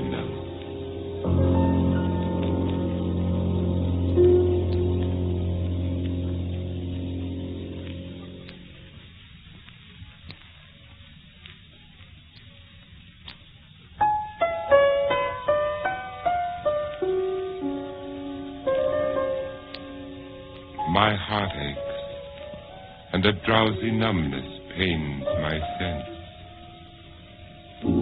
as though of hemlock I had drunk, or emptied some dull opiate to the drains 1 minute past, and Lethywoods had sunk.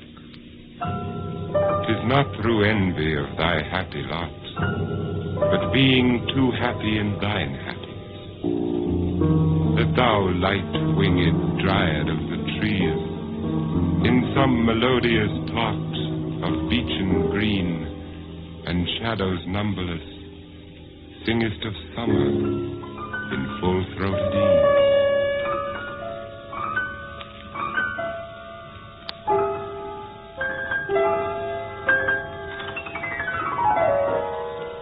Oh, for a draught of vintage that hath been cooled a long age in the deep delved earth, tasting of flora and the country green, dance and Provençal song and sunburnt mirth. Oh, for a beaker full of the warm south, full of the true, the blushful Hippocrene, with beaded bubbles winking at the brim and purple-stained mouth, that I might drink and leave the world unseen, and with thee fade away into the forest dim.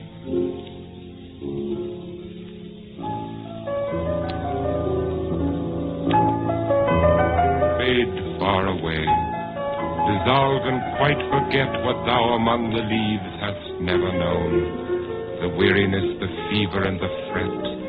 Here where men sit and hear each other groan, where palsy shakes a few sad last gray hairs, where youth grows pale and spectre thin and dies, where but to think is to be full of sorrow and leaden-eyed despairs, where beauty cannot keep her lustrous eyes, or new love pine at them beyond tomorrow.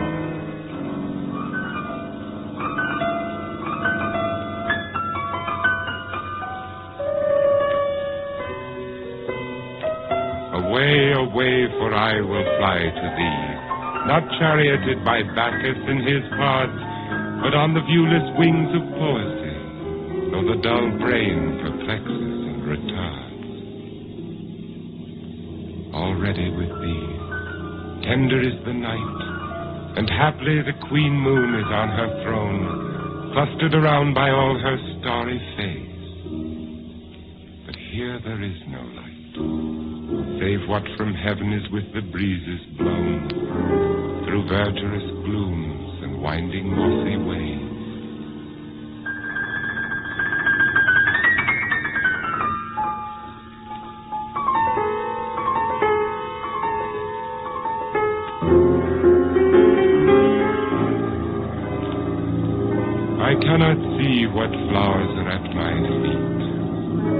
that soft incense hangs upon the boughs, but in embalmed darkness, guess each sweet wherewith the seasonable month endows the grass, the thicket, and the fruit tree wild. White hawthorn in the pastoral eglantine, fast fading violets covered up in leaves, and mid-May's eldest child, the coming musk rose, full of dewy wine, the murmurous haunt of flies on summer eves.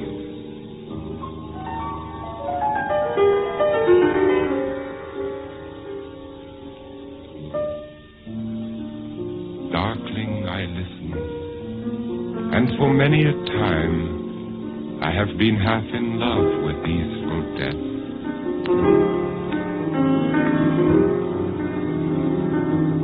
Called him soft names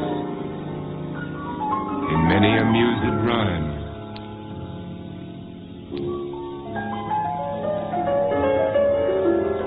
To take into the air my quiet breath, now more than ever seems it rich to die, to cease upon the midnight with no pain, while thou art pouring forth thy soul abroad in such an ecstasy. Still wouldst thou sing, and I have ears in vain, to thy high requiem become a sod. Thou wast not born for death, immortal bird. No hungry generations tread thee down. The voice I hear this passing night was heard in ancient days by emperor and clown. Perhaps the self-same song that found a path through the sad heart of Ruth, when sick for home she stood in tears amid the alien corn. The same that oft times hath charmed magic casements, opening on the foam of perilous seas in fairy lands forlorn.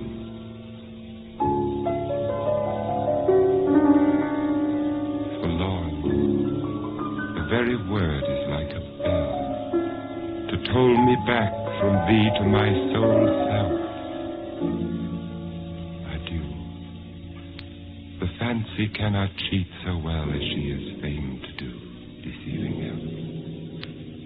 Adieu. Adieu. Thy plaintive anthem fades past the near meadows, over the still stream, up the hillside, and now 'tis buried deep in the next valley glade. Was it a vision or a waking dream? Fled is that music.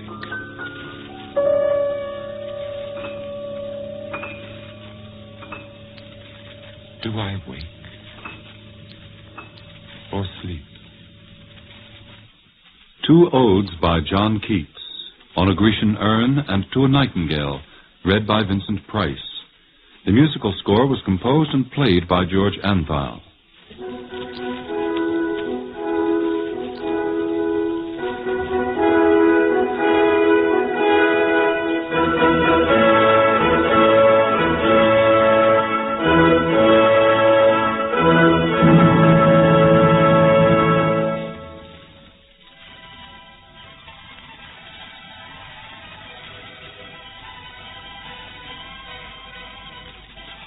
An appropriate fanfare from Felix Mendelssohn's incidental music for A Midsummer Night's Dream ushers in our second feature on this Sunday's edition of Anthology.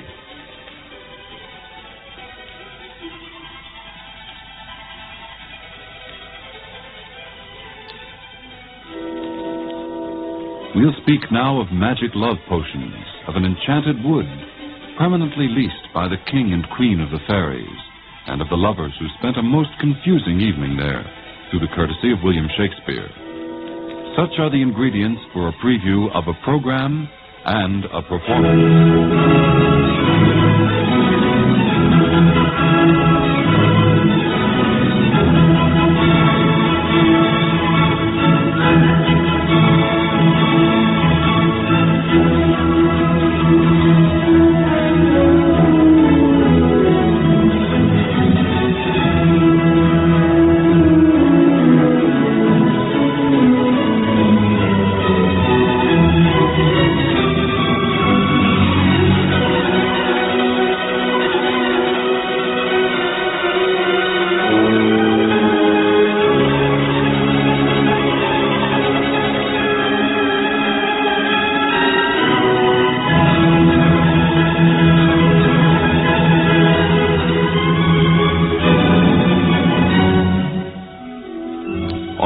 Tuesday night at the Metropolitan Opera House, the famed Golden Curtain will rise on this season's first important musical event, the opening of the Old Vic Company's production of A Midsummer Night's Dream, starring Maura Shearer, Robert Helpman, and Stanley Holloway.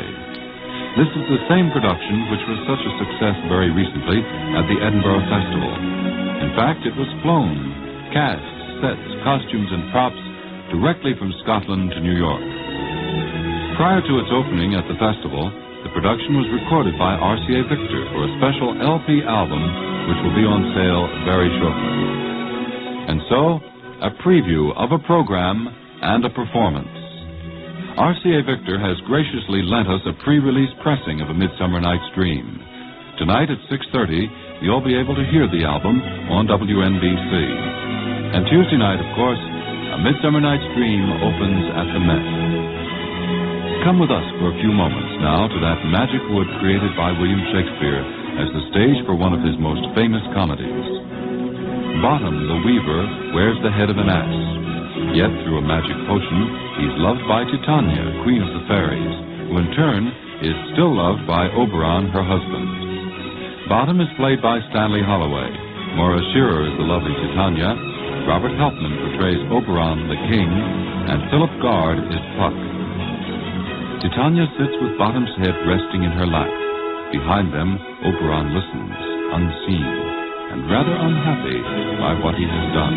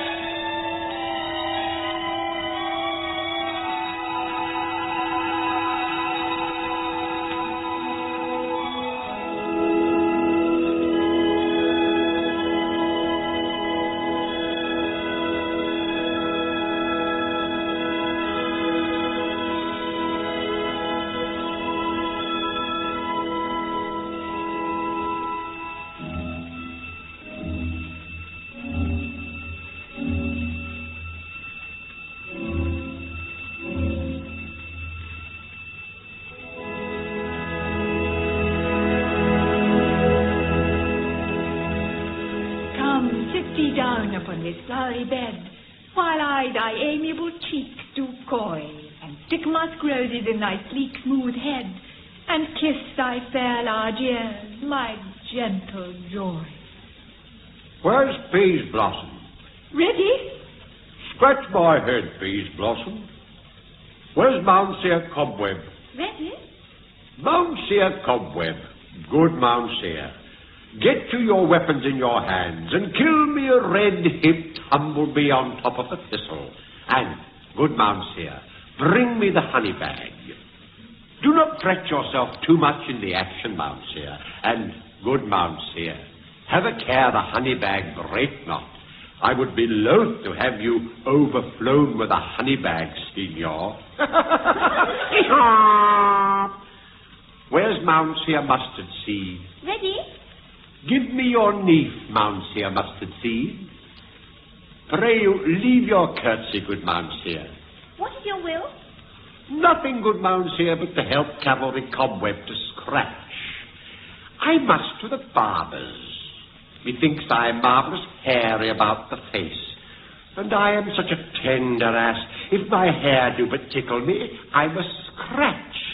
What, wilt thou hear some music, my sweet love? I have a reasonable good ear in music. Let's have the tongues and the bones. Oh, say, sweet love, what thou desirest to eat. Truly a peck of provender. I could munch your good dry oats. Methinks I have a great desire to a bottle of hay. Good hay, sweet hay hath no fellow. I have a venturous fairy that shall seek the squirrel's hoard and fetch thee new nuts. I had rather have a handful or two of dried peas. But I pray you let none of your people stir me. I have an exposition of sleep come upon me. Sleep thou, and I will wind thee in my arms. Fairies, begone, and be always away.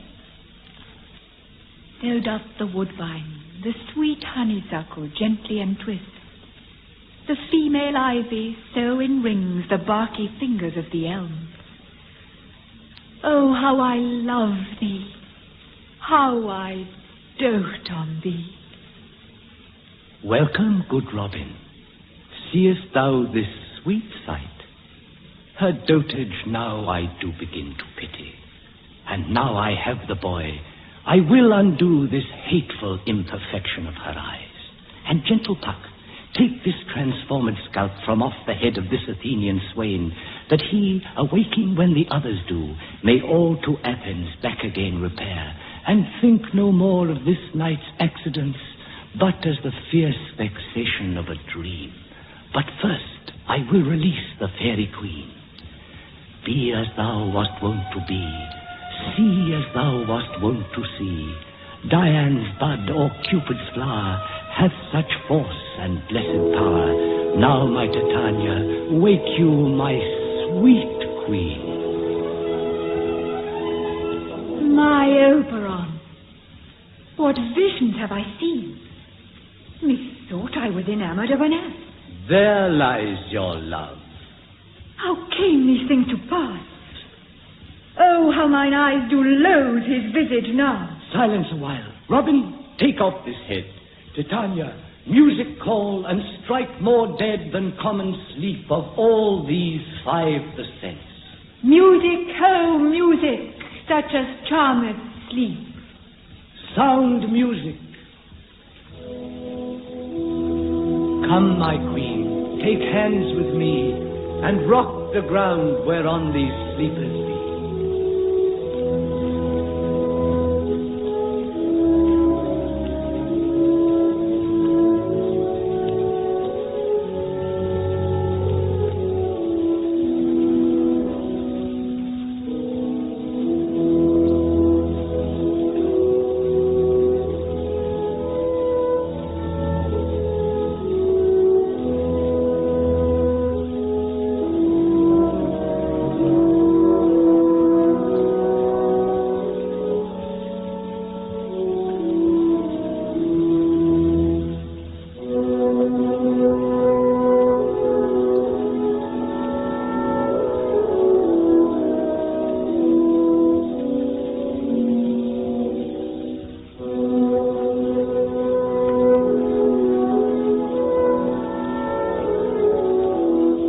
So, the first of 4 pairs of confused lovers are reunited in Act 4, Scene 1 of A Midsummer Night's Dream by William Shakespeare.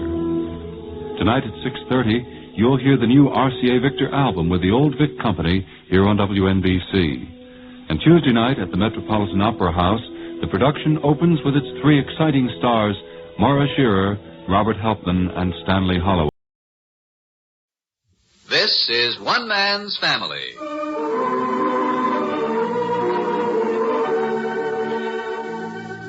One Man's Family is dedicated to the mothers and fathers of the younger generation and to their bewildering offspring. Today transcribed, we present Chapter 13, Book 71, entitled End of a Summer Saga. In just a little while, all the Barbers are going to arrive back in San Francisco. Vacation at the Sky Ranch finished for another year. Just now, at the top of the family home at Seacliff, Joan is packing her bags and saying goodbye to Paul. Paul, will you help me close this suitcase? My goodness, somebody's going to have to sit on it. What happened? I don't know. When I moved over here, everything went in. What's this sticking out the side there, Joan? Oh, yeah. That's it. Now, when I press down on the lid, you snap it shut, huh? If you can press it down. There we go. Close the snap, honey. Ah, good. Now, press on this other side a little more, and... There. Well, I guess that's all of me, Uncle Paul. It's all put away and ready to be sent home. Not all of you, honey. All that counts. I disagree. I have a theory that when a person's been happy and well-loved, they leave something of themselves behind. An aura, a vagrant perfume. Something like a memory, only more substantial. You mean the ghost of Joan will still be here to haunt you? Maybe she will. Shall I close your other case? Oh, not yet. I'm sure to find something else I've overlooked. Well, there's no hurry. Sit down and take a blow. You've been buzzing ever since you got up this morning. Yeah. I suppose they'll all be arriving from the Sky Ranch pretty soon. Yeah, I suppose so. Golly, it was fun having a job and going down to work with you. I enjoyed it, too. I just dread the thought of going back to school. Look ahead. Another year you'll be in college. You'll like that. I guess so. Uncle Paul. Yes? This is the most wonderful summer I ever had. Oh, I love being up here at the top of the house in Teddy's room, right next to your studio. Well, think what you've done for me. It wasn't boring for you having me around? What? Feeling you had to be here every night with me forever on your hands? You don't want me to go over that again, do you? You know I had the time of my life, that I enjoyed having you, and I'd have been very lonesome without you. There, that's the last time I'm going to say it. All right. Oh, I've got something for you. I almost forgot. Just a minute, Uncle Paul. Oh, here now, Joe. It isn't anything, really. Just a gag, kind of. I should have had it wrapped up and made it look more like a present. Well, I can't see it behind your back. Here. It's a picture. I had it framed. Why, Joe. Picture of you and me. Oh, it's just a snapshot I had enlarged. Why, it's perfect. Thank you. When was it taken? Oh, remember when Ken took that snap of us out of the airport about 2 weeks ago at lunchtime? Oh, you've written on it. To my Uncle Paul, who helped me find myself. Much love, Joe. I can't tell you how much I appreciate this. It was such a thoughtful thing to do. You know, ever since I've been in Teddy's room, I felt a little jealous of all those pictures of you and her. It won't be so bad now that I have a picture, too. Do you think I'm awful to have a feeling like that about Teddy? Why, of course not. You know what I was thinking now? What? The tremendous strides you've made. It's wonderful. I can't get over it. At the beginning of summer, you couldn't have said the things you've just told me, you know it? About Teddy, you mean? Oh, that and a lot more besides. Remember when you moved in up here several weeks ago, how you asked me questions about those pictures of Teddy? Yes, and I felt jealous then, but I didn't want to let you know it. Exactly. Now you're not afraid to talk about it. How much healthier that is than to push the thought down and feel that it was wrong to have such a feeling. Yes, you come along, honey. Uh-oh. Hey, in there. Oh, golly, they're home. Come on in. Well, hi, Cliff. Hi, kids. We just got in from the Sky Ranch. Vacation's over. Are Claudia and Nicky downstairs? They were behind us driving down. They might not have arrived yet. I don't know why they were going to stop by here now. I imagine they went right on to your place, Joe. I was hoping they'd stop here. Well, I got to help Dad with bags and stuff. I just run in to tell you we'd arrive. I'll be with you right away and lend a hand. Okay. How's Mom? Oh, she's fine. She went right over to Jack and Betty's to help with the triplets and the rest of the kids. I'll see you downstairs. Yeah, leave the door open, Cliff. You all right? Well, Joan, I guess there isn't anything more for us to do up here. Should we take my bags down now? Oh, I'll run up and get them later. Why don't we go down and help out? I'll run you over to your house if Claude and Nicky don't come by. All right. Huh? What's the matter, honey? I wish I didn't have to go back home. I've been so happy up here next to you. I know, but you remember all our talks about looking at things realistically? Making an effort to distinguish between our childish, immature dream world and the world we have to live in? Remember?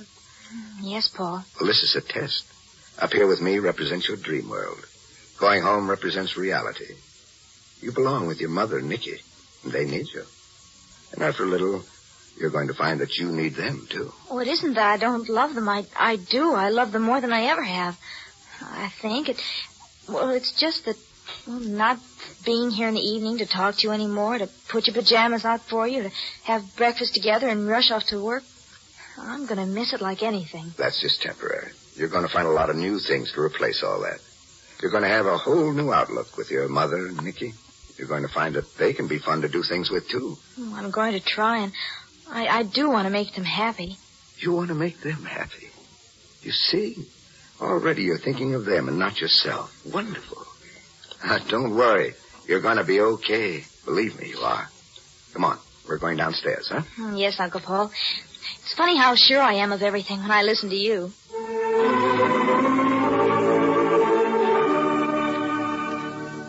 Two cars and a station wagon sped down Skyline Boulevard from the Sky Ranch earlier this morning, and the barber's summer holiday is over. Now, back at the family home, Father Barber is furiously dialing the phone in the library, while Cliff, Paul, Andy, and Joan carry up the luggage, which had been deposited in the front hallway. Henry!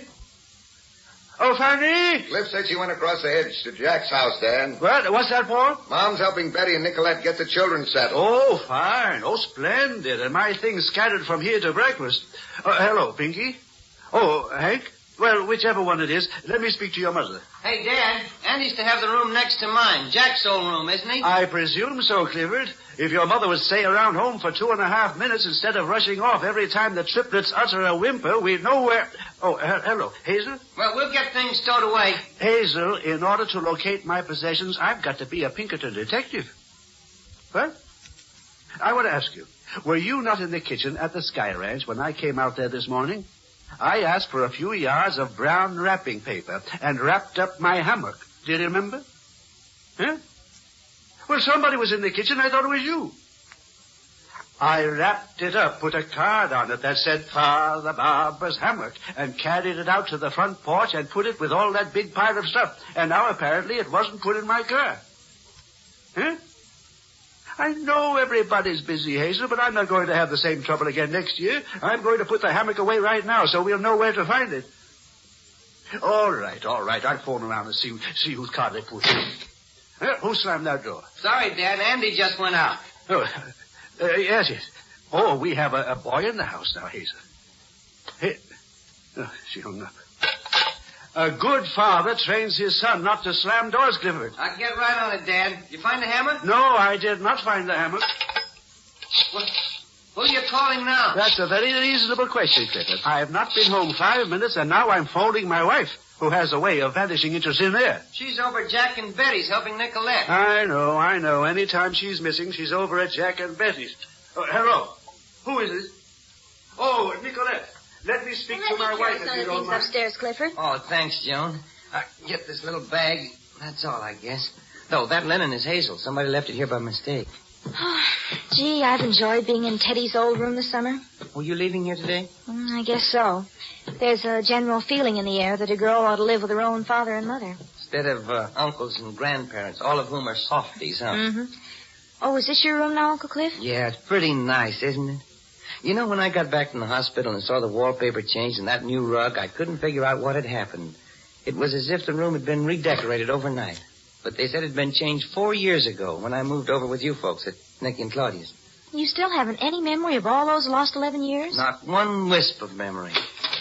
Oh, this is going to be Andy's room, Jack's old room. Oh, keen. Oh, it's a nice room for a boy, right next to his dad. Oh, we'll sure miss Andy over at our house. But he'll like this. Hey, Joan, where are you? Oh, in here, Paul, in Andy's room. Turmoil downstairs. With Dad in the middle, I bet. Claudia's line is busy and Dad's pacing the carpet. What the diggins happened to his package, anyhow? I didn't see it. Oh, look, Uncle Paul. This is going to be Andy's room. Yeah, I'm going to build in some bookcases over there for him, Paul, and I swear to you I'm going to read aloud to him every night. Books like Hans Brinker and Tom Sawyer and The Three Musketeers and...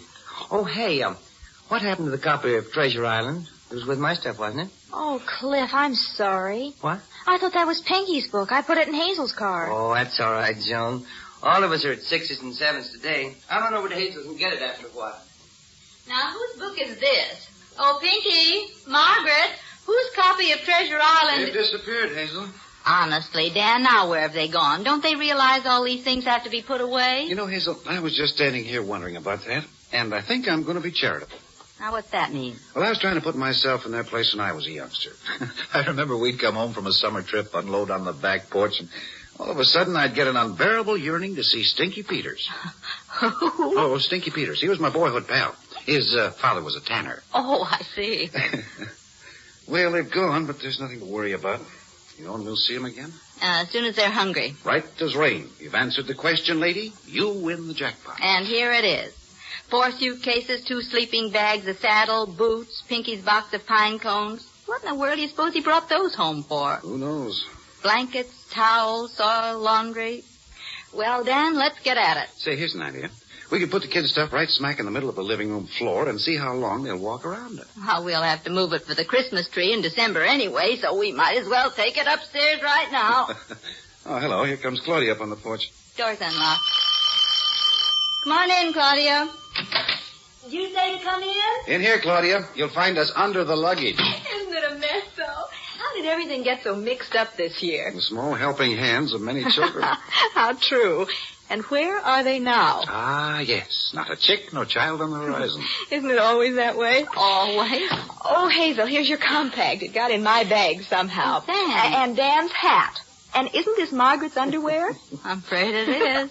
And whose T-shirt? Hank's. Oh, dear. I suppose you've heard the latest catastrophe in the family, Claudia? Oh, no. What now? Father's lost his precious hammock again. Oh, no, not again. It rounds out the summer beautifully, doesn't it? Well, I was in the kitchen up there when he came out and got some wrapping paper. And you should have seen the card he printed. Father Barber's Sky Ranch hammock, do not touch. Do not touch. With exclamation marks all over it. So I presume nobody touched it. I don't know what we'd ever do without him. Isn't he wonderful? Oh, poor Dad. Has he forgiven Margaret yet? No. And you know, I really think something's happened this time. Well, if I heard a little girl say she had me right in her pocket, I think it might cool down my ardor just a little. I hope Margaret learns a real lesson from this. I did feel sorry for her, though, when we left this morning. Did you see what happened, Claudia? No, when? Well, Father was trying to make up his mind which car might travel at the more sensible speed. I know he finally decided on Nicky's station wagon. I didn't know why he selected him. On basis of common sense driving. Well, anyway, Dan and I watched Margaret. She followed him around like a shadow. Unrequited love. I'll say it was. And then when Mother and Father got into the station wagon, she stood almost in front of it, idly looking off toward the mountains, scuffing one shoe, swishing her skirt a little, waiting for him to call to her. Poor darling. Hazel, he just doesn't realize how severely he's punishing her. That's our Father. He never does anything in half measures. If he loves wholeheartedly. If he indulges, he overindulges. And when he becomes the disciplinarian, he's the strictest martinet of them all. Did Margaret cry? No, she didn't, Claudia. She carried it off like a little trooper. We had a dry-eyed, silent trip down. I suppose in a way it's good for her. She's had this coming for a long, long time. She's been so high-handed and superior about her grandfather. But it catches your throat to have to watch it. You see, Claudia, she'd got to the place where she was actually flipped with Hazel and me. We couldn't do anything with her. She'd, take this Friday evening movie stuff. We'd say no, she couldn't go to a movie. Then she'd slip out of the house unnoticed, and the next thing we knew, there'd be a phone call from Father Barber. Yes, he'd say, Margaret and I are going downtown to see a Disney. Home early, and hang up. Uh-oh. You don't suppose she's wormed her way back in? I'll get it. He's a remarkable old gent in every way. I love him. But there are times when I... When you what, Dad? Oh, when I think it might be a good idea to get off by ourselves for a summer. You know, just our own household. We tried it once. No good? Well, you spend half your time wondering what's happening back home, and you pull up stakes early so you can find out. For you, Claudia. Nicky. Oh, did you say what he wanted? No, but he sounds very cheerful. Well, good. Then nobody's broken a leg. He probably's wondering why I haven't got back home. Well, he didn't sound like a husband feeling sorry for himself. Yes, Nicky? Oh, he did? Yes, I guess he's been raising the roof with everybody. Well, there's no point in my calling him. I don't know where the hammock... You what? Oh, Nicky, if that's true, it's wonderful. Well, did you tell Dad I was over here? Maybe he'll call me here then. I'll suggest that he phone the ranch. All right, darling, thanks. I'll be home in a little. Bye. Oh, something certainly struck you funny. Dad's still on the phoning binge, determined to find his hammock or know the reason why. He called Nicky? He talked to Nicky, but he actually wanted me. Have you ever noticed when he's out of temper, he makes an attempt first to get a hold of his own children, not his in-laws? Oh, I hadn't thought of that, but you're right. He calls here sometimes and asks for Hazel. If she doesn't happen to be in, bang, up goes the receiver. Sometimes I've had to wait 2 days to find out what was eating. If he was 5 years old, you'd call it petulance. And look under P in your handbook, How to Handle a Problem Child. Well, he finally broke down and told Nicky he's looking for the hammock. Sharing his pitiful secret. And Nicky called here because after Dad hung up, he remembered something. Just before he locked up, he was giving Ben some last-minute instructions in the kitchen. And he says Ben was leaning both elbows on a big brown paper parcel. Sure. Don't tell me history's repeating itself. How ridiculous can things get? When we left for the Sky Ranch in June, Father raised Ned with everybody because he was sure he'd left the hammock in the storage room. And all the time he'd given it to Margaret to keep for him. Now this fall he leaves the hammock at the Sky Ranch, and once again he's holding his family at fault. Hey, Claudia, that's your car outside? Oh, no, I'm not driving back to the Sky Ranch tonight. Dan, you're not serious. Did I mention the Sky Ranch? However, how about all of us going over to the family home for a little commiseration with Father Barber in his present misery? Oh, you mean and incidentally reveal that his hammock is right where he left it on the kitchen draining board? Oh, that's dirty. Oh, not at all. Father Barber's full of perplexity and mental disturbance. We'll simply put him out of his misery. Yeah, it is. And when you get through with that telephone, Clifford, if you ever do, I should like to use it. Now, what'd you say, Roberta? Claudia's over at Hazel's. I want to talk to her. Just a second, Dan. What's that, Roberta? If people wouldn't all try to help the pack. Roberta, just a second, please. Dad's talking to me. Hey, Dad, I'll be through here in just a minute. I can't hear what she says. Yes, Roberta? What? You have another date? Oh, with Professor who? Parker? Oh, I see. Oh, anthropology, huh? Oh, shucks, no, I don't know anything about anthropology. Huh? Well, I'm not going along with...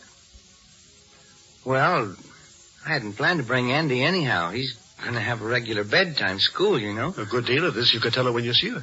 But, okay, if you've got another date, Roberta, Hey, what's this Parker's first name? Wilbur, huh?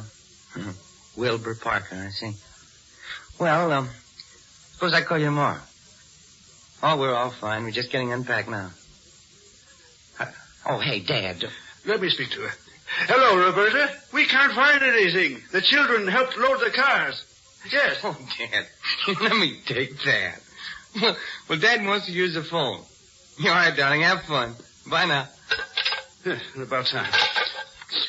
I liked it best in the days when you could just pick up the telephone and say, operator. Oh, now I've made a mistake. Well, if you're trying to locate Claudia, never mind. She just drove up in front. Huh? Oh, good. Dad, did you ever hear of a Professor Wilbur Parker at the university?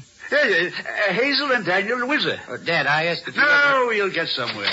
Hello, anybody home? In the library, Claudia. Come along, all of you, in the library. Hello, Father. Hello, Clifford. Hi, Father Barber. Yes. Claudia, when we packed up at the Sky Ranch, I had a big brown bundle with a card on it that said, Father Barber's hammock, do not touch. And somebody loaded it before I could get around to do it myself. Aren't you even going to ask us to sit down? Where's Mother? Oh, we can keep track of your mother. Yes, sit down. Well, when I put the bundle on the porch, I specifically told everyone not to touch it because I hadn't decided which car I'd drive. I didn't see it, Dad. Somebody must have seen it. Sorry, Dad. I didn't see it, really. What's wrong, Cliff? Why so somber? Oh, hi, Claude. How's my twin? Now, listen to me, Claudia. Don't just toss it away like that. I didn't see it, Dad. I don't want to go through this trouble every year trying to find my hammock. Well, why don't you call the Sky Ranch and ask Ben if you forgot it? I didn't forget it, Hazel. I put it on the front porch. Then, in the last minute of turmoil and confusion, just as we were driving out, I glanced back at the porch and everything had been taken off. So I presumed that it had been put in Nicholas's station wagon. Oh, that reminds me. I should have told Ben to have that sun porch rug cleaned. May I use the phone? Huh? Yes, go ahead. Hazel, I don't know why your mother has to spend so much time at Jack and Betty's. I wish you'd speak to her. I thought you said you didn't know where she was. Huh? When did I say that? I don't know what's so humorous. If she would tend to my affairs once in a while, I might know where things are so I could put my hands on them. Operator, Omar 16011. Huh? Daniel, what are you grinning at? Well, I guess I'm just glad to get home, Father Barber. Everything seems so normal. Do you have to grin like a Cheshire cat just because things are normal? Father, where's Paul? Oh, he and Joan are getting the last of her things. Ben? Hello, Ben. Mrs. Lacey. I want to talk to you about the rug in the new porch. Yes, the children tracked in on it. Oh, good, Ben. I did? Well, I'd forgotten I spoke to you.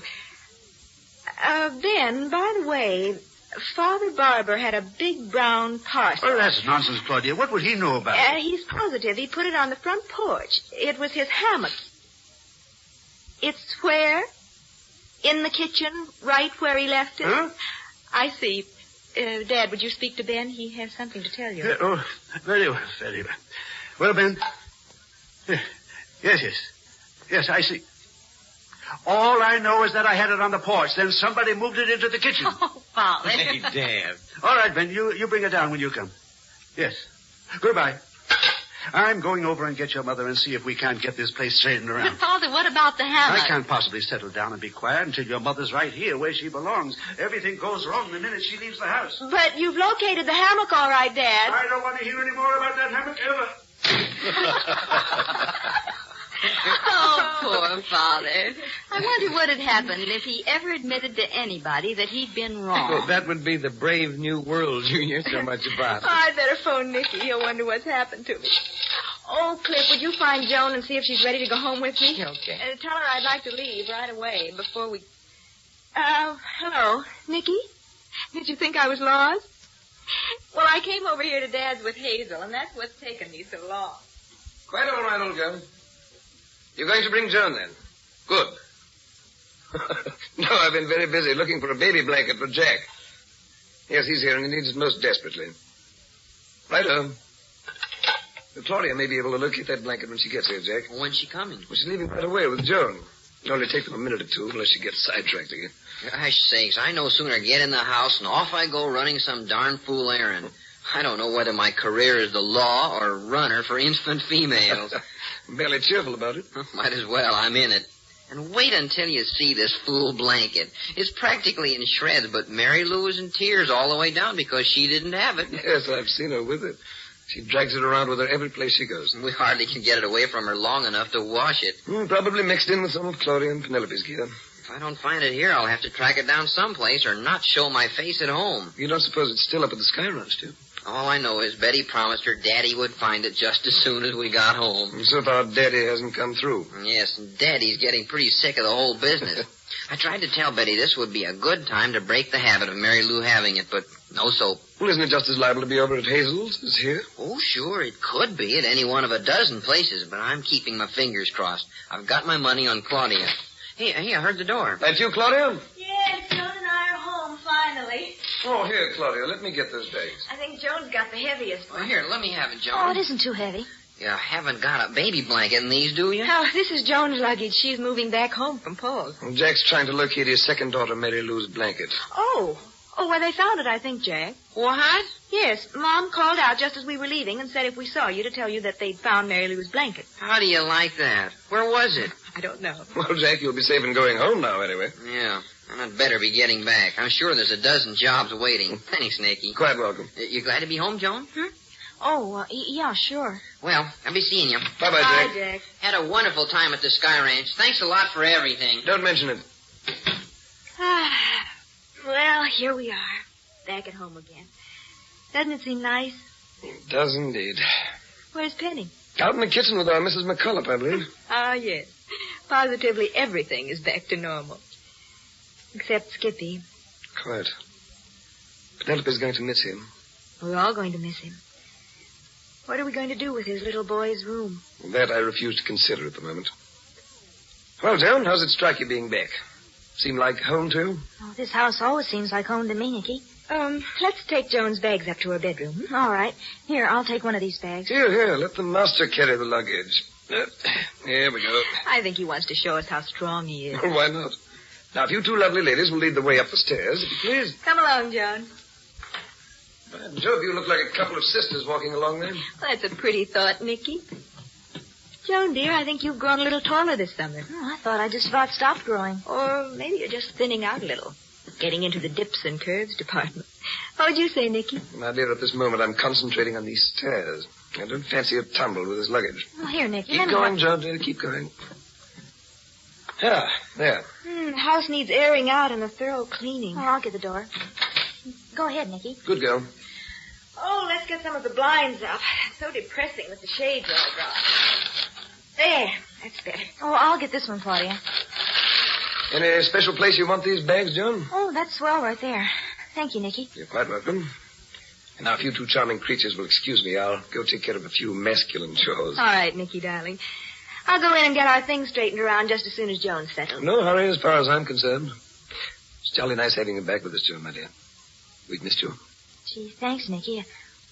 I missed you, too. Well, now, go on down. Be taking me around below stairs if you want me. All right, Nicky, darling. Well, Joan, you had quite an experience this summer. Come on, Claudia, and sit down for a minute. Oh, here, sit here on the bed. Do you mind? Of course not. I'd love it. Did you really like working? Oh, I didn't work very hard. It was an easy job. And you enjoyed it? Oh, I adored it, Claudia. I hated to leave. Well, maybe you can do it again next summer, darling, if you feel the urge. Could I? And could I stay with Uncle Paul again? Oh, we'd have to talk to Paul about that. And next summer is a long way off. Yeah, I know. Darling, tell me something. I'll try, Claudia. Are you sad about coming back to Nicky and me? Why do you say that, Claudia? Am I acting funny or something? I don't mean to. No, you're not acting anyway. You seem a little quiet and pensive, that's all. Oh, I'm sorry. I'm not getting after you or anything like that. That isn't it. I just wondered if you were happy. Are you? Yes. You seem to be in such wonderful spirits all summer, and I sensed that you seemed a little depressed today. Well, You did want to come back home, didn't you? Yes. What is it, Joan, darling? Don't you want to tell me? You know how much we love you, don't you? Yes, Claudia. It was hard to leave Paul. Is that it? Yes. Oh, he was wonderful to me. I know. He's a wonderful person to be close to. You aren't the first girl to break her heart over him. But, darling, we love you, too, here at this house. We hope we can make it so you wouldn't rather be someplace else. Oh, I wouldn't really, because Oh, Claudia. There, darling. It's all right. Go ahead and cry. Here, put your head down. Let me hold you. I've wished so many times you could do this. That's what a mother's for, John. Maybe you're just finding that out. Paul said I was learning how to love, and oh, I do love you, Claudia. I do love you.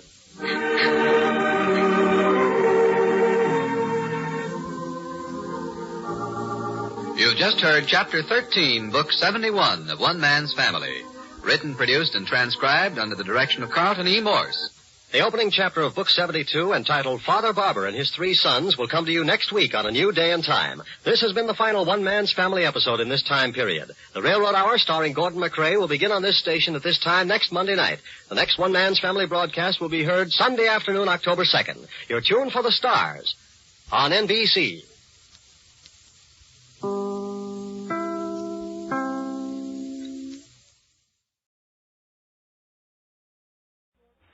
Alka-Seltzer for headache. Alka-Seltzer for acid indigestion. Alka-Seltzer for colds. Ask your druggist for Alka-Seltzer.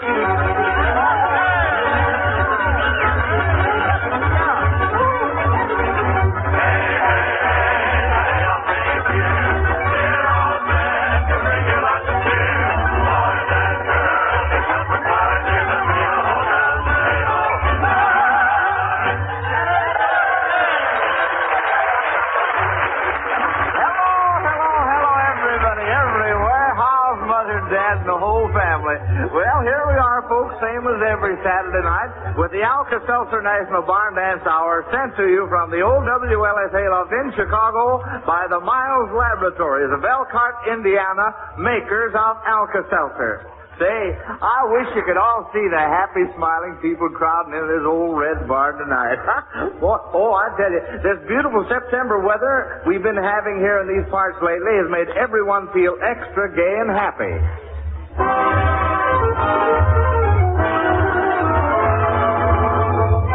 Hang your hats and coats on those harness pegs over yonder, folks, and hurry, because the party is ready to commence. Did I say ready? Yes, you can't keep this gang down. They've started already with a bright September serenade. In bright September, how I remember when stars are twinkling and still alive.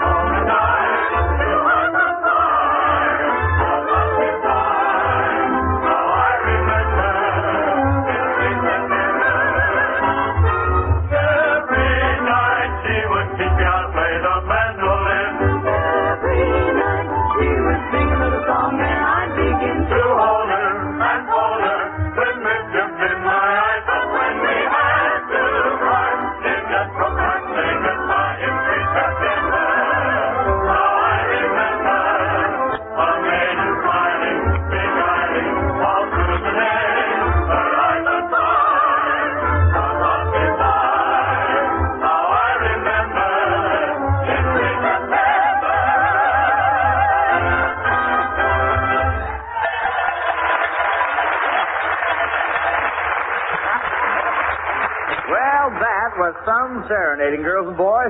Oh, by the way, folks, do you know what day this is? Well, sir, according to my Dr. Miles weather calendar hanging on the kitchen wall back home, it's the last day of summer. My tempest certainly does fugit, as the saying goes. And tomorrow, we'll find autumn right on our doorstep. So tonight, we're sort of saying goodbye to good old summer. And as the leaves begin to turn to golden autumn colors, we'll turn to the songs that the season suggests.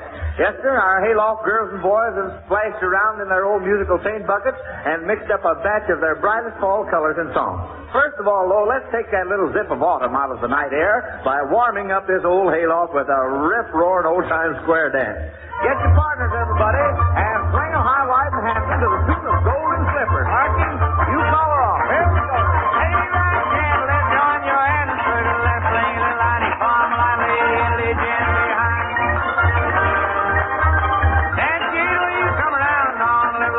Gate on the right, you got to play around the left, and on the left. Promenade, you come around with a big foot up and a little foot down. And gate one of you come on the chest to the right, swing that gal. Very good. Now the one you call your own back, come down, swing your tone on the left, swing that gal, marking saw the bull for Maggie's mother-in-law. Back, come down, swing your tone across hall, swing grandma, you ain't swingers and way left full. Back, come down, swing your tone, so see your partners all. Your left. Back now.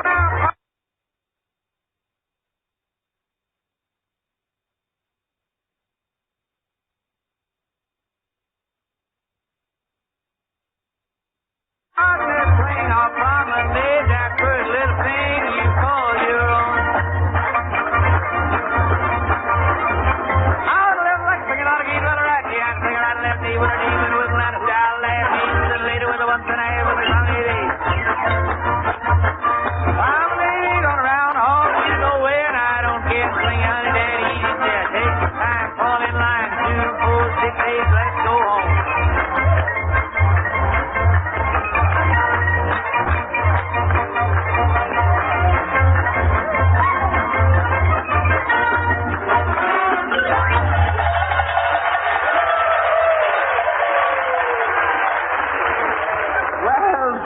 You can't beat a good old square dance when there's a tang of autumn in the air and frost on the moon. Hey, Joe, there's a young lady here who wants to see you. Young lady? Yeah. Well, we mustn't keep a lady waiting. Show her right in. Oh, by the way, who is she? I don't know, Joe. All she said was that she wanted to see Mr. Alka-Seltzer about getting on the radio. Oh, she wants to get on the radio. Well, tell her that I'm too busy to talk to her. Now, ask her to see me in a couple of weeks. You don't stall her off, huh? Okay, I'll do my best. Yeah, fine. All right, thanks, Archie. Well, I better get something started around here. Come on, hot shots, help me out, folks. It's full steam ahead with those four merry musical madcaps. The Hoosier Hot Shots taking the helm. Count on it, boys. Count on it. Hello, Adam. Oh, wind that thing up, heavy up. Off we go.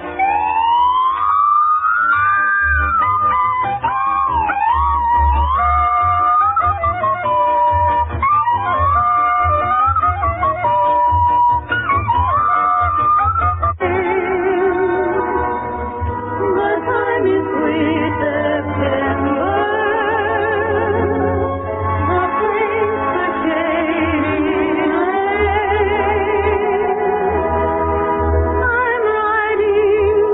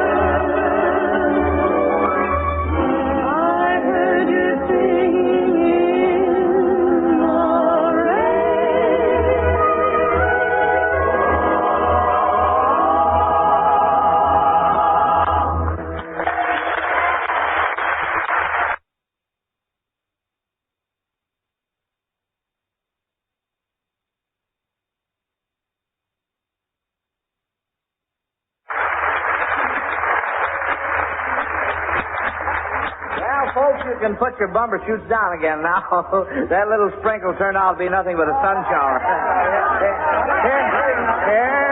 Say, what's going on back there? Handy, Joe, pushing everybody around. Yeah, that boy's acting sort of wild. Says he's looking for somebody. Well, we'll see about that. Hey, where'd he go? Hey, hold my coat. Hey, which way to go? Hey, lead me to him, boy. I'll mow him down. Now, wait a minute here. Whoa, now, Hezzy, calm yourself.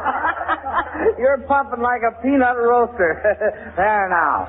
Where's who, and just who is it that you're going to mow down? Come on now, speak right up. Don't hold out on me. Well, there's a certain young fella around here, and I ain't mentioning no names, Joe, but, boy, I'm telling you one thing. When I see him, out of my way, boy, out of my Well, if that isn't something, a fine way to interrupt our party. Oh, well, there's never a dull moment in the old hayloft. And right now, folks, it's time to bring on that wizard of the strings, that prince of personality and king of the banjo, Eddie Peabody.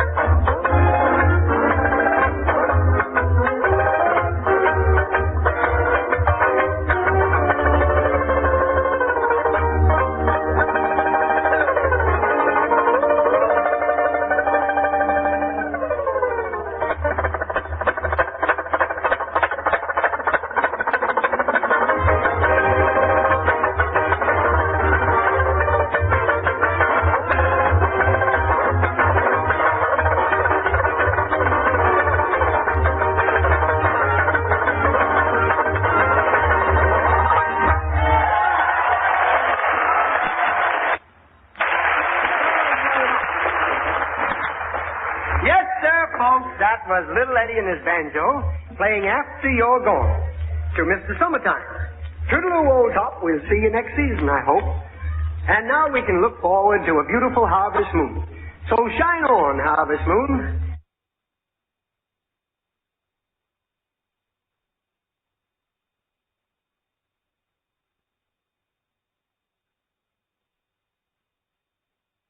And Bob, you might as well do a little shining too, because here we go.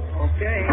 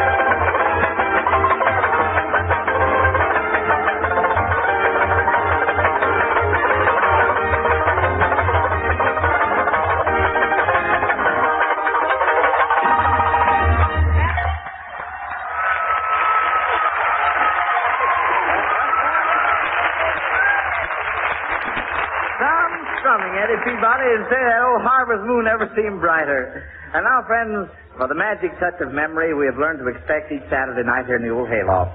From out of the past, beautiful song steals out of the dust to you.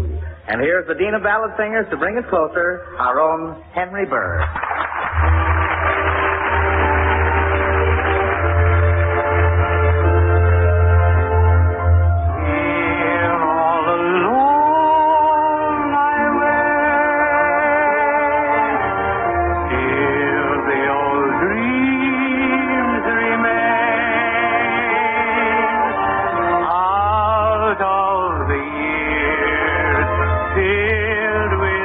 tears. I search for you once again,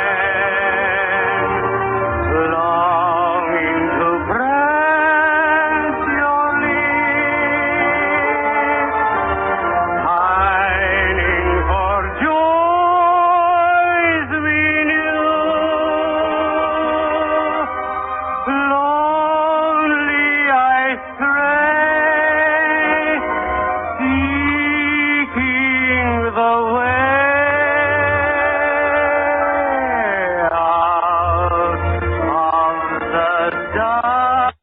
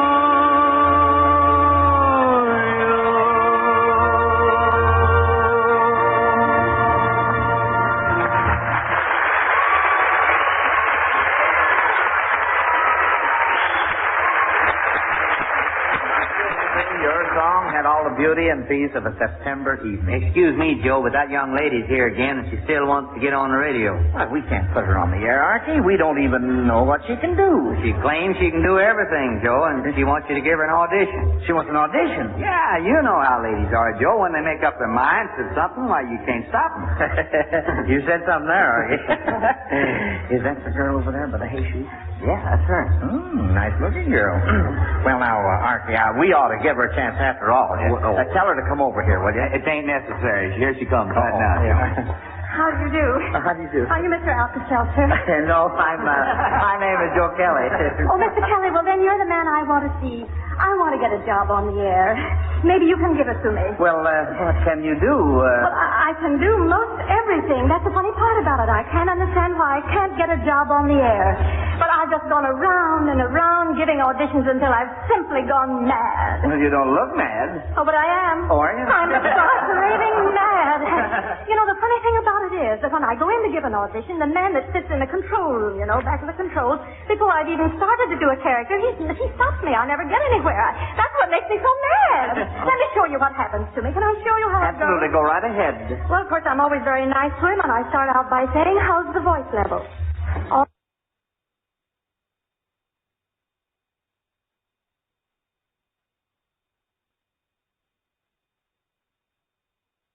All right?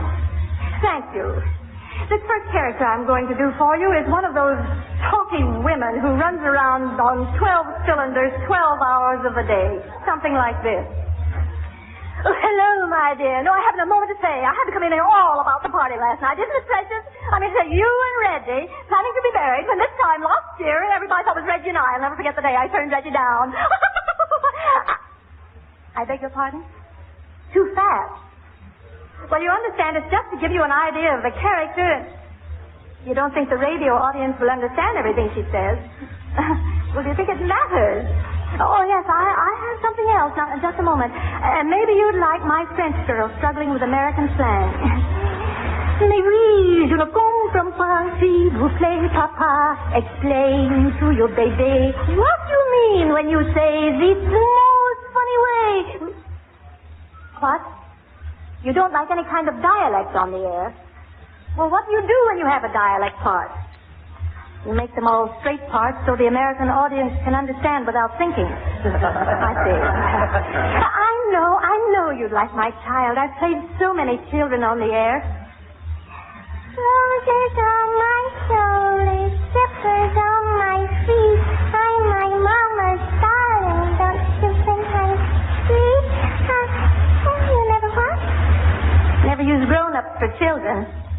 Oh, but I can understand that. Very few grown-ups can play children, but I have.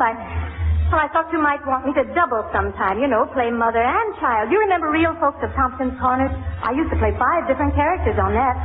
Oh, you remember Sneed, the boy that spoke pieces and giggled? Oh, I was him, sure. And you remember Bessie Stevens, don't you? Mercy sakes alive, if you ever heard her, you couldn't forget her. Well, I played her. And divil a bit would you be noticed, but I played Delia too. And if they ever begin to talk about any... You remember the baby, Community, the baby that cried?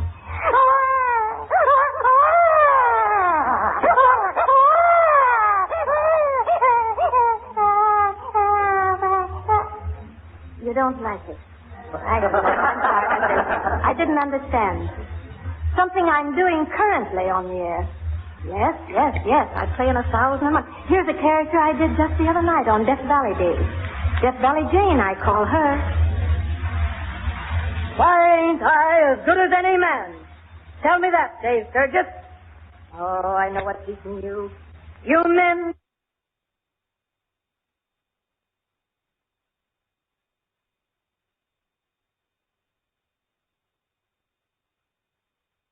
don't like it.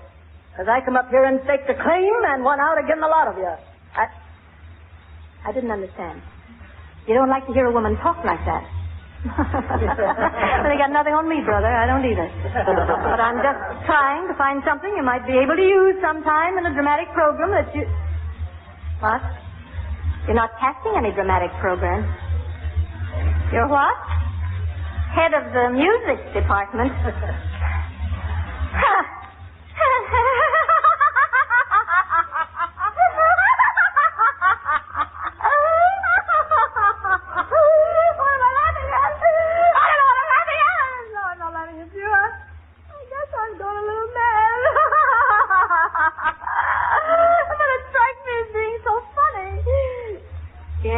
Funny. I mean, you sitting there bluffing me and me standing here kidding you.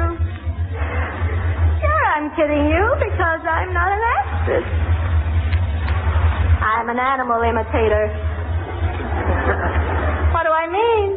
Well, I mean I'm the original cat.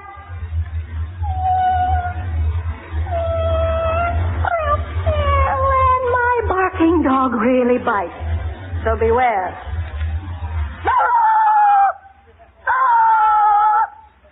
Did you ever hear of the little red hen? And I'm the first of the 3 little pigs, Mr. Ripley. And as a parent, I almost forgot. As a parent, I simply take the colors.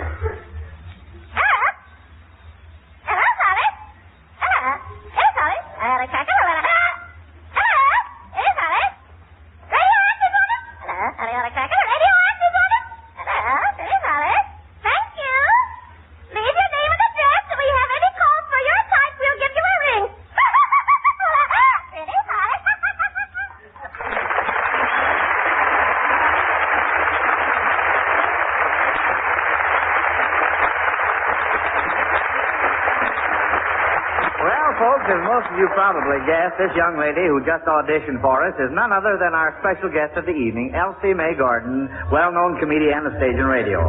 We all enjoyed your audition, Miss Gordon, and we're looking forward to hearing from you again later on in the evening. Oh, say, Archie, you see to it that our guest meets everybody here and has a good time. That'll be a pleasure, Joe. Just leave it to me.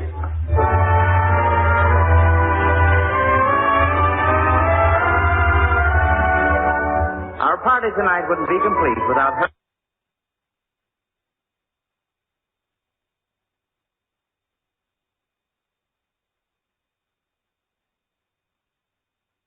Herbert Ingram's beautiful song of fading summer, Goodbye Rose, brought to us now by radio's most popular basso, Joe Parsons.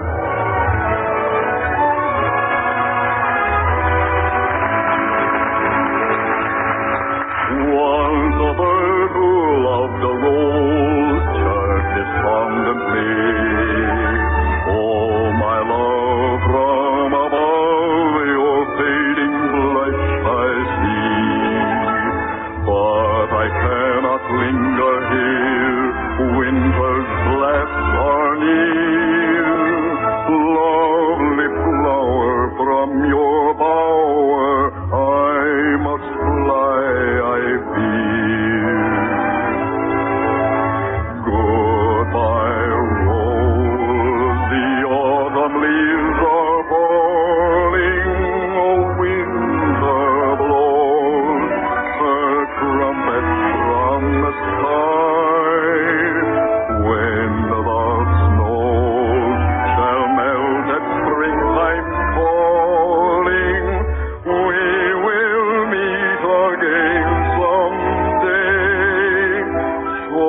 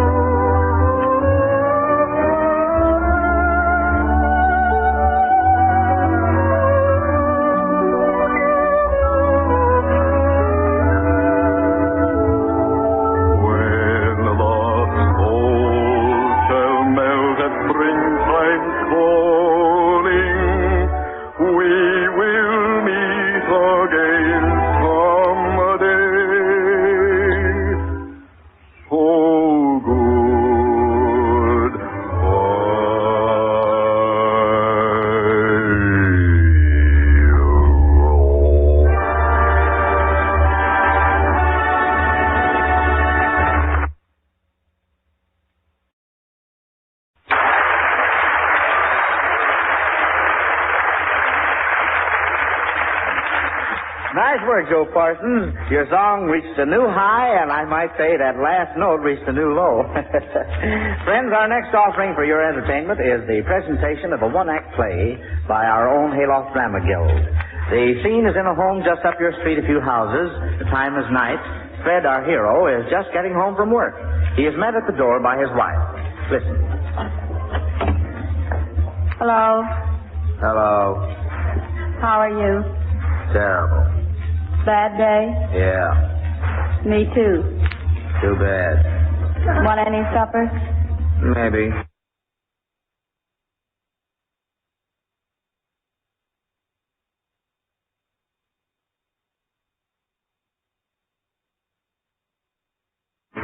It's ready.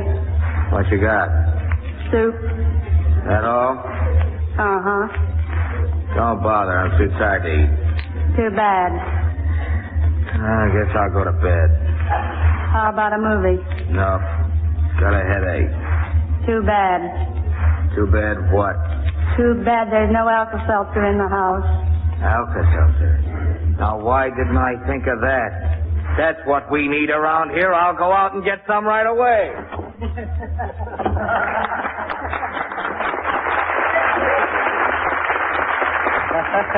Of course, our little play was a bit exaggerated, but it did contain an important message which we wanted every one of you to hear and remember. Yes, friends, when a busy day at work leaves you feeling all fagged out, be wise. Freshen up with Alka-Seltzer. When you come home feeling weary and headachy, drink a sparkling glass of Alka-Seltzer and see how much better it makes you feel. Alka-Seltzer is mighty effective in cases of physical fatigue because it offers you the relief you want for tired, aching muscles and the alkalizer you need for quick relief from the fatigue itself. Be sure to take Alka-Seltzer the next time physical fatigue causes you distress. You'll feel better fast. And now, as our goodbye summer party swings along, paving the paths with falling leaves to lighten the footsteps of the golden glory of autumn. Hey, Joe. Huh? Hey, they tell me he's been here and gone. Nezzy, what's the idea? I was just getting poetic and going great guns, and you had to butt in and spoil it. Well, I'm sorry, Joe, but listen. Huh? I'll catch up with that fellow yet, and when I do, look out. Good riddance. Well, folks, summer may be fading, but not the spirit of the old Hayloft gang. No, sir. The girls and boys are getting together now for another dance. Yes, sir, and this time it's a good old polka, Joe.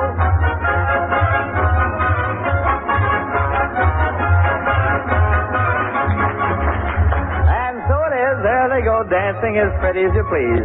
And while they're dancing, the music will fade, but just for a short while your station rings those chimes, and then we'll polka right back to you.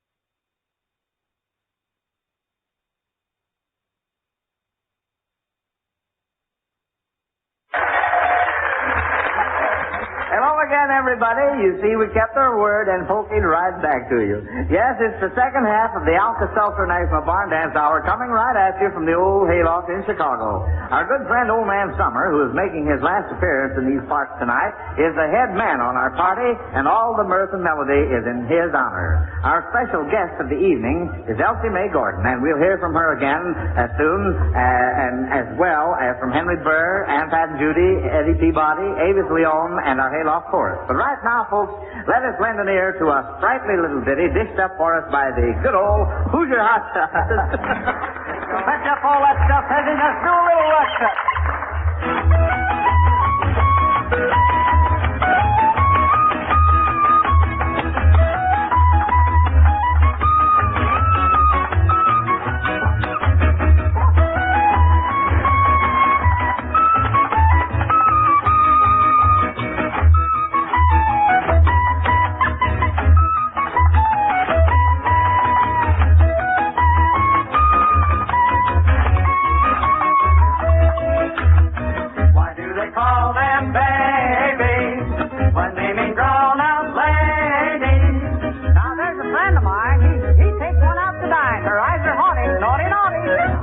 Over 40, and yet they call them babies. Why they do is simply beat the band. They're talking baby talk, it's all the rage. They're acting childish, it's from old age. Just why they call them babies, I could never understand. Why do they call them babies when they mean grown-up ladies? I saw a show last night. I nearly died of fright. One kept winking. I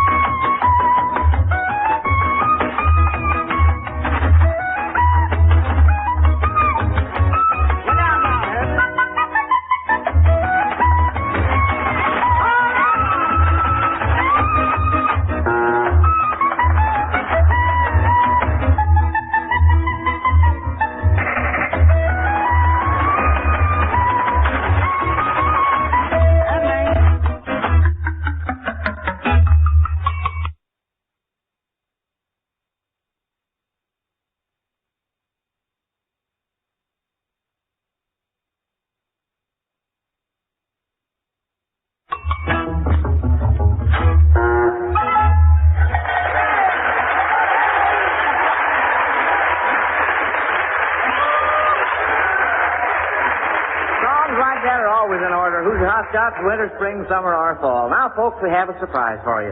You all know by this time that our guest of the evening, Miss Elsie Mae Gordon, is a very versatile artist, willing to tackle most anything. But what you probably do not know is that Miss Gordon has spent a great deal of time in the heart of Georgia and gleaned there firsthand many incidents and accidents of the colored folks of the South. And right now, Miss Gordon is going to give us one of these interesting incidents. Miss Elsie Mae Gordon. Yes, this incident happens to be an accident, and is probably one of the most typical scenes from the Deep South. This is a special request number I'd have you know. It's the old Negro with his mule. He's almost afraid to touch the telephone, but he goes into a corner drugstore and he calls up very gingerly, and the telephone conversation is something like this. Hello? Hello? That you, Miss Telephone? This here's Bob. I say, this is Bob. Would you please to get me Mark Henry Watson? What's that? His number? No, miss, he ain't got no number. No, he ain't never been to the penitentiary.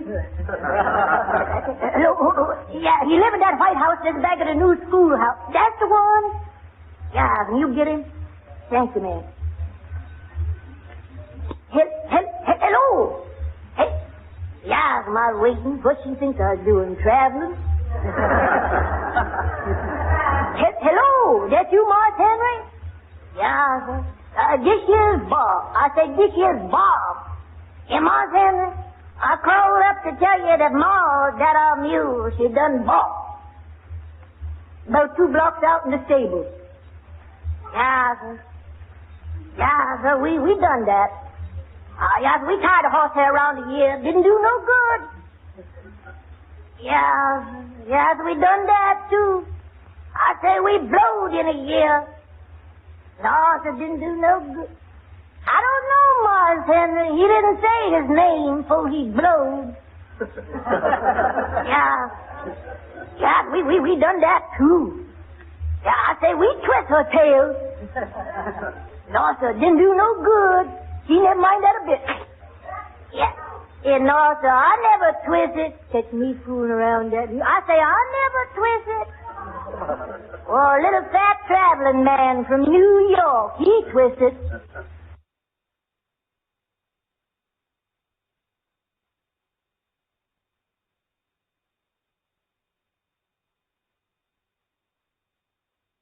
Yeah, well, the police has poured water on his head now.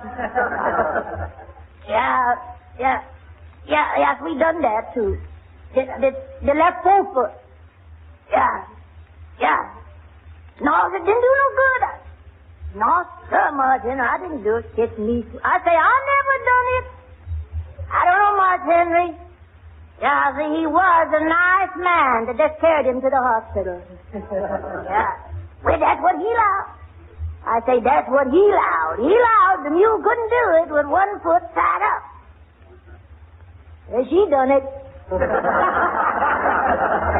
The stomach. I say the stomach.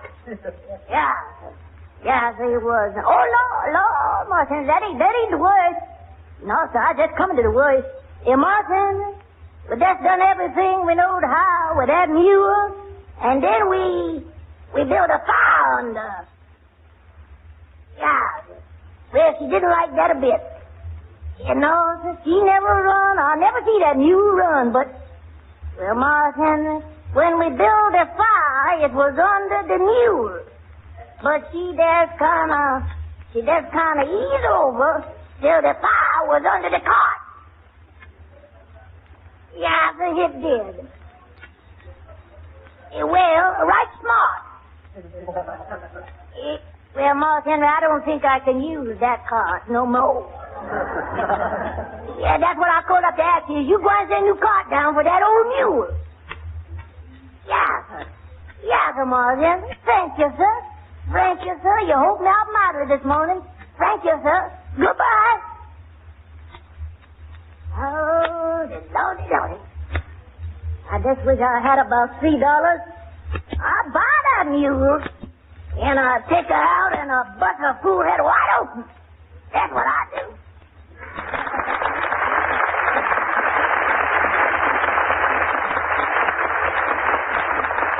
gotta tell you, folks, thank you, Elsa May Gordon, for that very amusing story.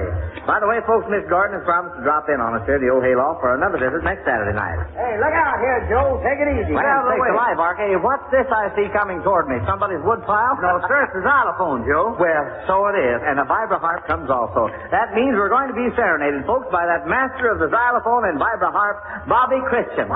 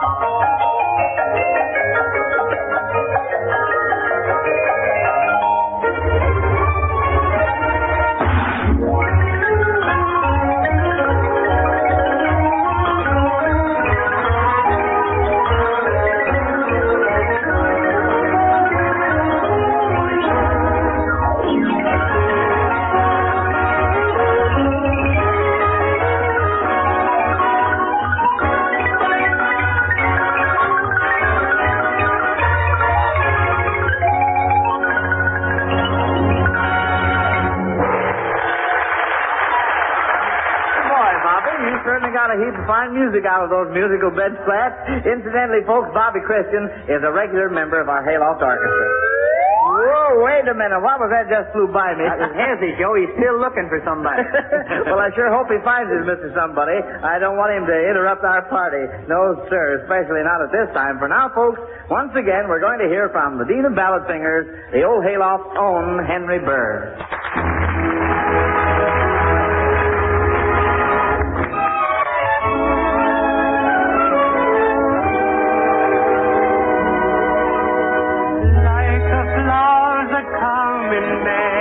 You brought happiness my way, making this a haven here below.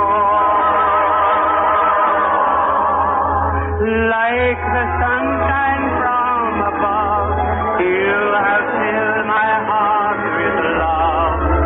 But there's one thing, dear, I'd like to know.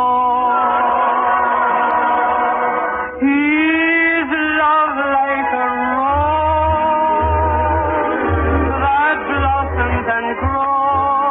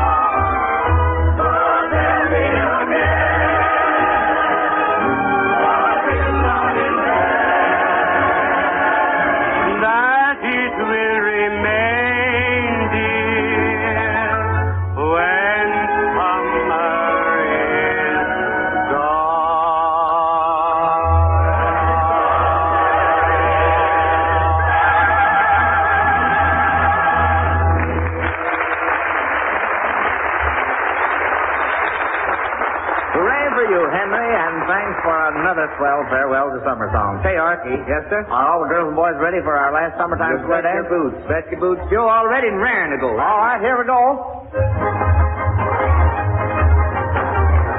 They're off in a cloud of dust, folks. Archie, roll off. Straighten up your faces, get in your places, just like you've been at traces, and you keep me around on the level like on the gate. Promenade, oh, promenade. I wonder, have you noticed how quickly your appetite begins to increase when there's a cool, crisp tang in the air?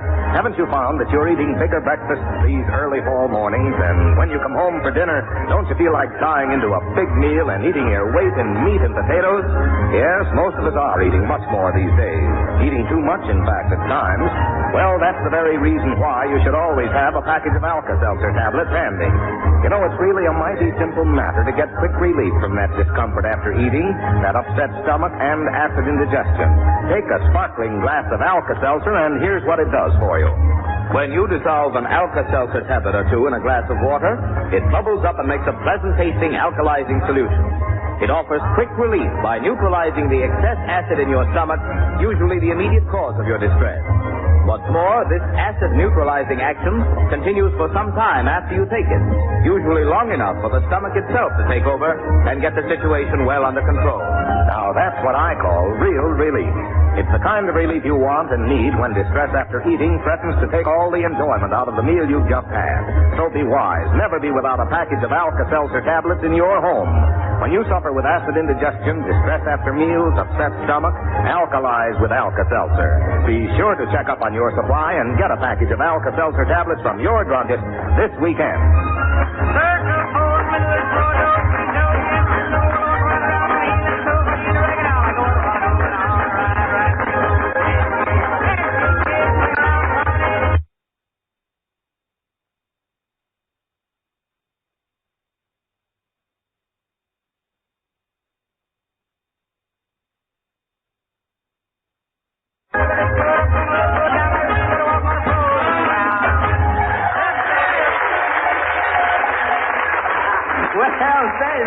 That was a heat wave if I ever felt one. Girls and boys, you danced summer away in a blaze of glory.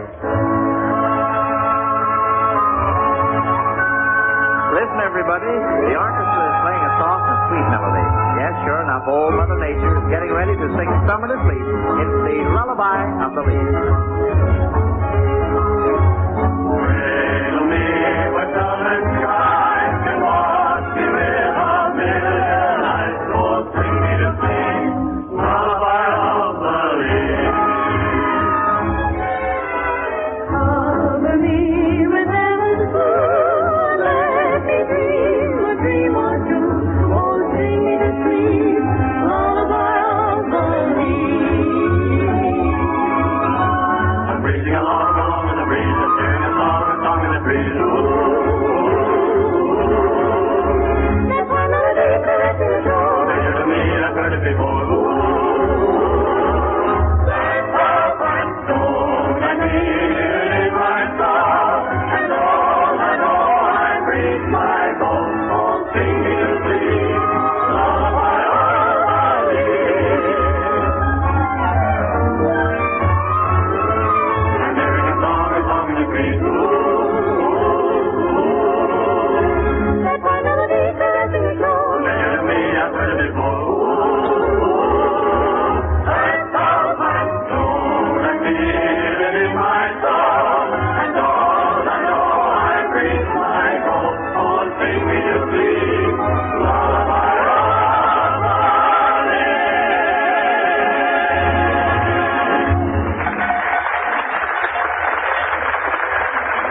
That was just as nice as could be, girls and boys, and if it didn't lull old summer to sleep, I don't know what will. Well, now let's see what... Gee Willikins and gee whiz, what happens now? Hey, wait a minute, what is this? I got him, Joel. Here he is, right here. Don't believe him, Joe. I've got him. Well, hold on here. Now, now what's this all about, anyway? We're feuding, Joe. We're feuding. You bet we are, Joe. Ridiculous. Eddie Peabody and Hezzy feuding? Why, whatever is the matter? Well, now, I'll tell you what's the matter, Joe. All summer long, this Hezzy guy has been claiming his washboard gives off hotter rhythm than that old banjo of mine. Well, it does. It does not? I know better. It does. Now, here, whoa, Tell wait me. Now, wait a minute. Now, listen to this for some hot rhythm, Joe. Now, you just all right, tell me. go right ahead, Eddie. Yes, sir. Let's everybody listen now. Right now.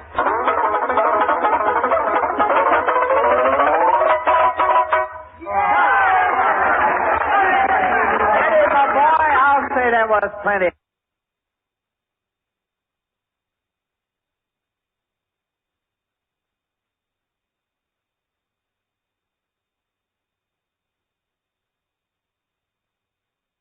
Yeah, well, get along this hot washboard, boy. Listen to this.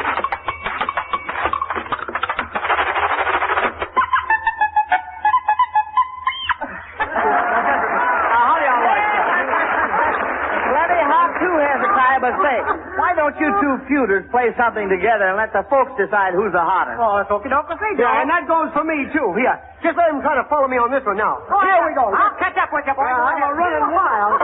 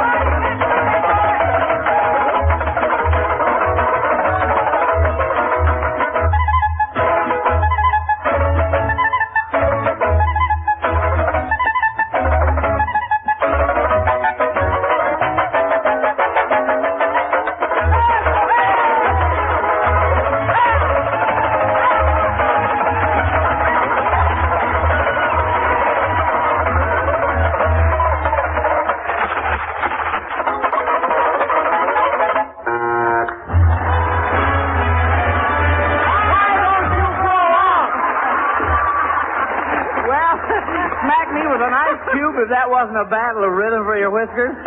Right here now, I'm going to step in and thank both Hezzy and Eddie Peabody and declare the contest even, Stephen. In other words, a tie. Well, folks, the good old summertime is on the wane, and even as we regret its passing, we welcome the beautiful fall season and look forward to the many happy days that are to come. And now, Avis Leon adds a high note to climax our goodbye to summer party with Thomas Moore's eternal favorite, The Last Rose of Summer.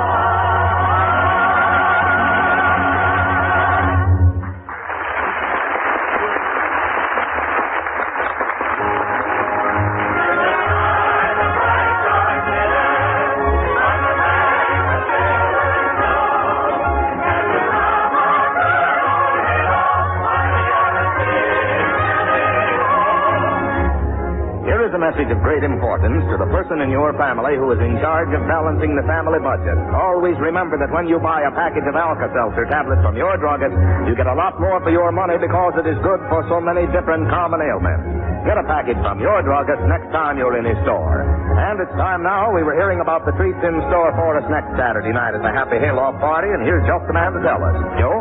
Friends, we're planning an extra special party for next Saturday night. And the occasion, well, we're very proud and happy to say that 1 week from tonight, the Alka-Seltzer National Barn Dance will celebrate its 7th anniversary. Elsie Mae Gordon, Pat Buttram, Lucille Long, Joe Parsons will join our regular Hayloft gang in celebrating this festive occasion. So make a special note, folks, to be with us on our 7th anniversary and our 365th Barn Dance Party next Saturday. Same time, same station. Remember, too, that the makers of Alka-Seltzer present 3 radio programs each week, all on NBC networks. The Quiz Kids on Wednesday, Alex Templeton Time on Friday, and the National Barn Dance on Saturday night. So until next week, good night and good health to you all. The Alka-Seltzer National Barn Dance with Joe Kelly as your master of ceremonies has come to you from Chicago. This is the National Broadcasting Company.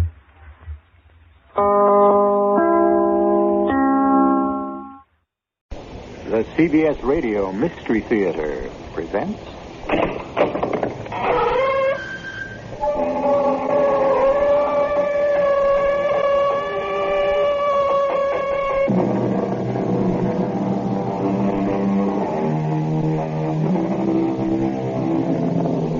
Come in.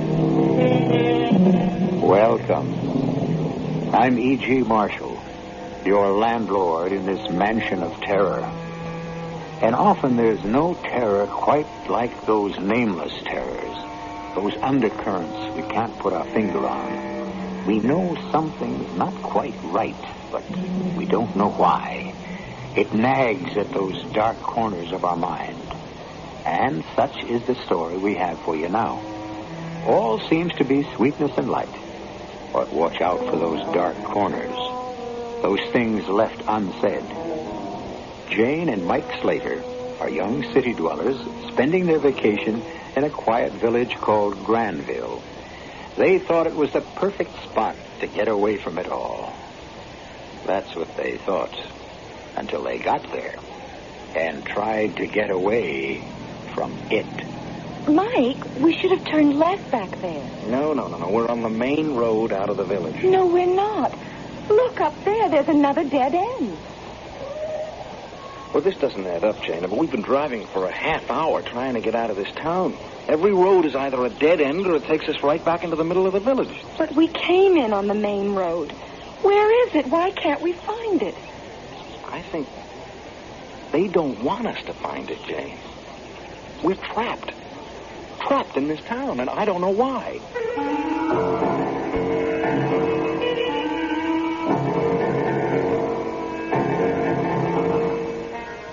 Our mystery drama, The Summer People, was written especially for the Mystery Theater by Bob Jurek and stars Tony Roberts. I'll be back shortly with Act One.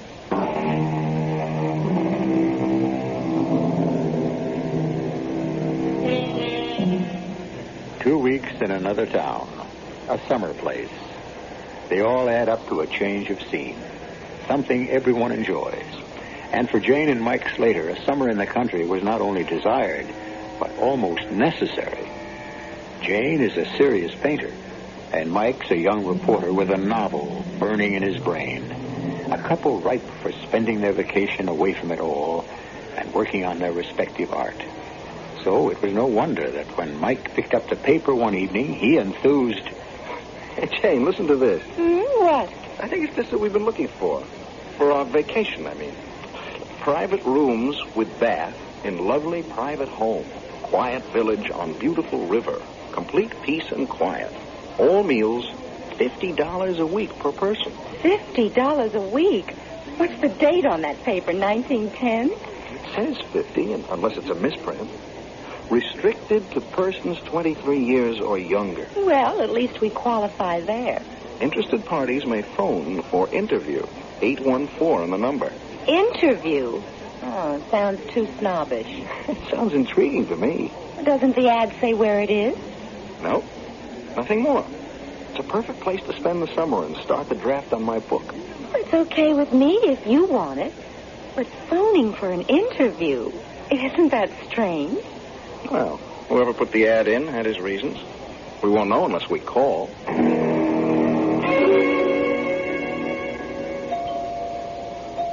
Coming. Mr. Slater? Yes. You're Mrs. Williams. That's right. Oh, we've been expecting you.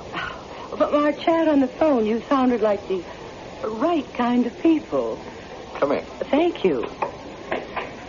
Oh, what a cozy place. Jane, it's Mrs. Williams. That Dutch clock must be an heirloom. It's my great-grandmother's. Mrs. Williams, hello. Mrs. Slater? Sit down, please. Thank you. You may think this a bit unusual that we request an interview. Yeah, frankly, yes. Well, you see, Mr. Slater, we in Granville are...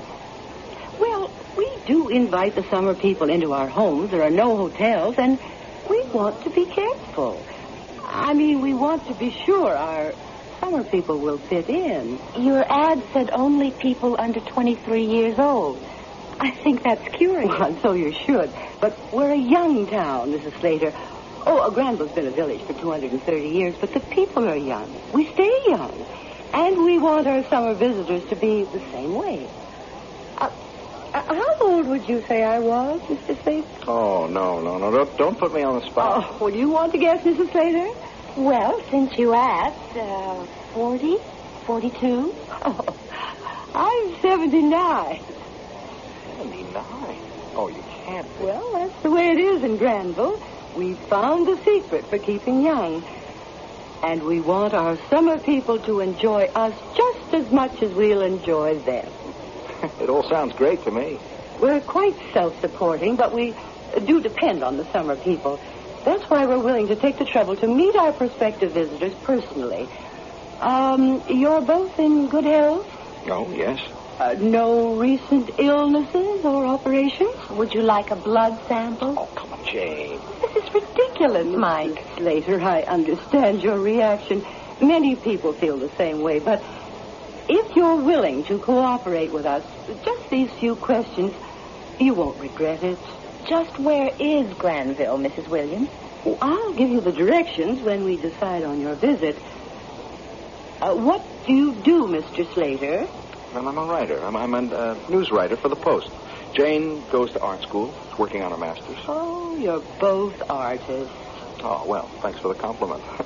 The reason I was interested in your ad is I want to spend the summer blocking a book, and Jane wants to paint. It sounded like just the place. Oh, I'm sure it will be. I can tell from meeting you both. So attractive, healthy, young. You'll fit in with Granville just perfectly. If we choose to come. Oh, why wouldn't you? You haven't told us enough about the town or your home. You've been concerned in making sure we'd fit in. Well, maybe we couldn't, from our point of view. Oh, well, you do have a point, Mrs. Slater. But I'm afraid there's not much more to tell. Granville is a pleasant little village on the banks of the Secone River upstate. I can offer you my second-floor suite and the friendship and attention of all the residents of Granville. We'll think it over. I'll call you in a day or two, but I'm pretty certain we'll be there. Very well, Mr. Slater, Mrs. Slater. It's been a pleasure meeting you, and I do hope you'll decide to come to Granville. You're just the kind of people we want. Thank you. Forgive my reservations, Mrs. Williams. We'll let you know. I'll be waiting. Good night. Good night. What's the big deal, Jane? It sounds perfect. I don't know, Mike. It's something strange. The thing she didn't or wouldn't say. Yeah, well, that's all the more interesting. I'm dying to see the place. And we're okay on her list. Yes. She seemed eager to have us. I'm not against it, Mike. Let's sleep on it. I'll probably feel different in the morning.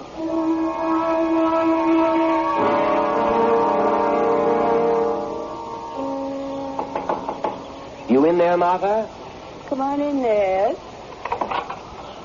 How's Elizabeth? Oh, she's okay. Dr. Teal said it was indigestion. The way she was carrying on, I thought it was a heart attack. How'd you make out with the summer people in the city? The Slaters? They're perfect. Two of the best I'll ever have. I hope they decide to come. Oh, they're not firmed up yet? The wife was a little leery of my questions. They're going to call me. Well, what about the basketball player? Oh, he's upset. He didn't seem to mind at all the questions and restrictions. Said he couldn't wait to soak the basketball season out of his bones in peace and quiet. I sure hope the Slaters come. I hate to start looking again. I think they will. I impressed them with the age thing. What'd they say? Oh, like everyone else, they guessed around 40 and were amazed when I said 79. Imagine what the summer people would say if they knew how old we really are. I wouldn't believe it, so, why tell them?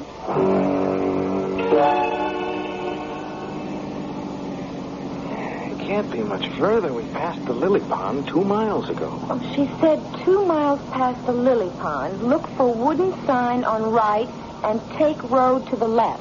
Well, it's been 2 miles, unless my odometer's wrong. There it is, up ahead. Oh, yeah. The arrow sign. Granville, 4 miles. But where's the road? Well, it's supposed to be on the left. Well, the sign points left, all right. Granville, 4 miles, but there's no road. Unless they mean those 2 ruts through the field over there. This is crazy. But I guess we'll have to see where they go. Okay. But talk about being off the beaten track. We're getting just what we bargained for. Well, it looks as though it gets better up ahead. Yeah, there's at least some paving up there. You know, if it weren't for that sign back on the highway, you could go right past this place and never even know it was here.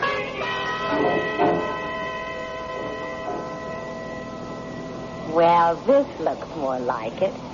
There is a town back in here. Welcome to Granville, population 210. How can they be so accurate? After meeting Mrs. Williams, I can believe anything. Why, Mike, it's beautiful. Yeah, it's clean, all right. Nice-looking houses, too. It's almost unreal. It's so perfect. Where do we head next? Continue along Thimble Street. That's what we're on. To the greenhouse on Maple Avenue.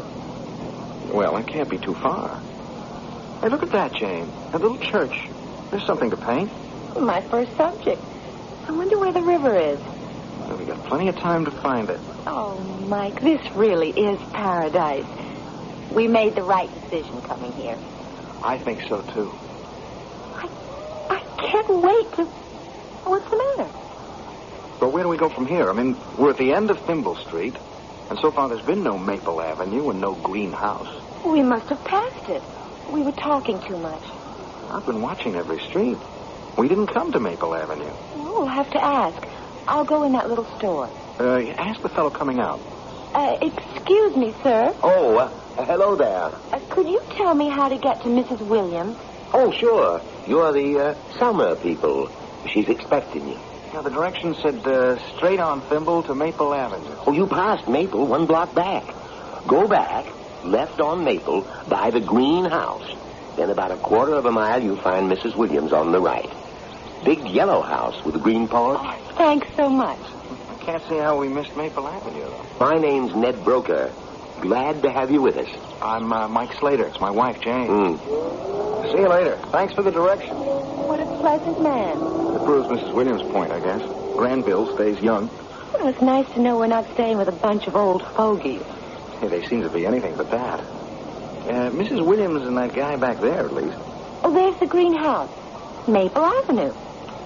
I don't see how we passed it before. Well, go left like the man said. 1/4 mile, and we'll be at Mrs. Williams.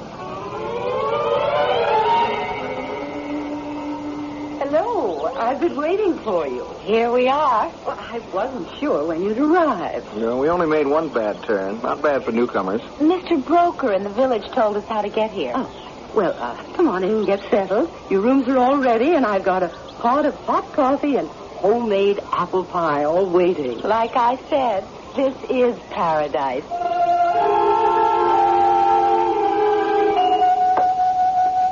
Your rooms are on the second floor. I'm expecting another guest toward the end of the week. He'll have the third. Your place is just charming, Mrs. Williams. Yeah, it's exactly what we wanted. Well, I'm sure you'll enjoy it here. The whole town seems so fresh and clean. The people look so well. We're very careful about how we live here. We grow all our own vegetables. Meat's imported. Oh, you love our food. Oh, here you are. 2 rooms with connecting baths. It's lovely. Yeah, this is great. Well, you get settled in and then come down to the kitchen. I want to introduce you to some real Granville cooking.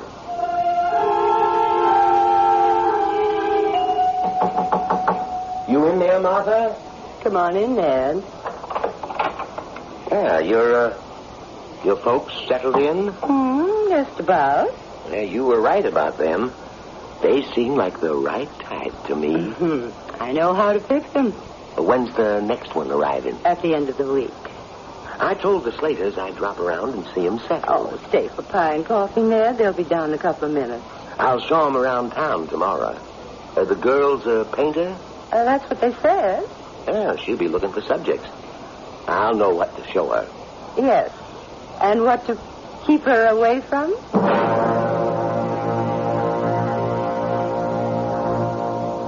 Charming people in Granville. Hospitable, friendly, attentive. But I can't help feeling... Oh, no, it's just my overly active imagination. There's nothing wrong. Nothing sinister. How could there be with such lovely, youthful, healthy people? And yet... we'll return to Granville when I return with Act 2. I did say we'd return to Granville, where Jane and Mike Slater have decided to spend some time in late summer. He to start a book, and she to pursue her painting. But, frankly, that town gives me the willies. If you don't mind, I'll just stay here and meet you later. You go on ahead and join Jane and Mike in the kitchen of that friendly Mrs. Williams. You might even get a piece of that apple pie. Another slice, Mr. Slater. Oh, no, thanks, Mrs. Williams. It's delicious, but 2 is my limit. Oh, now, come on. A young fellow like you ought to be able to put away a whole pie. He's being polite. I'll take another one, Martha. Help yourself. I understand you paint, Mrs. Slater. There's plenty of subject matter here in Granville. Well, that's what I was hoping. I'm dying to look around the village. I'd be glad to show you around. Well, I'll be glued to my typewriter most of the time. I'm glad Jane has a painting to keep her busy. Well, you want to rest up today. Why don't we start out tomorrow? Fine with me. From what I've seen already, I know we couldn't have found a lovelier place.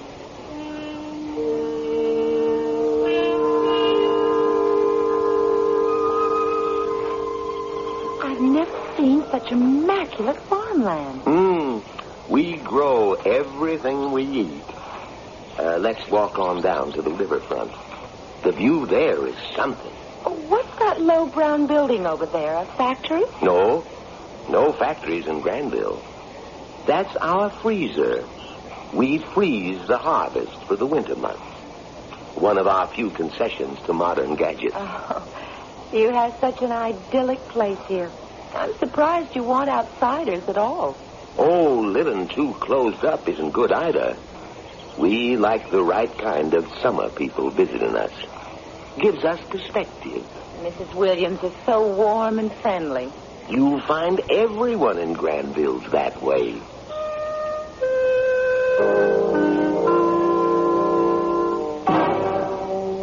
So, how was the grand tour? Beautiful. It's a beautiful spot. Almost too perfect. Everything's laid out just so. What's wrong with that? Well, nothing really. It's just curious. I don't remember seeing any children. Not a single child. Well, maybe they're all grown up. Everyone seems to be proud of how old they are here and how well they look. But a whole village without any children? Yeah, that's unusual, yeah. What's the difference? Well, none, I guess. To us, anyway. I'm going to start on Mr. Broker's barn. It's so unique. Mrs. Slater, lunch is ready. Thank you. We'll be right down. Oh, I don't really feel like any lunch. Hey, that breakfast she poured into us would last me a week. Food's fantastic, but we can't hurt her feelings. I know you're going to like it here, Mr. Egan. Oh, I can see that already. Peace and quiet's all I want. Well, you're on the third floor. A nice young couple has the second. Oh, Mr. Slater, hello. Hello. This is Mr. Egan, Mr. Slater, our new resident. Hi. Hi. Mr. Egan's a professional basketball player. Right, recovering from the season. And Mr. Slater's a writer. His wife's a painter. We're sort of on a work vacation. Well, you won't see much of me. I'm just going to sleep and eat. Oh, that's what I like to hear. I'm afraid the Slaters aren't used to my big meals. Yeah, the food's great. There's just so much of it. Well, it's my duty to keep our summer people well fed. You won't have any trouble with me, Miss Williams. Well, now, come along. We'll get you settled. See you later, Mr. Slater. Oh, hey, I didn't mean that the way it sounds. Call me Mike. Okay, I'm Tim. See you later. The basketball player all settled in? Yes. Guess I'd better get out to the main road and take the sign down. We won't be expecting any more for a while. Not for a while. Oh, how's the painting coming along, Jane? Oh, I don't know, Tim. I started out with a bang, but lately I haven't been able to concentrate. Can I look? Sure. Well, that's 2 weeks of work. Mm-hmm. Looks good to me. Oh, it's all there, the barn and the sky and the field, but it's just there. There's no spark. I don't know, I've been so lazy lately. I can't get up steam. I'm the same way, and enjoying every minute. It must be Mrs. Williams cooking and this country air. Oh, hi there. I didn't know you were back. You finished for the day? Yeah, I can't work up any enthusiasm. Yeah, you know, that's my problem. Talk about writer's block. I've been staring at that typewriter for a week. I'm beginning to wonder if we came to the right place after all. We wanted peace and quiet to work, but between the food and the climate, we're growing fat and lazy. Oh, well, it suits me fine, but I'm going to have to take off 10 pounds before the new season starts. How did you happen to find this place, Tim? Oh, just an ad in the paper. Yeah, same as we did. Did Mrs. Williams give you a personal interview? Sort of. She came to my apartment, took one look at me, and gave me directions to Granville. Didn't you think it was funny they made such a fuss about meeting us? Well, yeah, I did, but she was so nice, and this Granville sounded so great, I didn't care. I just wanted to get away. You know, I didn't even tell my fiancé where I was going. Have you looked around the town, Tim? No, I've done what I said I'd do. Just sit, eat, and sleep. Hey, Jane, there's no need to bring that up. What's that? Well, Jane thinks that there's something unusual here. Tim, there's not a single pet in town. Everyone in Granville is a youthful senior citizen. Oh, well, there's nothing odd about that. I was in Florida one time, and there were these old people. This isn't an old people's retirement community. It's a plastic village. Everyone's very charming and gracious, like mannequins. Well, I still don't see anything wrong in that. Well, it just bothers me. Why are they so anxious to have us come for the summer? They say they need their summer folk. For what? Well, the money. I mean, they don't have any industry here. They just need cash for something. The money? $50 a week for the two of us? What are you paying, Tim? $25. It's not the money. But this lethargy. We all have it. I think they're draining our strength in some way. Oh, come on. Don't make such a big deal out of... In some way. Oh, come on. Don't make such a big deal out of nothing. I'll see you two at supper, okay? How about some homemade ice cream? It's already in the kitchen. Thanks, no. No thanks, Mrs. Williams. Yeah, I was just going to take a snooze. Maybe later, Miss Williams. Well, whatever you wish. It's there when you want it. She was listening. She heard what we said. Oh, I doubt it, Jane. Look, if she thought we suspected her of something, she would have said so. Not necessarily. Not if there was a good reason for us not to know.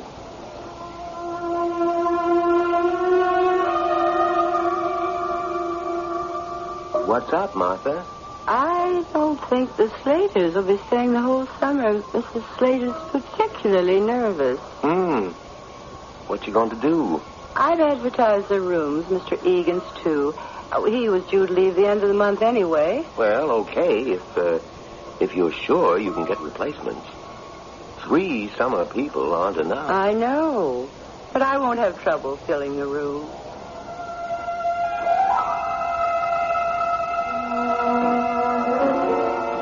Hello there. Hi, Mr. Egan. Out for a stroll? Well, I just like to watch other people work. Getting ready for the barbecue tomorrow? Yeah. Real great time, our July barbecue. It's a lot of work, but we think it's worth it. Well, I'm glad I'm going to be around for it. Say, Mr. Egan, I wonder if you could help me later on. Sure. A couple of chores that could use your muscle power. Oh, anytime. Tell me where and when. Well, I'll come by for you at Mrs. Williams this evening. Well, don't make it too late, though. I've been hitting the sack earlier and earlier. I never slept so good in my life. Oh, we'll all be bedding down early tonight. With the barbecue and dance, nobody will be going to bed tomorrow night. More corn, Mrs. Slater? Oh, yes, maybe just one more. Another round of steaks are on the grill, too. What a shame Tim had to miss it. Yes, too bad. I'm so surprised he didn't say anything to us before he left. Well, when Mr. Egan got the phone call last night, he said it was an emergency at home. He just grabbed his things and ran. He seemed very upset. I'm so curious because I thought... One second. Martha, want to give me a hand with these? Oh, be right there. Help yourself to salad, Mr. Slater. What were you going to say? I'm wondering who could have called him. I remember him saying he didn't even tell his fiancée where he was going.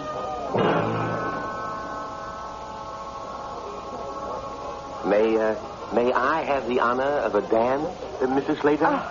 Thank you. No, please, I couldn't. Go on, Jane. I'm too full. Maybe later. Well, Martha, it looks like us old folks have to show the youngsters how to have fun, huh? My arm, Mrs. Williams. Delighted, Mr. Broker. Excuse us. Just one dance, and I'll be back for you, Mrs. Slater. Hey, Jane, we might as well pack up and go back to town tomorrow if you're going to act like this. I'm sorry, Mike. There's no reason for these suspicions. But do you want to leave? No. You have your work to do. Well, I'm not getting anything done. I mean, maybe we'd better pack it in. No. I won't say anything more about it, Mike. I'll get back to my painting tomorrow and try to enjoy the rest of the summer.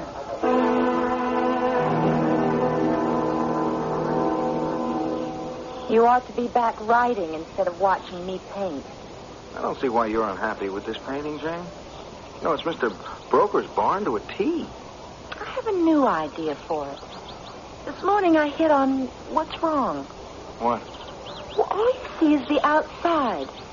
You don't feel a whole barn in the picture. It's because I've never bothered to look inside. What do you mean? Come on. Mr. Broker won't mind. Even though I'm not going to show the interior, if I know in my mind what it looks like, I'll give the whole painting more character. That makes sense.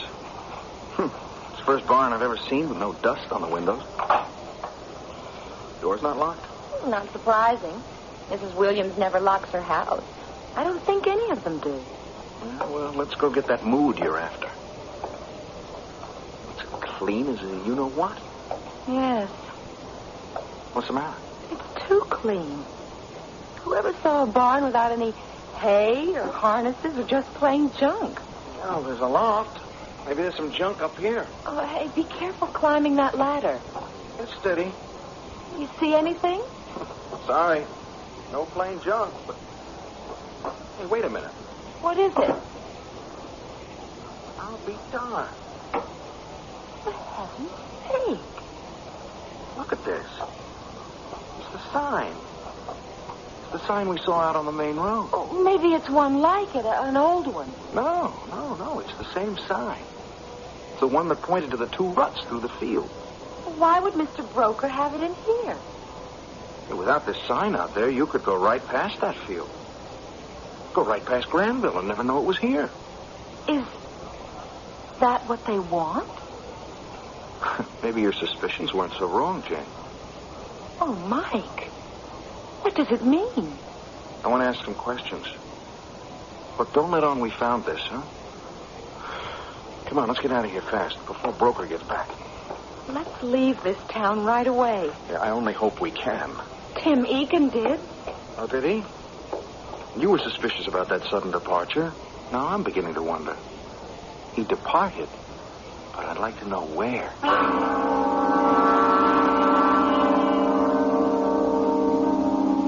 How are things in Granville? You'll forgive me for not going along with you, but maybe now you know why. I much prefer to stay here and let you tell me what's going on there. I'm dying to know what happens next to our friends Mike and Jane Slater. You'll be able to fill me in after you return to Granville shortly in Act 3.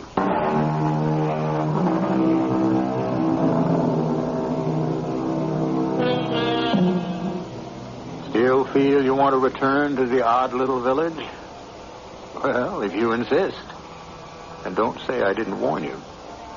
Mike and Jane Slater have finally awakened to the fact that Granville isn't all it's cracked up to be. Jane felt it first. And now Mike, having found that Granville can shut itself off from the world with them in it, decides Jane wasn't so wrong after all. The thing that makes me curious, and perhaps you too, is why? Why do these sweet townsfolk of Granville appear to be increasingly sinister? I hope you'll be able to tell me when you get back. That is, if you get back. What kind of danger are we in? I don't know. It's so damn maddening, I don't know. You think it's even safe to go back into the house? Oh, we've got to get our things from the car. We'll tell Mrs. Williams that we've got to leave sooner than we thought. Won't she be suspicious after Tim Egan's disappearance? Hey, I'd like to find out if that guy really went home. Oh, forget about him. Let's get ourselves home. There's Ned Broker, just leaving Mrs. Williams. He probably knows we've been to his barn. Don't let on about anything. Well, good morning, you two. Rested up from last night? Oh, yes. Yeah, still stuffed, though. Been putting the finishing touches on that painting, Mrs. Slater? Yes, it's finished, as a matter of fact, and it's a present for you. Oh, now, Mrs. Slater. Oh, please, take it. Well, thank you. That's real special. Put it over my mantle. Sorry to run off. Got the chores at home. Well, that's okay. See you around. Bye now. I don't know why I did that. You didn't like it anyway. Listen, the phone. Maybe we can sneak up the stairs while she's on the phone. Hello? Who? Oh, Slater. Oh, yes. It's for us. No, they never arrived. I was expecting them the 1st of July. That's right. They were taking the 2nd floor for the summer. I called their apartment in the city twice and didn't get an answer. I assumed they changed their plans. Mike. I wish they'd let me know. I could have gotten other tenants. And you haven't heard from them since they left the city? Oh, dear. Well, I wish there was something I could tell you. Yes, perhaps you'd better. All right, goodbye. Mike.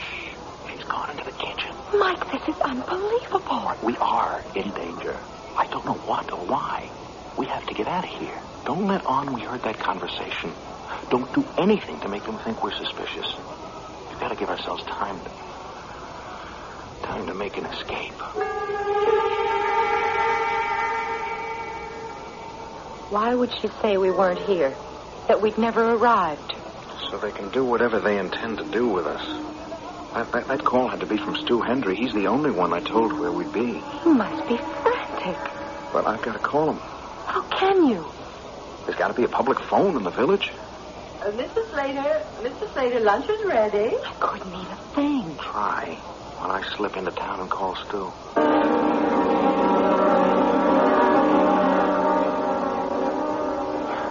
Mrs. Williams, could I use your phone? Well, of course. I couldn't find a public phone in town. Oh, so that's where you were when I had lunch ready. You didn't have to go all that way. All you had to do was ask. My phone's right here in the parlor. I only want to call my publisher about my book.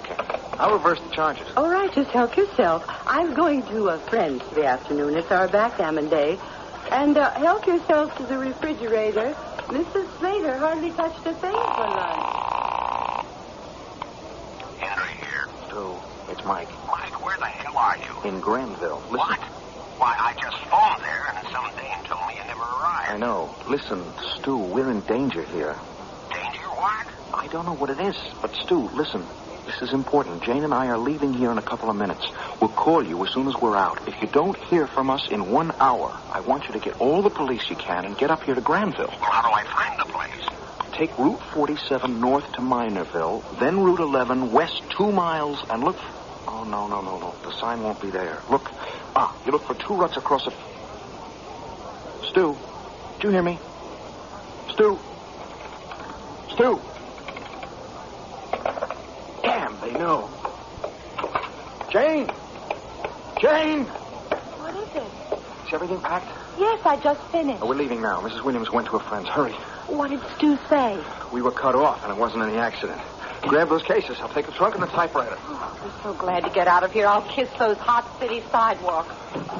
This is our only chance. Someone was listening in on my talk with Stu. I just hope we can make it in time. I'll get the door. Wait. Anybody out there? Not a soul. Okay. Let's go. You think they're watching us? I don't know. Just keep walking and we'll load the car. There's nothing they can do to stop us here. They don't seem to have any guns. None that you know of. Help me with the trunk. That's it. Now the case. Okay. Get in. Still not a soul on the street. So much the better. Where are you going? You should have turned right. No, we gotta get back to Thimble Street. We came in through Thimble to Maple. It's left on Thimble. Oh, I guess that's right. The green house, remember? Yes, there it is. Only, what's that sign say? Well, that was Broad Street. Oh, there wasn't any Broad Street when we came in. Well, it's probably the next one. Keep going. Can't. We're coming to a dead end. We'll have to go back. Try turning right on Broad Street. Oh, gee, this is getting crazy. We turned left coming in. Turn right here. Okay. Oh, this looks right. This takes us right out onto the main road. Oh, thank God.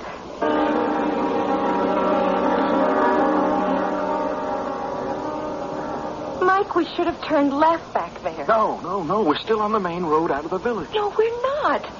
Look up there. It's another dead end. It can't be. We've got to go back and take the road to the left. Oh, this doesn't add up, Jane. Look, we've been driving for a half hour trying to get out of this town. Every road's either a dead end or it takes us right back into the middle of the village. But we came in on the main road. Where is it? Why can't we find it? You don't want us to find it, Jane. We're trapped. We're trapped in this town, and I don't know why. But they don't want us to get out.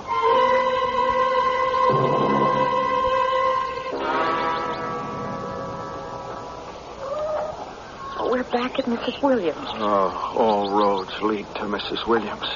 I don't know what to do anymore. Driving around is useless. I'm going to confront that woman. I'm going to find out what's going on. Then we'll never get out of here. Again, I have to say, I don't know. Come on. We're going to wait for Mrs. Williams to get back from her backgammon.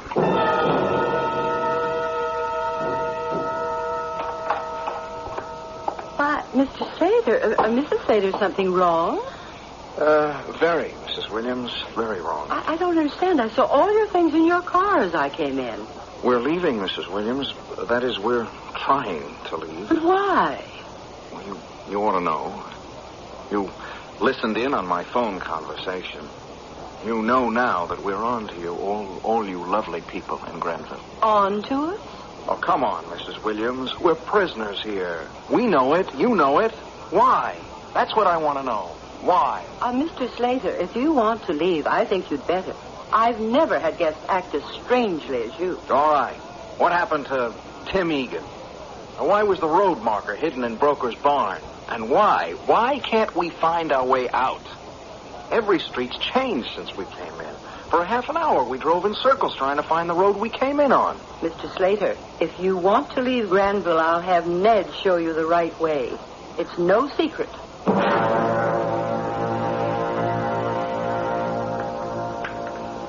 Ned will be over in 2 minutes. Have your coffee. You've nothing to worry about, Mr. Slater. Mrs. Williams, I guess we've seemed awfully strange. But things have happened here that we don't understand. Oh, I know. Mr. Slater enumerated them. I have some more coffee. All right.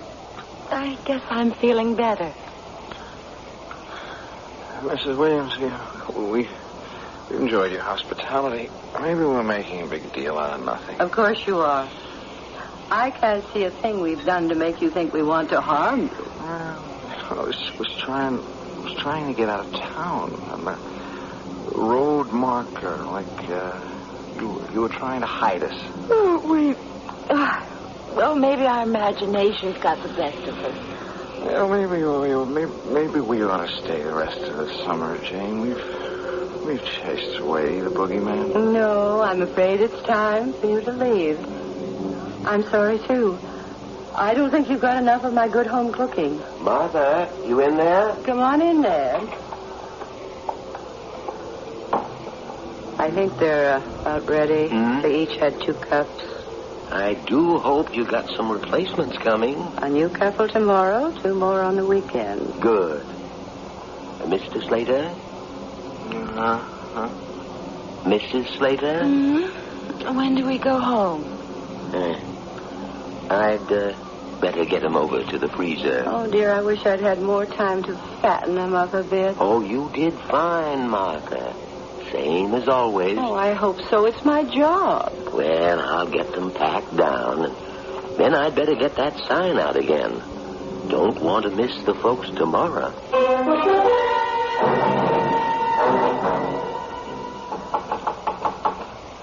Be right there. Oh, hello. Hello, Mrs. Williams. We're the Reynolds. Oh, of course. I've been expecting you all morning. You didn't have any trouble finding the place? Oh, no. Oh, well, come on in. Rooms are all ready. You're on the 2nd floor. Lovely couple just moved out. I know now why you're so particular about your guests. This home is so beautiful. Well, yes, we have to be. Oh, my, the whole town is just a picture. I just know we're going to enjoy it here. And we're going to enjoy you. We stopped at that little store in town to ask directions, and everyone seems so happy and healthy. It's so youthful. Like you. We just can't believe you're 79. Oh, well, we keep young in Granville. The secret's in our diet. We're very particular about what we eat. It's all in the diet. Oh, your health food fetish. Well, we do raise everything we eat. I hope you brought good appetites with you. It's my job to fatten up my summer people.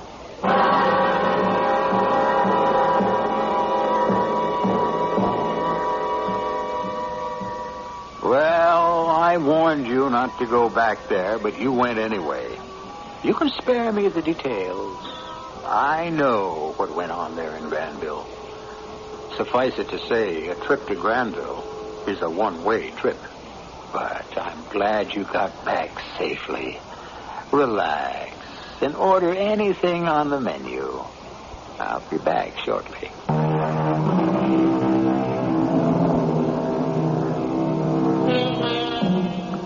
I do hope you won't make the mistake of ever returning to Granville again.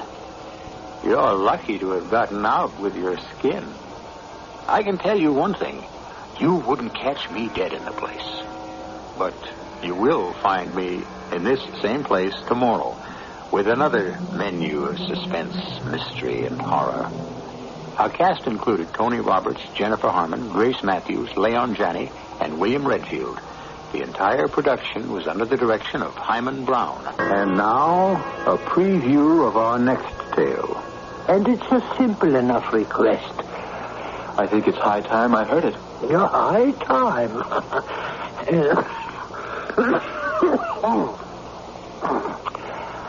As you can hear, I have my own doctor whom I trust implicitly. He finally has told me that my life can be measured in hours. I want you to promise to be by my bedside. I want you to do for me what has never been done before. I want you to mesmerize me in articulo mortis, in the act of death. But just before it, so that the old man with the scythe will be stopped in his tracks. This is E.G. Marshall inviting you to return to our Mystery Theater for another adventure in the macabre. Until next time, pleasant dreams.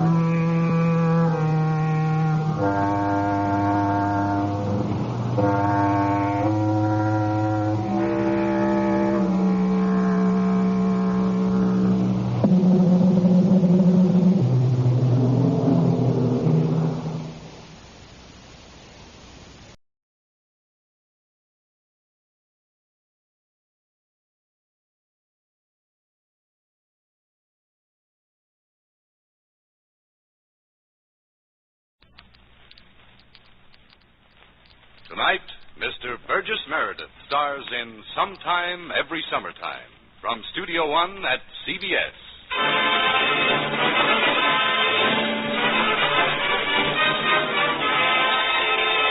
She was one of the most beautiful women I've ever known. She wasn't a woman, really, a girl. I only knew her a little more than 2 weeks, but sometime every summer since then, I've thought of her.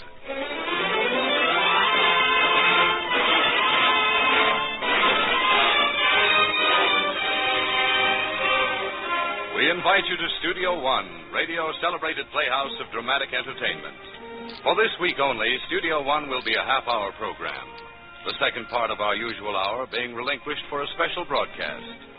Tonight we submit an original radio play by our producer-director, Fletcher Markle. And now to introduce tonight's story and star, here is Mr. Markle. Sometime Every Summertime is the story of a vacation romance and the separate ways in which three people remembered it. It's a quiet story, a summertime memory, and we hope you can relax and enjoy it. Starring tonight as Clem Waldron in Sometime Every Summertime, we have with us in Studio One a most renowned favorite of Hollywood and Broadway, Mr. Burgess Meredith. And with Mr. Meredith, you'll be hearing a young actress whose performances at the microphone are all too infrequent, but who makes up for this by being one of radio's busiest and most skillful writers, Miss Patricia Jowdry. Miss Jowdry plays Mary tonight with Robert Dryden as McFedries, who tells the first part of the story. Please to begin.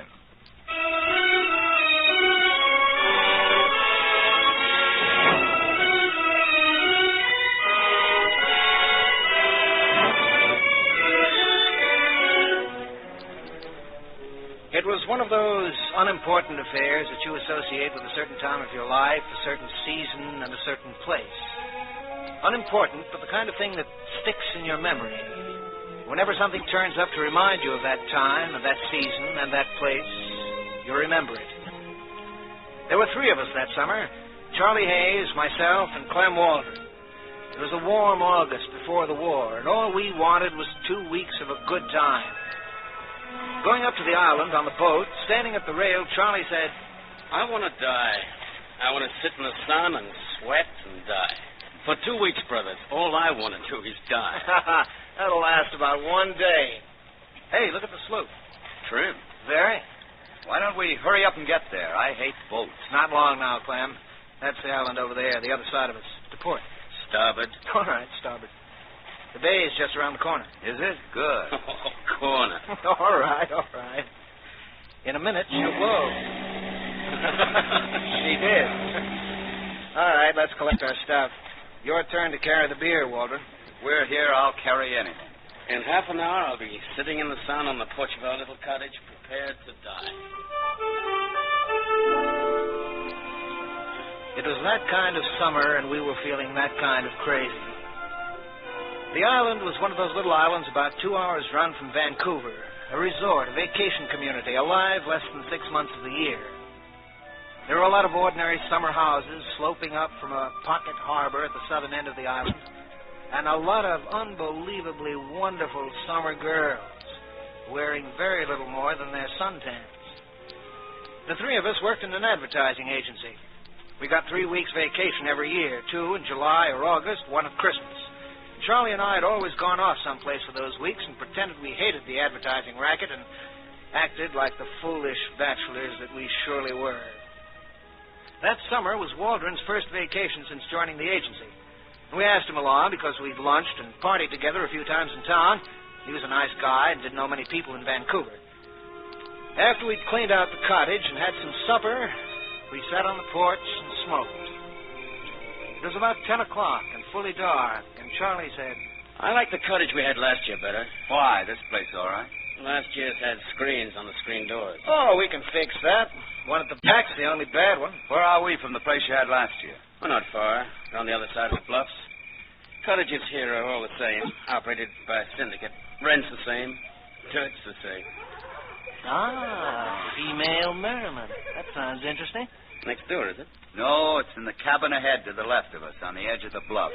There's 3 of them, and they're alone. Well, how neat. And when did you get this encyclopedic information, Walden? Before supper, when I went out for cigarettes. And you didn't think it'd make worthwhile conversation at table? I forgot about it. Oh, are they that bad? I've only seen one of them. She was hanging out washing. We talked for a minute. Oh, a domestic tableau. What'd she look like? How old was she? Wolves. Well, she's quite plain, as a matter of fact, not unattractive. 25, 26. What do you talk about? The island, weather, vacations, neighbors. Oh, that's more like it. How long have they been here? Came yesterday. Shall we take our chances? We will. Where's the flashlight? On the ledge. I got it. Go ahead. What's the matter with you? Sitting there mumping on that pipe?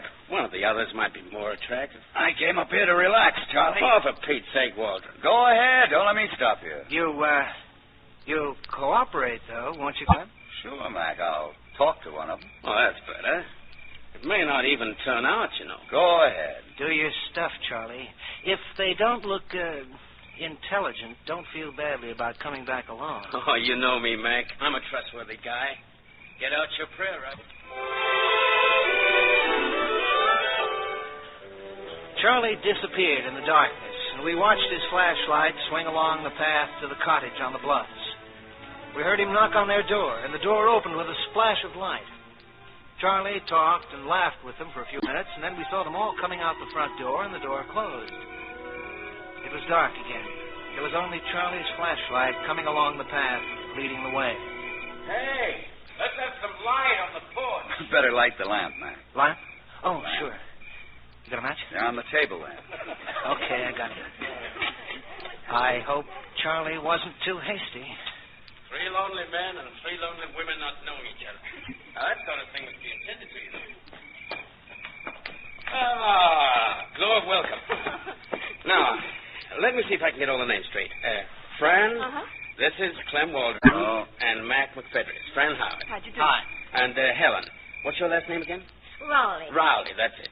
Clem Waldron. Helen? We met at supper time. Hello. Hello, your washing all finished? All right, Waldron. Let me get the formalities over with.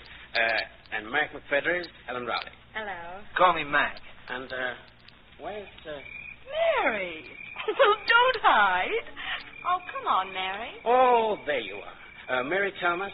It is Thomas, isn't it? Mary's kind of shy. She likes to just nod her head. Mary, Mac McFedris. Hello, Mary. And Clem Waldron. Hello, Mary. Yes. Well, let's sit down, shall we? Mac, any refreshment? Yeah, I'd love one. Mary was an Italian girl, 2 generations removed from the old land. And the Thomas was for Thomasino, a grandfather's gesture to citizenship in his adopted home. She was slim and dark and quiet, very beautiful, very real. Waldron reacted to her like a hit on the head the moment she stepped out of the shadows into the lamplight on the porch that night. I won't say it was love at first sight, though Waldron always insisted it was exactly that. I think it was just a sharp awareness of a bachelor's loneliness and the sudden shock of finding unexpected beauty as a neighbor in a summer place like the island. Not much more. Mary and Helen were elevator operators in a Vancouver department store, and Fran, the third girl, was a waitress. Helen was only plain, according to Clem, but we got along fine. Fran and Charlie hit it off, too. Both Charlie and I leaned pretty heavily on that easy intimacy that goes with romps on the beach, the shared preparation of meals, and warm summer nights with nothing on your mind but the weight of the stars. At first, it looked like a good holiday. Beginning the next morning, after a long night sitting out on the porch, getting to know each other, we talked back and forth as if we're all living in the same cottage, ignoring the 100 yards that separated us. Charlie, you going down to the beach? It's Fran. I'm ready whenever you are. Now? About 2 minutes. Right. You going down, Matt? Sure, Ellen. Better get into your trunks. I'll be just a shake getting changed. We'll pick you up. Okay. Where's Waldron? What do you think? He and Mary went down an hour ago. I wondered where... Oh, it's going to be like that, huh? Looks like it. Will you keep me company, Mac, old friend? I'll keep you company.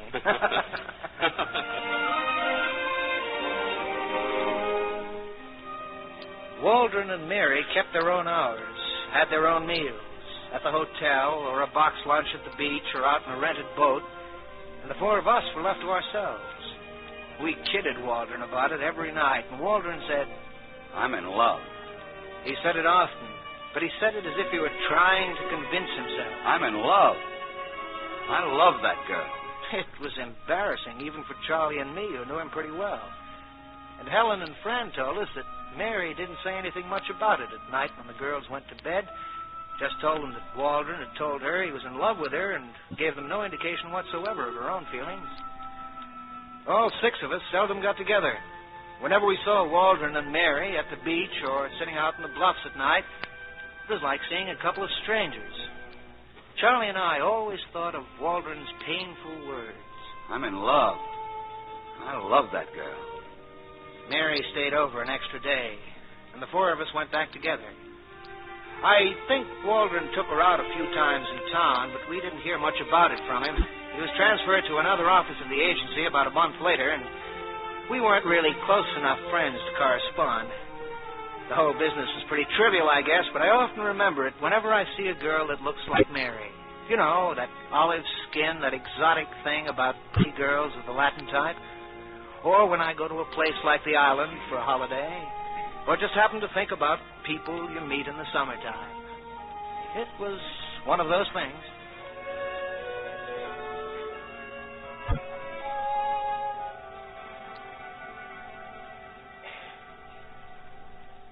Hello, Mary. Hello, Mary, he said when we were first introduced. Only in a funny way, like he knew me before, was scared of me or something. It was at a summer camp I went to one year with Helen Rowley and Franny Howard. We took a cottage at the camp, the three of us, putting all our vacation money together to pay the rent and have enough for food for the 2 weeks and everything. It was a lovely cottage, overlooking a lovely bay at the camp. And the three boys were in another cottage just back of us. Clem, I mean, and his friends. Clem talked to Helen one night while she was hanging washing. And then one of Clem's friends, I forget his name, come over later and talked to all of us and asked us to come and be sociable with our neighbors. And we all went. That was when I met Clem, when we all went over to their place. And he spoke to me in that funny way. Clem was very nice to me and talked to me a lot more, and he talked to Helen or Franny, and we had a lovely time. The next day, Clem took me to the beach and out to lunch at the hotel and then out in a boat he rented for the afternoon, and then to the hotel again for supper. That night we got cushions and a rug and went and sat in the bluff a little ways down below the front of our cottage and looked down at the bay and the boats that were always there.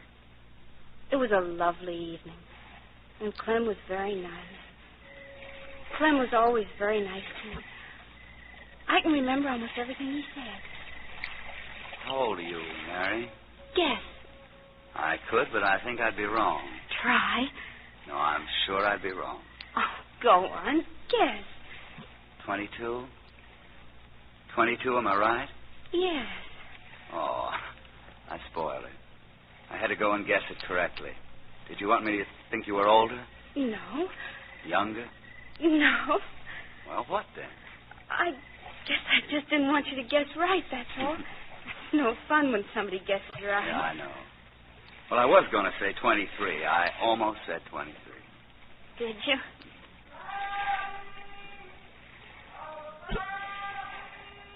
You're very, very beautiful, Mary. Oh, you. So brown. Where'd you get all that sun? Well, that isn't just sun. Oh, of course not. I forgot. What's the Thomas for? Thomasino. That's your real name? Thomas is my real name now. Thomasino was my grandfather's name at home. Were you born here? Oh, yes. In Vancouver? Yes. Why didn't I ever meet you before? There's a lot of people in Vancouver. A lot of girls. I bet you know a lot of girls in Vancouver, Clem. No, not many. None at all like you. Oh, you. Is that you down there, Mary? Yes? Are you all right? Yes? Okay. Helen and Franny. Always worrying. How many are in your family? A lot. Well, how many? 7. Well, that's not really many. You hear them. Brothers and sisters? 5 brothers, 1 sister. So noisy. Your sister? All of them. Do they tease you much? George. George does. And Tina. Is your sister older or younger than you are? Oh, younger. I'm the oldest of them all. You are? I'd have thought you were the youngest. Me? You kidding? No, I would have thought that. It's lovely out here. Moon. When I come out on the porch this morning early, the moon was still out. Was it? How old are you, Clem? How... Oh, please. Please. Mary. You shouldn't do that. Why not? I don't know you. I don't know you hardly at all. You shouldn't do that. Know me? I'm 29 years old. I was born in Grand Forks, British Columbia. Went to school, Vancouver University. I got brother and 2 sisters. I work in advertising. I'm unmarried, unattached, unhappy, and I think you'll kiss me again. Clem, no. Mary. Yes. You're bad.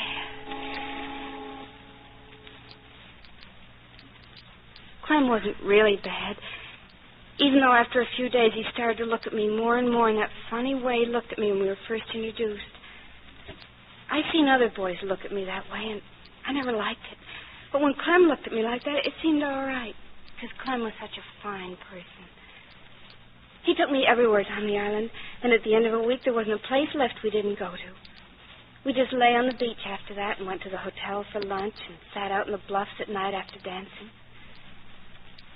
Clem told me he loved me one night and asked me if I loved him. And I couldn't tell him if I did or not because I didn't know.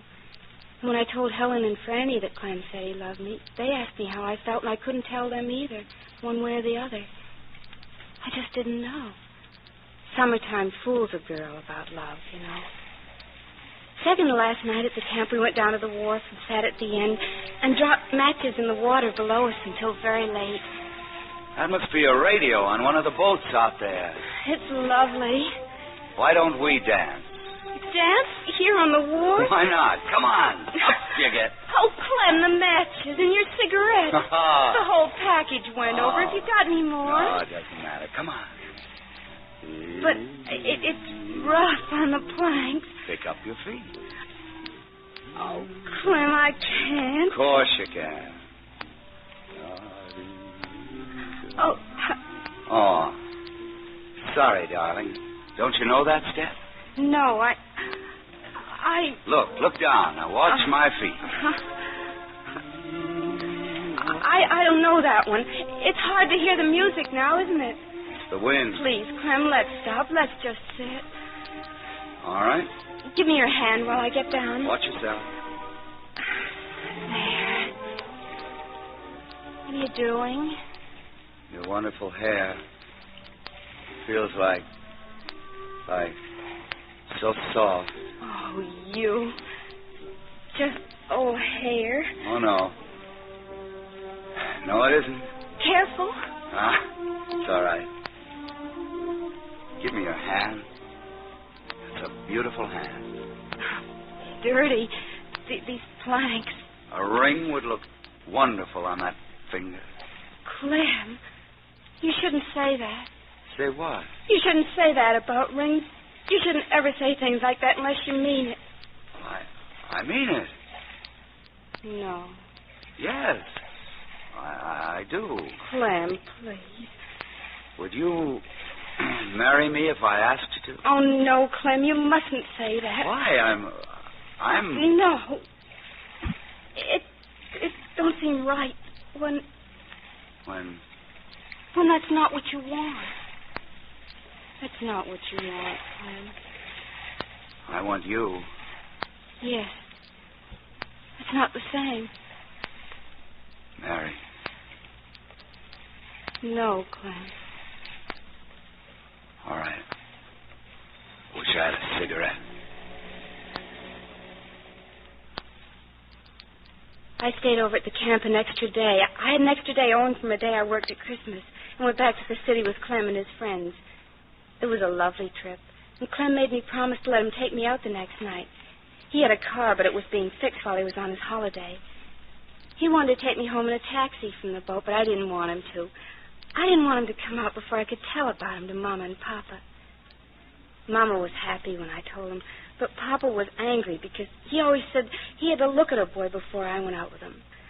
And I was glad that I didn't say nothing, like that Clem said he loved me or that he wanted to marry me. Next night, Clem come around for me about 8. I wasn't ready, so he talked to Papa and George. I don't think they got along, because when we went out, he acted as if he was mad about something. I had on my white suit, just cleaned, and we went dancing. But Clem said it was too crowded and he was tired, so we left and went to a show. When he took me home, he said something about calling me, and we'd go dancing or something like that where it wasn't so crowded. But I didn't hear from him again. I guess he was too busy. That was 4 or 5 years ago. But every year since, when I've gone to a camp and met other boys, I think of Clem. Even last year, after I was married, when Rico and me had the same cottage as Helen and Franny and me had that summer, I thought of him. I really think of him quite a lot. That funny way he looked at me when we were first introduced. Rico never looks at me that way. Hello, Mary.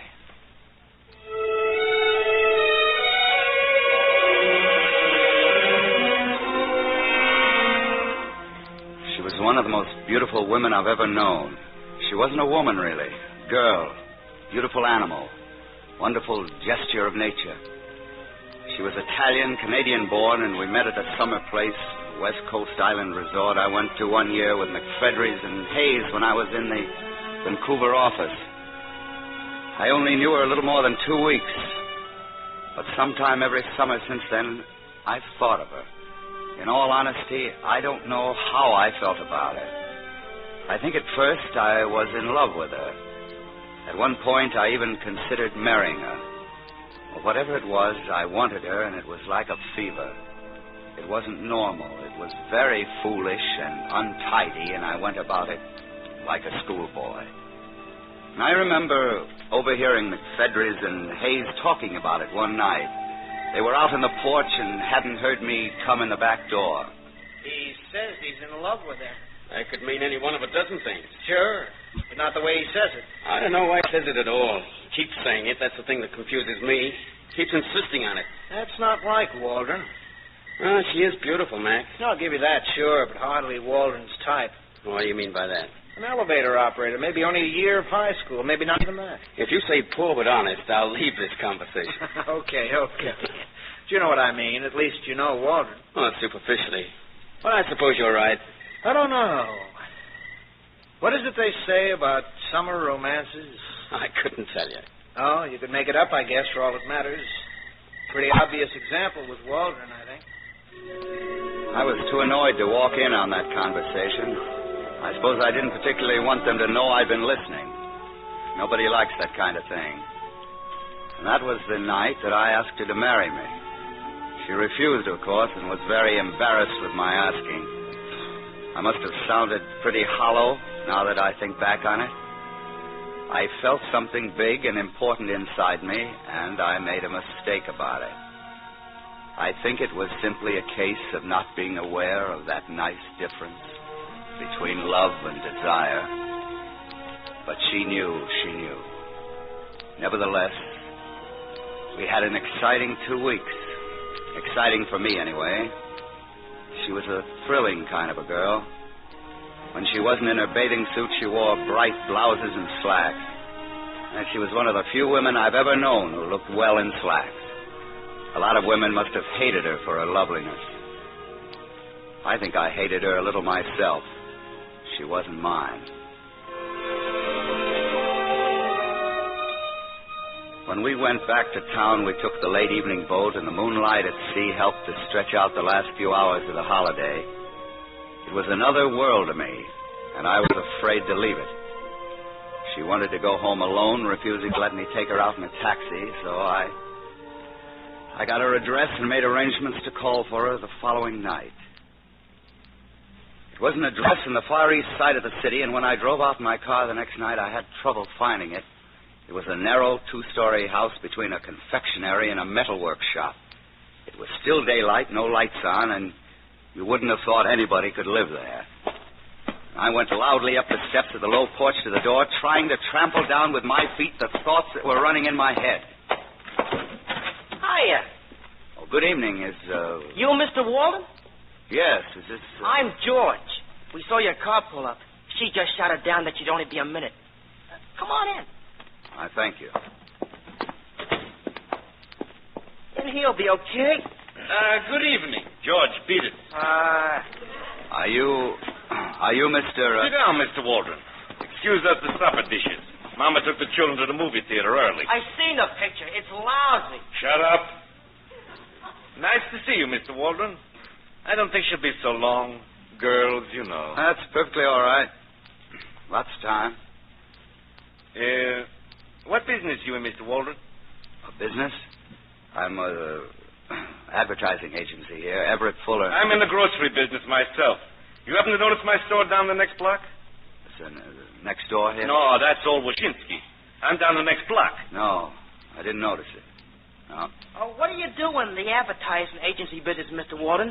Billboards and all like that? Yep, all like that. Uh-huh. Business good? Yeah, pretty good. We're doing good, too. Oh, yes. Here she is. All got up to go places. Gee, don't she smell good? Now, this time she was wearing a white cotton suit that had been laundered too often and was too small for her. And her hair was done up in a sort of a braid wound around her head, and she wasn't the same girl at all. We went dancing. It wasn't any good. We didn't dance the same way.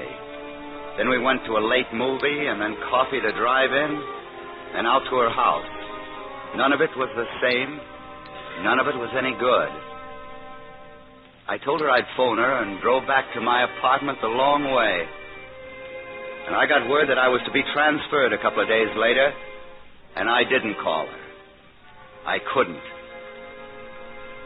It's very difficult for a man to get over realizing that he's a snob.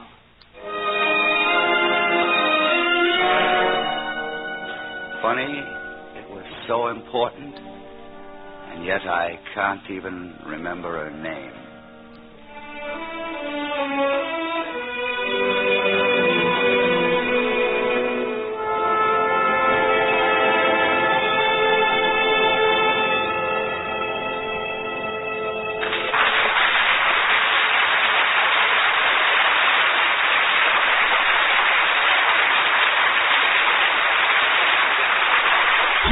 Celebrated Playhouse, Studio One, you have just heard Mr. Burgess Meredith, starring in Fletcher Markle's production of his own original radio play, Sometime Every Summertime.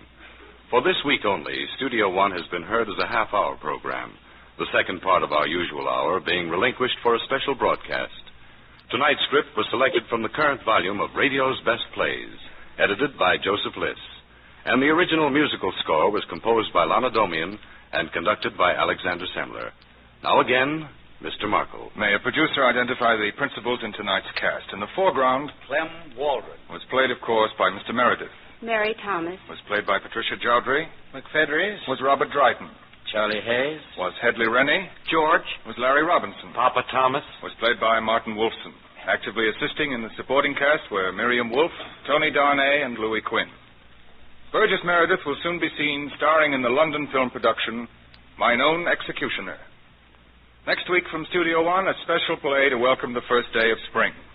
It's the story of a boy and girl who discover that the world still holds enchantment for the pure in heart. Our play is One More Spring by Robert Nathan, and our visiting star is one of Hollywood's most entrancing young actresses, Miss Susan Peters. We hope you'll be with us. Meantime, we'd like very much to hear from you about the kind of stories you'd like us to present in future programs on Studio One. We've chosen our stories in the past months with every intention of pleasing, and we'd like to know from you if we've succeeded, what particular plays and performers you'd like to hear in weeks to come. If you have a moment on a postcard, please let us know.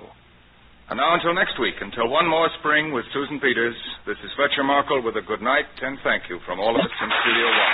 This is Lee Vines, and this is CBS, the Columbia Broadcasting System.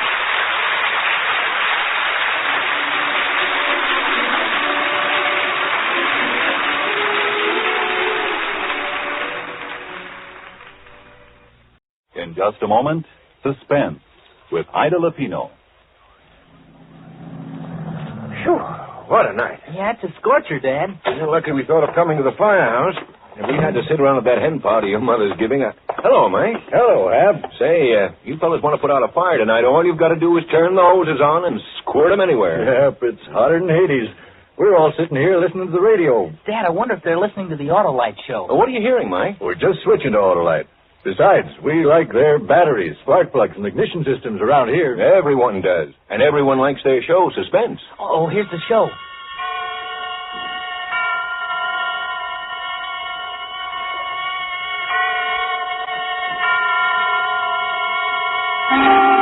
Suspense.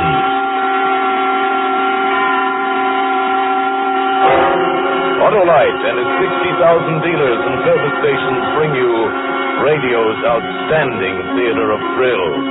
Starring tonight, Miss Ida Lupino in a tale well calculated to keep you in suspense. Today, everybody's switching to Autolite. And tonight, Autolite takes pleasure in presenting Anton Leader's production of Ray Bradbury's remarkable story, Summer Night, starring Miss Ida Lupino.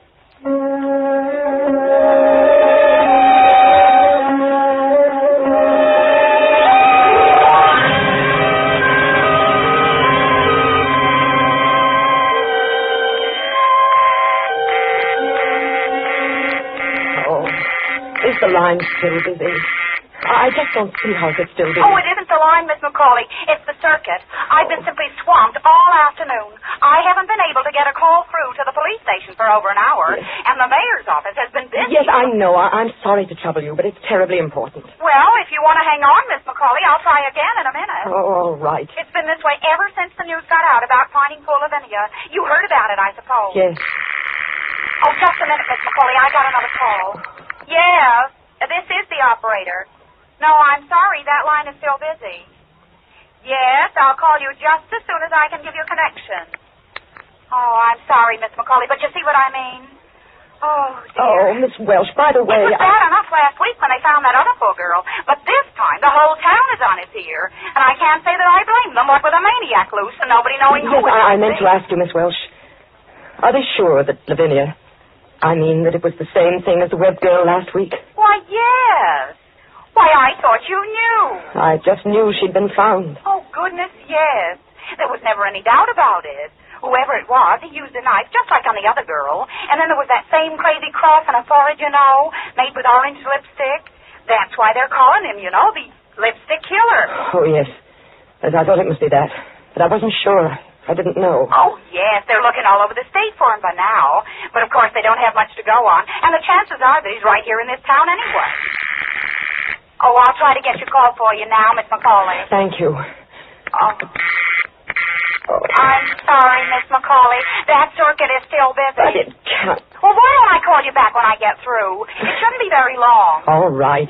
But please try to hurry it. It's really important. Terribly important.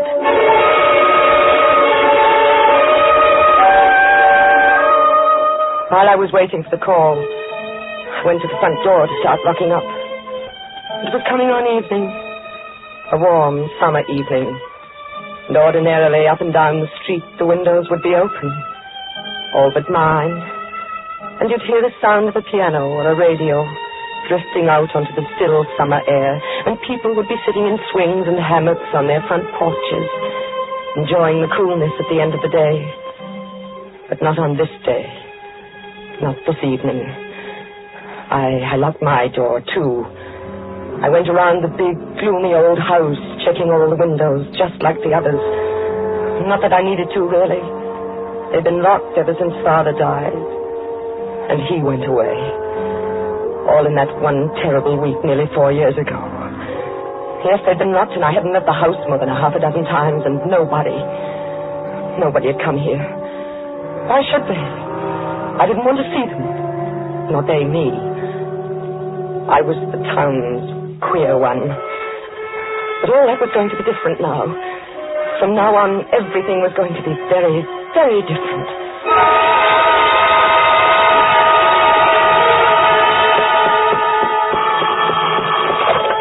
Yes? I've got Hello? your body now, Miss McCauley. Go ahead, please. Oh. Hello? Oh, Helen, is that you? Yes, who's this? It's Anna. Anna McCauley. Why, Anna. Why, what a surprise. How have you been, Helen? Oh, just fine. You know, there's nothing ever the matter with me. But how are you, Anna? Oh, I'm well.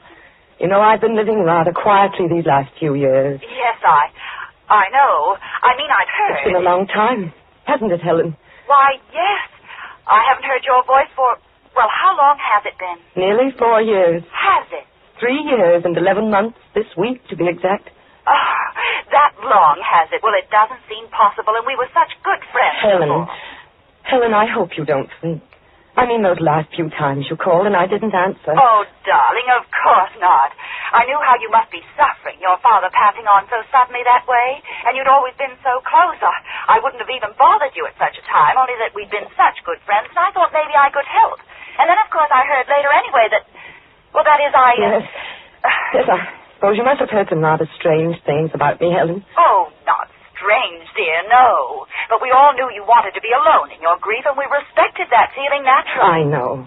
But sometimes I've been afraid people didn't quite understand, though. Of course they did. Well, darling, now that you're back in the world again, so to speak, you must come over and see me. I'm staying with my mother now, but you know that anyway. Yes. Helen. Yes, dear.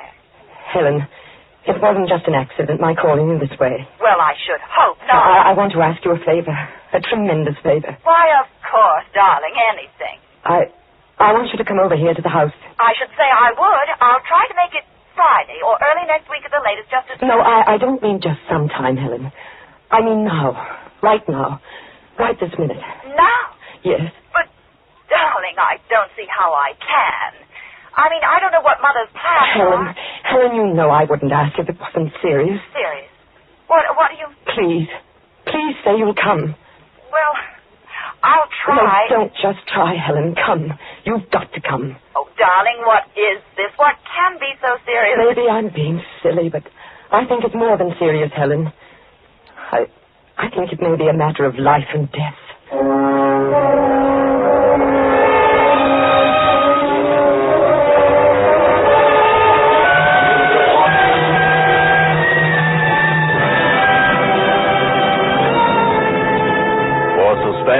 Autolite is bringing you Miss Ida Lupino in Summer Night. Autolite's presentation of radio's outstanding theater of thrills, Suspense.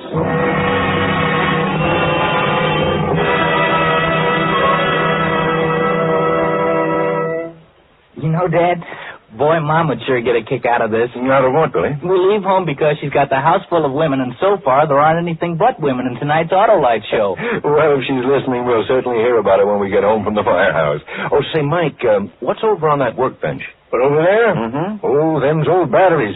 We're replacing them with new Autolite staples. When your spark plug stutters, when your battery putters. Switching to Autolite, eh, Mike? No, we've been using Autolite for over 10 years now. You know, when you got to get out of here in 7 seconds after the alarm sounds, you got to have the surest, safest batteries there are. When we got to go, we go. Yes, the new Autolite Stay-Full battery is a great battery. Needs water only 3 times a year in normal car use. This greater liquid reserve practically eliminates one of the major causes of battery failure. Car owners tell us it's the greatest battery ever built. The greatest battery ever built. Money cannot buy a better battery for your car. Yep, that's real battery know-how. Once water goes into an Autolite Stay-Full, it's like going into a camel. The drinks are few and far between. Yeah, and even on nights as hot as this, you don't find the Autolite Stay-Full at an old oaken bucket. So, friends, see your friendly neighborhood Autolite battery dealer and order the new Autolite Stay-Full battery for your car. It needs water only 3 times a year in normal car use. Remember, folks, Autolite means battery, stay full battery. Autolite means spark plug, ignition engineered spark plugs. Autolite means ignition system, the lifeline of your car.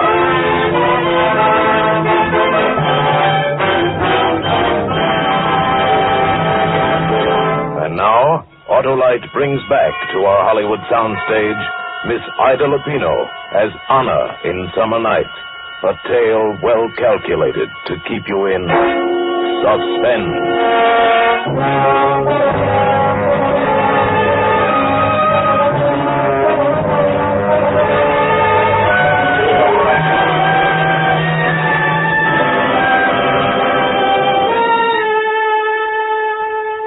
A matter of life and death, I told her. I knew Helen would come to see me after that. It would be strange seeing her again. Not that we'd ever quarreled. She never even suspected, of course. But after that day when he went away with her, I'd simply put her out of my life and never thought of her again. Or to be strictly truthful, I thought of her a great deal. But in a rather different way than I had before when she'd been my best friend. And now she was coming to my house again. After all these years. It should be interesting. Quite like a surprise party for both of us. Anna, darling. Helen, come in. Oh, it's so nice to see you. It's good to see you again, Helen. Why, you haven't changed a bit. You don't look a day older. Now, tell me all about it. I can't stay but a few minutes. Ted Barton drove me over. You remember Ted. Oh, yes. And he's got to be back before 7, but never mind that now. Darling, what is the matter? Helen, I'm frightened. Frightened? Of what? I'm afraid I'm going to be killed. Going to be killed? Yes, tonight. But, darling... You see, I used to know poor Lavinia. I used to know her quite well. And the other girl, well, I didn't know her, but it happened to her right near here, in the little woods just beyond the track. Anna, please, dear, what on earth makes you think anything like that could happen to you? You're perfectly safe if you don't go out. Lock the door. No, I'm not. I'm all alone here, Helen. And there's been someone prowling at night. A man? Last night he tried to get in. Are you sure? I heard him trying the doors, the windows. Well, did you call the police? No, I was afraid to. Oh, Helen, I didn't know who to turn to but you. Everyone thinks I'm crazy anyway. Oh, Anna, dear, that's ridiculous. Well, we'll call them right now. No, it'll be all right after tonight. I know it will. Please, I just want you to stay with me tonight. Stay with you? Please, Helen, just this one night. I can't ask anyone else. I don't have any friends anymore. But, darling, I don't even have any nightclothes. Oh, I'd already thought of that, Helen. I have everything you need for tonight. Well, I don't have anything for the morning. No face cream, not even a... Why worry about that now? Maybe neither of us will even be here by morning. Oh.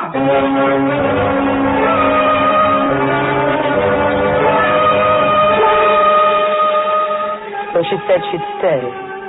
Went out and told Ted Barton. Ted Barton. It was typical of Helen. Only 2 weeks back from Cleveland, and already she had the county's most eligible bachelor squiring her around in his car. But that was going to be different, too. I fixed a little supper for both of us, and then we tried all the doors and windows. And then there was nothing to do but sit and talk to her until it was time to go to bed. No more, thanks. You afraid it will keep you awake, Helen? I'm afraid I won't need coffee to keep me awake. Anna, is it true? I mean, what they say about these murders. Is what true? Well, I mean... You've been out in the world, Helen, more than I have lately. You should know more than I. Well, all I meant was... Well, you seem so frightened. I thought you might have heard something special. No. Is it true about the lipstick? Why not? Oh, it sounds so crazy. I thought it might be just something the newspapers made up. With a cross on their forehead. In lipstick. Orange lipstick. Anna, you do know something. Don't be ridiculous, Helen. How could I? But lipstick, Anna. Do you suppose perhaps it isn't a man at all? It's a woman. Oh, I'm sorry, dear. Did I do that? No. Well, come on, Helen. It's time to go to bed. Oh, yes. I suppose we might as well. You don't mind sleeping in the same room with me, do you? Why, of course not, dear. Oh, shouldn't you leave on a light downstairs? No. Didn't do any good last night. Oh. Well, I must say I don't blame you for being a little frightened, staying here all alone. Rather a gloomy old place, isn't it? Oh, I don't think so. It's always been like this. It's the way Father liked it. What about your mother? I hated my mother. Oh, Anna. Well, it's true. Why not say it? That's your own mother. What does that matter? Everyone has to have someone to hate, Helen. Enough to kill them sometimes. Oh, and I don't think that's true. How can you say that everyone... Well, this is our room. Why, it's... What? It's charming. It's so different from the rest of the house. Yes. This was to be my bridal room, if I'd ever married. Darling, I didn't know... Well, I didn't know you'd ever thought... It was a long time ago. What's the news of Charles? Charles? Well, there just isn't any. You knew we were separated, didn't you? Yes. What was the trouble, Helen? Oh, I don't know. After the first year, he simply became impossible, that's all. You remember, even as a child, he was sometimes wild. Strange. Oh, yes. Yes, he and I were always the queer ones. Why, whatever do you mean? Strange, different, a little apart from all of you somehow. Not quite right, I think they say about me now. Oh, Anna, you're imagining that. No one ever said such a thing. No? Of course not. What about Charles? Nothing. He just left, that's all. Haven't even heard from him in 6 months. Are you sure it was all his fault, Helen? Perhaps if he married someone else. Oh, you know there was never anyone else for Charles. That's the funny part of it. Of course, he liked other girls. He liked you. Yes. Well, you're certainly lucky he didn't marry you. I don't know what happened towards the end. It just went from bad to worse. It got so I hated the very sight of him. I told you. Everyone had to have someone to hate. Oh, I didn't really mean Are you that. sure, Helen? Haven't you ever hated anyone? Oh, perhaps as a little girl I thought I did. You hated me, didn't you? Why, darling, I never... There were some times when I hated you, too. Oh, I don't believe it. Children can't really... Can't they? When an ugly little girl like me sees a pretty little girl like you getting everything she wants all through her life. Well, not exactly everything. You could always twist the teachers around your finger. Later it was the same with the boys. And finally, Charles. Just because you were pretty. Oh, maybe I was a little prettier than you, dear, but you were always a clever one. Yes. Yes, I was the clever one. Well, I suppose we really should go to bed. Why, Anna, look at this. I didn't know you used lipstick. I don't. It's just one a young cousin of mine left here several months ago. Oh, well, that's funny. Do you know what color it is, Anna? What color is it, Helen? It's orange.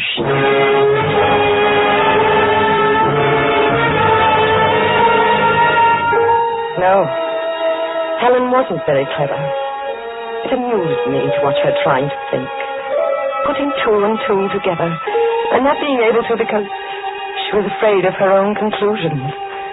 Because she was essentially a hypocrite, like everyone else. If she hadn't been, it might have saved her life.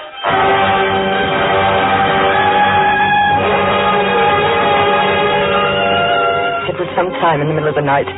I don't know exactly what time, because it didn't matter. But Helen was sleeping as soundly as a silly child when I went over the side of her bed and began shaking. Helen, wake up. Oh, what is it? Shh, don't make a sound. Anna, what's the matter? He's in the house downstairs. Who? I don't know. Whoever it was last night, he's gotten in somehow. Are you sure? I heard him. Been listening for the last 10 minutes. Oh, Anna, what are we going to do? We've got to get out of the house before he starts upstairs. But how can we? He'll hear us. We'll be caught. We'll go down the back stairs and out through the kitchen. We can go through the back lot, over the tracks to Judge Brown's house. It's not far, but we've got to hurry. Oh, Anna, I'm frightened. What if he hears us? We won't if we're careful and if we hurry. The door between the kitchen and the front of the house is locked. Are you sure he isn't in the kitchen? kitchen? In the front, I tell you, I heard him. Now, get up, Helen. We've got to go right now. All right. Hold my hand. Yes. While I unlock the door, the back stairs are just to the right after we get out in the hall. Oh, Anna. Come along. Hold on to my hand and try not to make any noise. I won't. Here are the stairs. Just follow me. Yes, all right. Watch out. That's the last step. Yes, I got it. We're in the kitchen now. Can you see anything? No, it's too dark. Stand right there. Right where you are and don't move. Where are you going? There's something I want to get before we leave. Anna, please. What are you doing? I've got it now. A knife. Here, take my hand again. All right. A knife? This way. Oh, I don't think I can for a minute. Come along, Helen. In a little while, it'll all be over.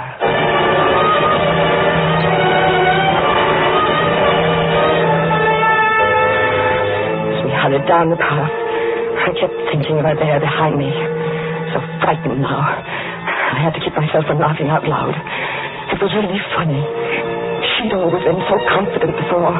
At school and later at the parties we used to go to. She'd been the confident one and I'd been frightened. While she slowly poisoned my life.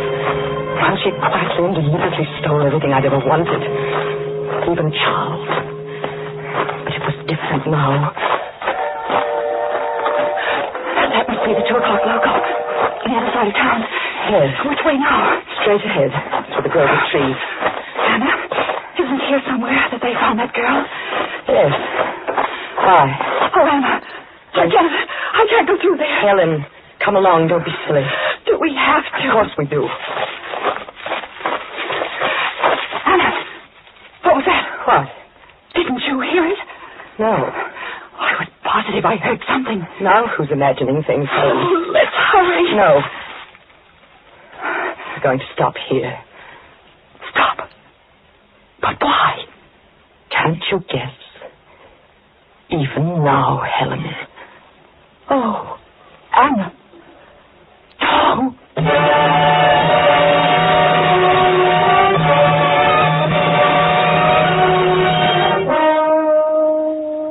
She didn't make a sound. I think she'd fainted even before I struck. She died without ever realizing why I did it. I made the cross on the forehead with the orange lipstick. It seemed such a silly thing as I was doing it. But of course I had to. And then I dragged the body off the path and started home. At the railroad tracks, I turned south a few yards to where they crossed the river and tossed the knife and the lipstick over the bridge. And watched them disappear into the muddy stream below. Not that it was really necessary. No one would ever think of questioning me. They would all, of course, assume that the lipstick killer had struck again. And then suddenly my heart was in my mouth. From the path ahead of me, cutting sharply across the moonlight, was a shadow. The shadow of a man. Can I help you? I didn't mean to frighten you. I just thought you must be in some kind of trouble to be out of... Oh, Anna. It's Anna Macaulay. Charles. Oh, Charles. You did frighten me. Well, if you insist on running around town at 2 a.m. in your night clothes... Oh, Charles. Charles, is this really too much of a coincidence? Why, I didn't know you were anywhere near Boone Center. Theoretically, I'm not. Just passing through. Business trip. Missed the 2 a.m. local. So I thought I'd kill the time waiting for the milk train by looking the old burg over again. What's your alibi? My what? Oh, well, that's what I meant about a coincidence. I was looking for Helen. For Helen? I don't wonder you're surprised, Charles. But it's really very simple. First, there were these, well, what the newspapers have been calling the lipstick murders. I suppose you've heard about it. I've read something about it. Well, I suppose I was silly, but I got terribly nervous, living alone in that big house. I asked Helen to stay with me. And then in the middle of the night, she got frightened and said she couldn't stay another minute and rushed out to Judge Brown's house. How typical of Helen. Yeah, well, then after I thought about it, I got worried about her and went to look for her. But I guess she must have gotten there all right. I didn't find her anywhere. You're not alone in that big house now, are you, Anna? Why, yes, I thought you knew, Charles. My father died. Oh, I'd forgotten. Well, silly to be standing here, isn't it? You've got to wait for a train. Why don't you come back to the house with me? And I'll fix you some coffee or something. Wouldn't that be nice? Yes, that would be nice. That would be very nice.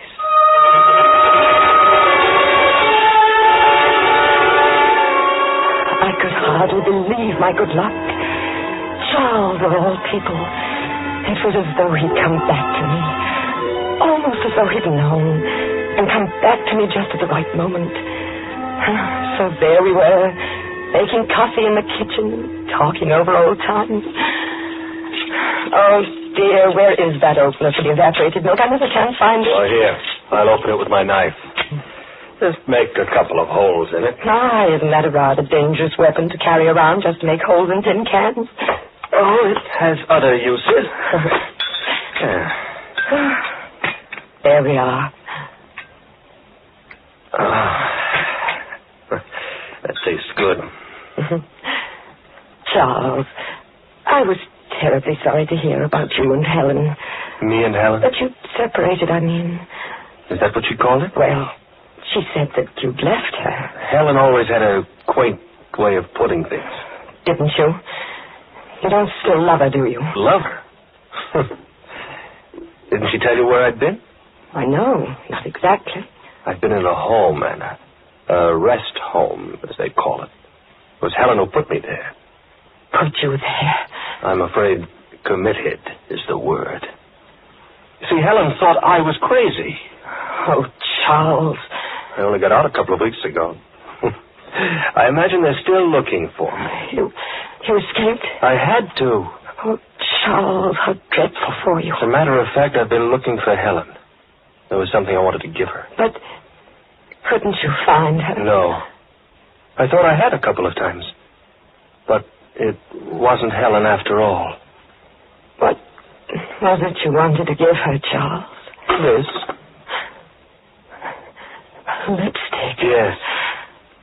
A frightful color, isn't it? Orange. Are you sure you're not Helen?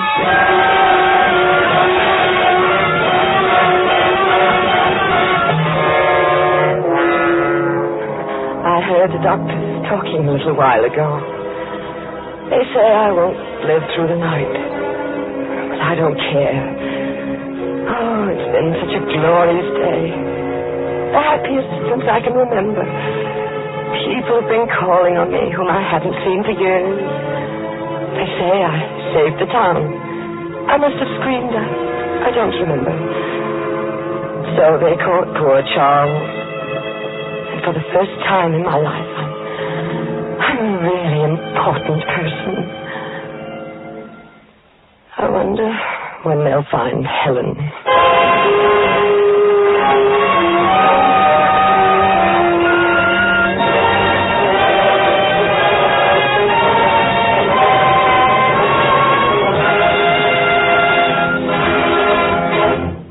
Thank you, Ida Lupino, for a splendid performance on Suspense.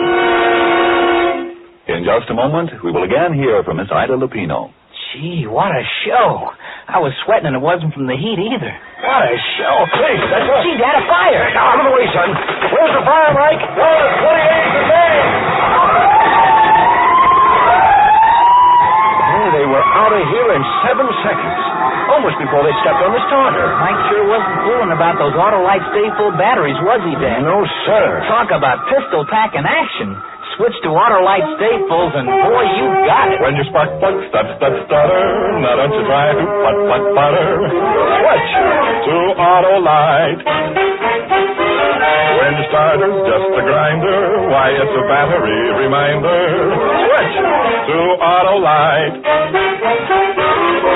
Keep your auto right. Just switch to Autolite. Autolite.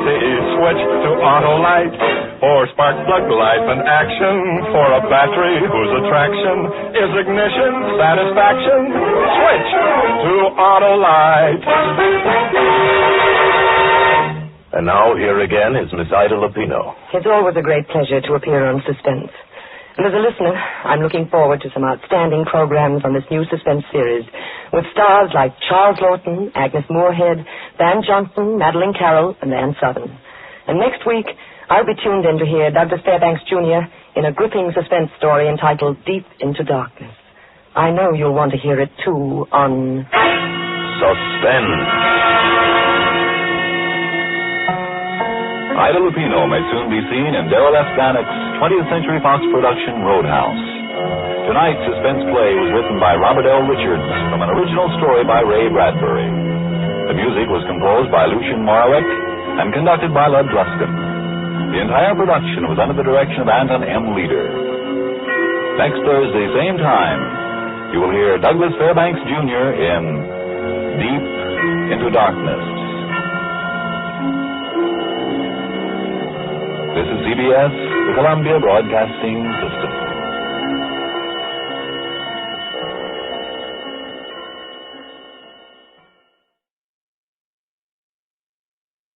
Good evening. This is Orson Welles, your producer of a special series of broadcasts presented by the makers of Pabst Blue Ribbon. The Mercury Summer Theater of the Air.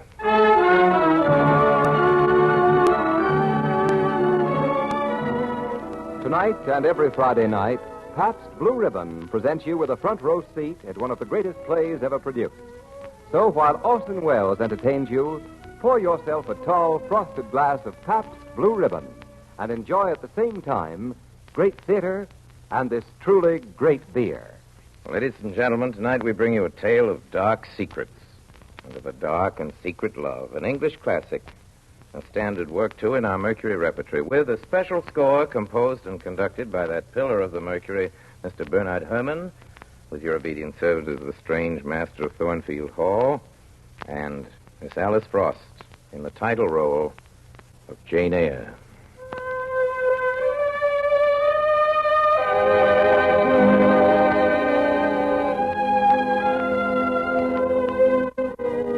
My name is Jane Eyre. I have no father or mother, brothers or sisters. When I was 10 years old, my aunt sent me off to Lowood School. It was not so much a school as an institution for the children of the poor. Soon after I was 18, I placed an advertisement in the Yorkshire Herald, applying for the position of governess. The following week, a reply came from a Mrs. Fairfax of Thornfield Hall in Yorkshire. If J.E., who advertised last Thursday, is qualified to teach the usual branches of a good English education, a situation can be offered her where there is but one pupil, a little girl 9 years of age.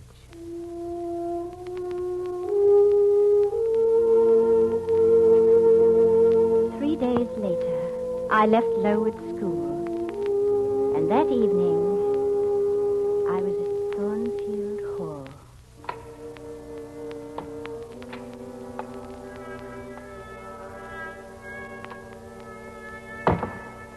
How do you do, my dear? Oh, I'm afraid you've had a tedious ride. No, indeed, ma'am. Shall I have the pleasure of seeing Miss Fairfax tonight? I am Mrs. Fairfax. Oh, you mean your pupil, Adele. She is not my daughter. The child is Mr. Rochester's ward. And who is he? The owner of Thornfield Hall. I'm merely the housekeeper. Your pupil is his ward. He wrote me to find a governess for her. He's not here himself? Almost never. Much of the time he is abroad. It does seem strange for a gentleman to own this great house, yet never stop here to enjoy it. You will find, Miss Eyre, that Mr. Rochester is in many ways a strange gentleman.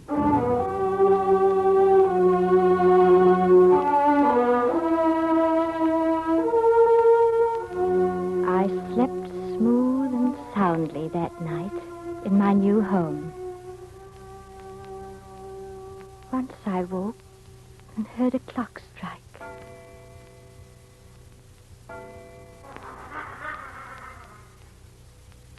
I heard another sound.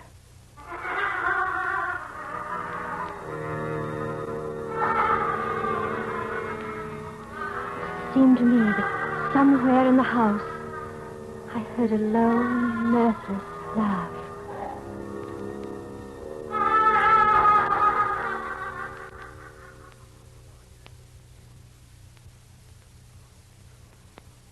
for many weeks, nothing happened to break the smooth course of our lives at Thornfield Hall. One day in January, I put on my coat and went out for a walk. The afternoon was already dimming.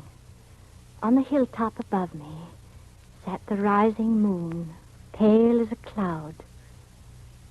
Suddenly, in the distance, I heard the sound of hooves. A horseman came over the hill, down toward the little bridge.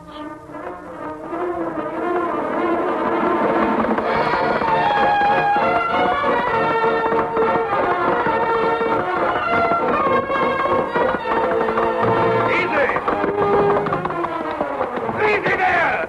Oh, the devil. Are you injured, sir? Stand on one side. Oh. Down, pilot, down. Oh, my leg. You, where do you come from?